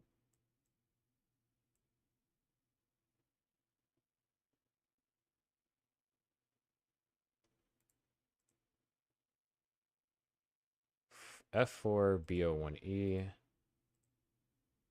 F4 BO1E. Yeah, Kirby was on the right seed.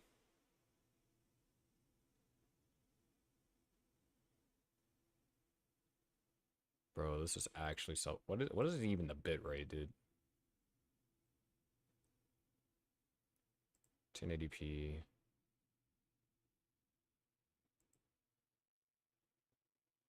Yeah, I have low latency turned on. Yeah, 1080p 2500 for Coster.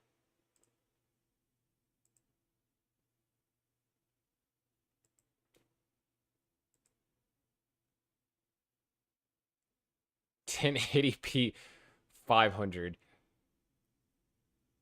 for Kirby. I'm streaming at like 25 to 2700 1080p. This is tough. Latency to broadcaster, freaking 30 seconds, dude. All right, give both players a refresh, and when y'all ready, we can get this next game underway. Freaking hell, dude. This is tough. This is real tough.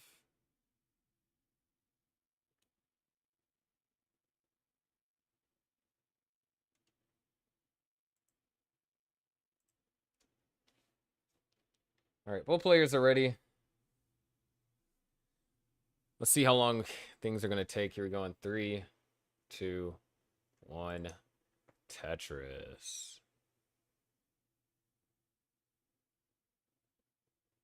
It's a song that just played. Yeah, I thought so.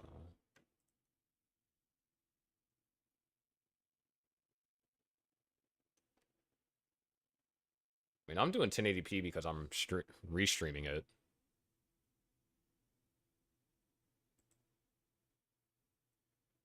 Plus, generally, when I stream, there's quality options because Twitch favors bigger streamers whenever they give out quality options. There is no quality options for either of these two players. So, I'm SOL.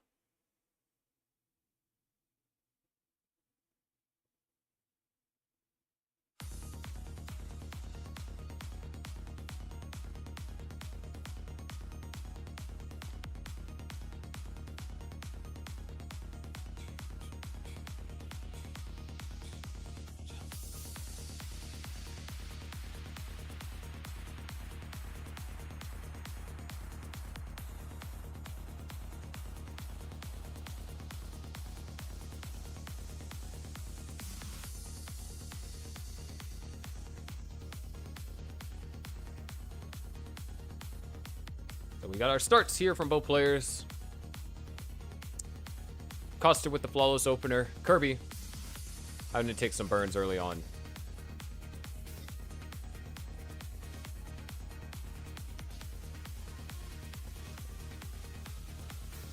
Yeah, Kirby kind of did that with his cam. It's not like I didn't stretch him.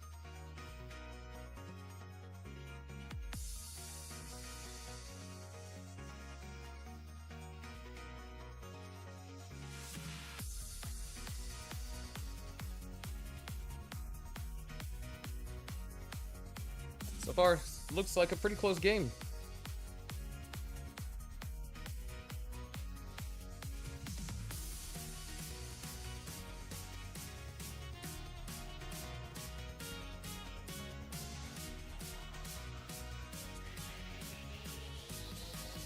So we now having to do some down stacking. Coster gonna be able to take a 1 Tetris lead, potentially even more.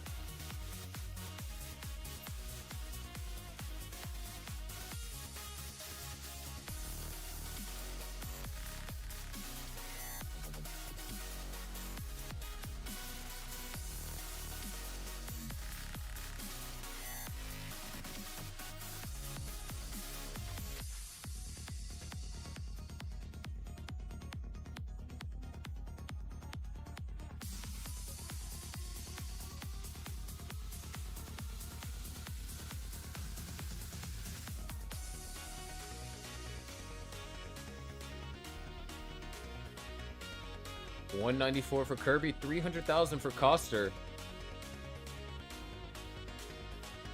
Oh, Coster with the Vits? Wait, that's a crazy Vits. Kirby getting up towards the top. Oh, the overshift over there from Kirby. And the not overshift, the overtap for Kirby and the undertap gonna lead to a top out at 194. Coster is good for game number 2.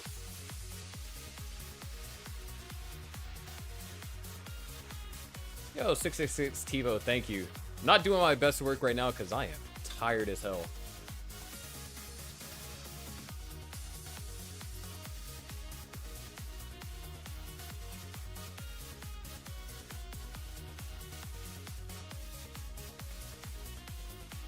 $95 lines.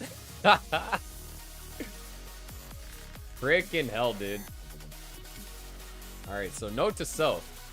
Probably gonna have to be some stuff that I announce. It's like, hey, when you're getting restreamed on Gauntlet, Please don't do 1080p.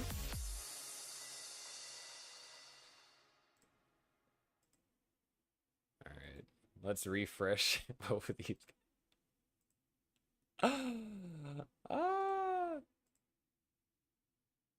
It sucks because normally, like if you go on bigger streamers, they will have quality options.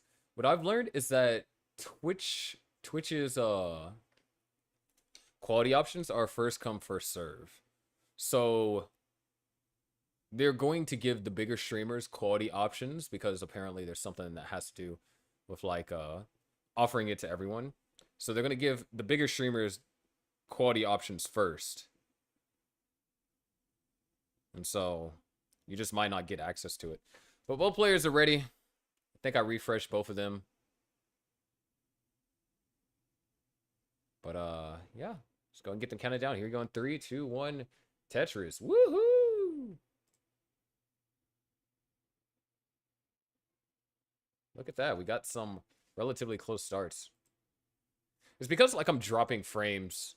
Like you'll see if you watch this back, you'll see slide showiness, and those drop frames over a certain period of time are enough to add up to like several tens of seconds being behind. Because I mean, for a while it said like I had a latency to Kirby of like 30 to 50 seconds, which is brutal. Anyways, game number 3. Coster looking to take this for the Stochastic squad into potentially, depending on my ruling with the Eternal situation, go above the Millionaires for the amount of matches they won this season.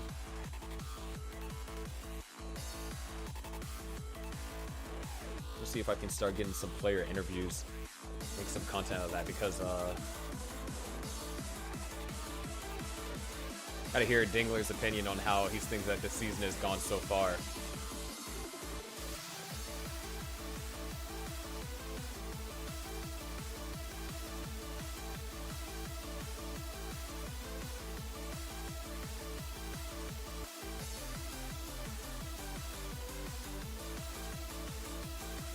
Kirby struggling again a bit here. It's not going to be too many burns going to be forced. Yeah. It will fall behind by at least 1 Tetris, potentially 2. Depends on if Coster is able to utilize this long bar whenever it comes. And yeah, looks like Coster's going to be just fine. 183 to 150. Players off to a pretty solid start here in game number 3. Kirby just had that minor slowdown, but that's all it was. As now the board's looking pristine. There's no blemishes, no holes being developed. There is a drought though. Well, I wouldn't say it was a terribly big drought. Definitely not like some that we've seen this past week. Uh-oh. Kirby's starting to get towards the top. Knocks down a Tetris. Dude, why are we so far behind on Coster's streak, bro? This is so scuffed.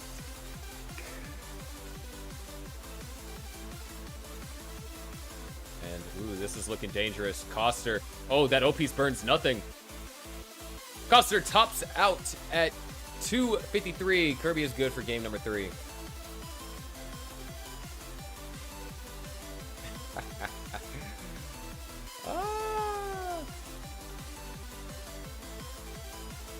We are cooked.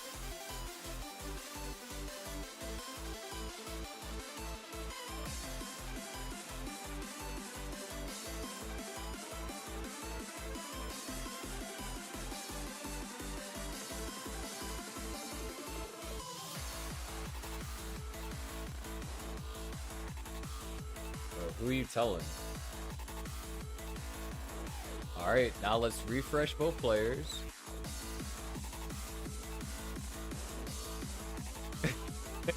Bro said I feel ahead of reality right now.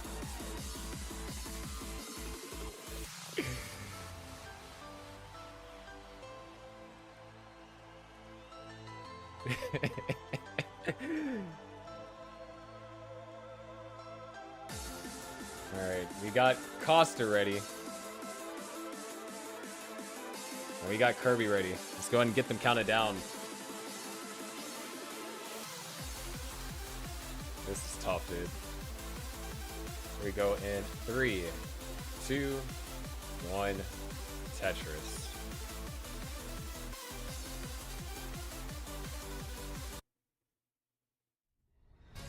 Wait, there we go.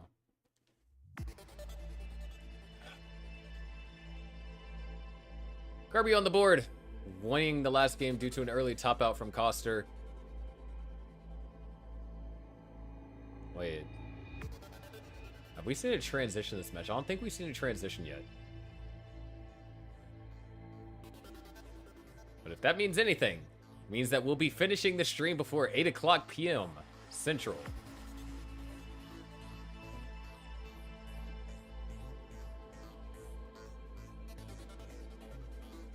Bro, I'm really out here fighting. Ah, frick, dude. All right. Well, players with some flawless openers.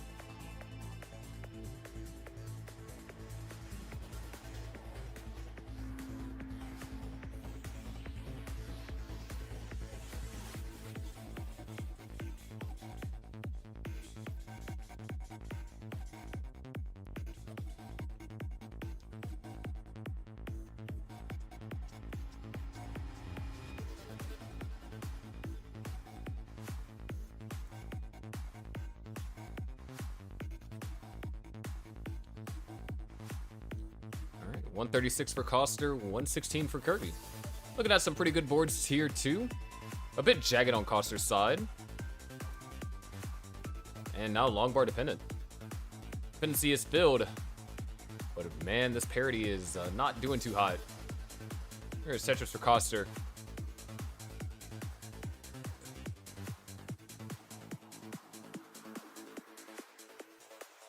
JP makes his way all the way over. Coster knocks down Tetris, taking the lead. Kirby starting to get up decently high. Ooh, this board is... Oh, nice. Good burn. Able to help get more Z's over there to the left side if needed. The left side is the scariest. Oh, these pieces aren't great. As a matter of fact, these pieces are really challenging.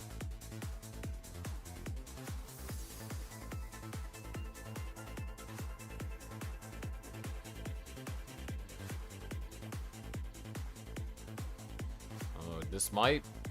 Well, this is a real challenge over here for Kirby. Staying alive as long as he can. Already trailing by 100,000 points.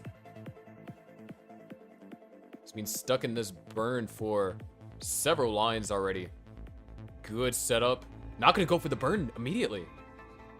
Was waiting for that ideal piece. Oh, this is tough. And oh, wait. No way. Gets the tuck. What a reaction after that misdrop. Normally it'd take players a couple of seconds to process what happened. And Kirby's gonna make it out alive. Coster at 343. Make that 366. And behind in lines, another Tetris. Almost a 200,000 point lead for Coster as Kirby finally able to score a Tetris. But man, what a down stack that was from Kirby. It's not over until the board hit, or to the blocks hit the top. In this case, Kirby was able to recover very masterfully.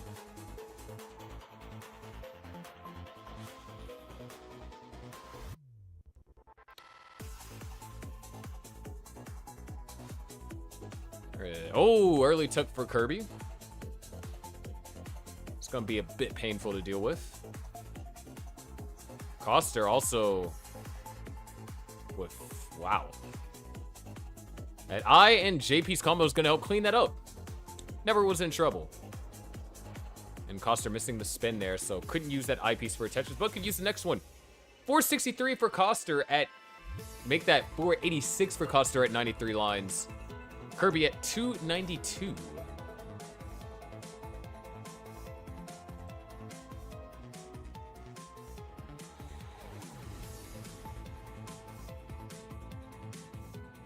Definitely going to be a challenge for Kirby. Might be able to get away with like a 430, maybe a 440 transition. Potentially even higher if he's able to go perfect-ish.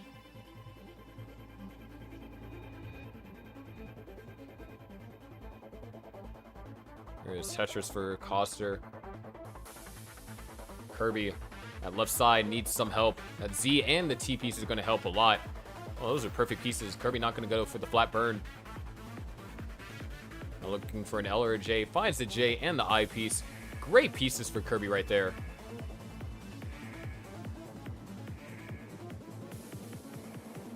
Wait, what the freak? Hold on. Coster at 600,000 at 113 lines. Wait a hot freaking second.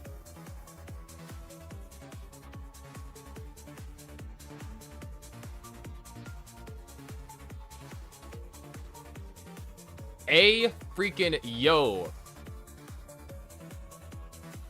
3 Tetrises left for Coster. There's a Tetris for Kirby. There's a Tetris for Coster.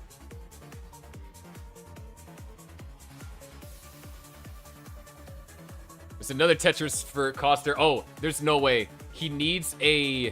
What is that? That's an L piece and an I piece, followed by another I piece. Wait, what? Bro wants the 700. He's not getting it. A 697 from Coster. Kirby at 493. 200,000 points behind and a full level ahead. It's all Toby's fault. He said it wasn't happening. This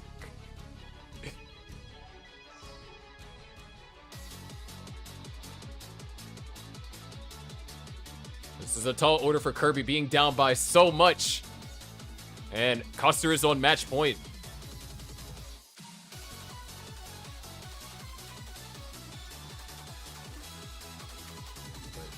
A damn near 700k transition from Coster. Our first transition of this match.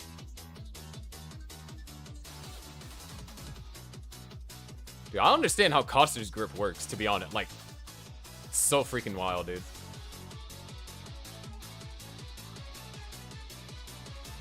And another Tetris over here for Coster. Executes the tuck. Kirby? Well, what the freak? Yeah. Oh, these colors are just real bright. I was like, hold on. How did Kirby get to level 25? It's level 23. Kirby at 715 at level 23 is not bad. Unfortunately, his opponent is at 893 at level 23.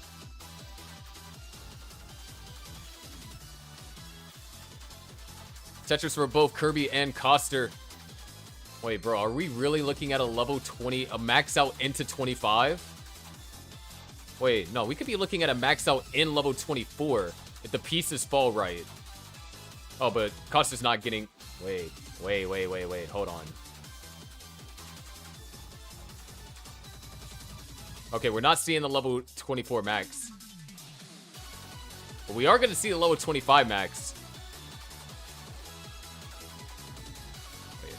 Dude, this is a level 25 max off of 71 bars. Kinda crazy. Another Tetris for Coster. 855 to now 882. Kirby is not having a bad game. Bro's just kind of getting obliterated right now. Your opponent transitions 3,000 points shy of a 700k transition. It's not much that you can do. Dude, this level 27 looks so bad. Dirty Tetris over there for Kirby.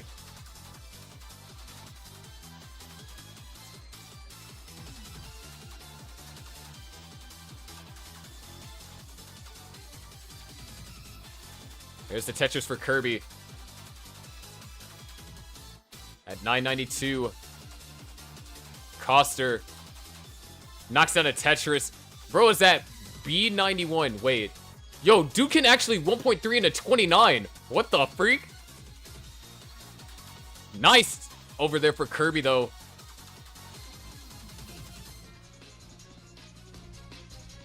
There is Tetris for Coster. Oh, wait, no, he's not going to have enough. He's going to be 2,000 points shy of the 1.3 into 29. Bro's playing with his mind right now.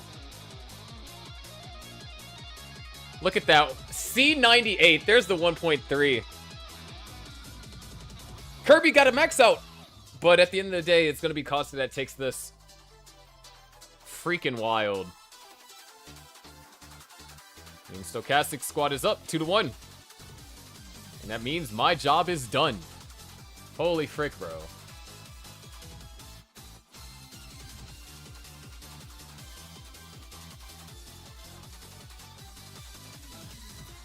I'm gonna watch this out, so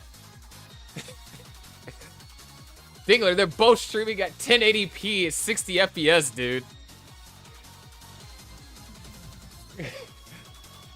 Alright. That's gonna do it.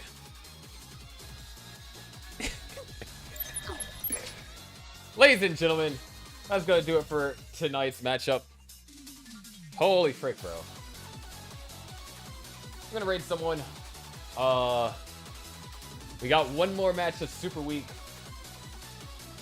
Top down versus Sparks Minos. As you can tell, I'm tired as hell. But we made it through. Double headers are... Bro, this is the first time I've done a double header in Gauntlet this season.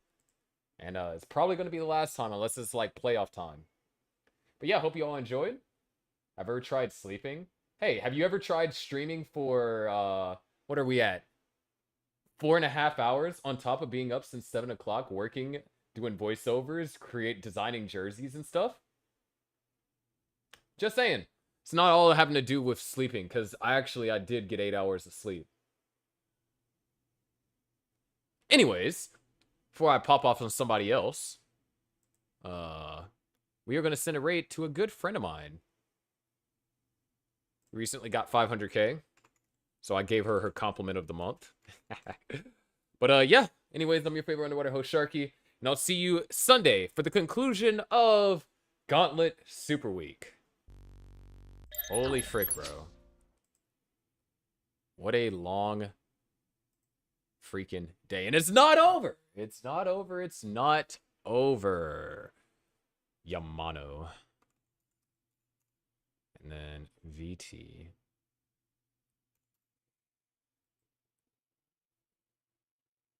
But, okay, now I know.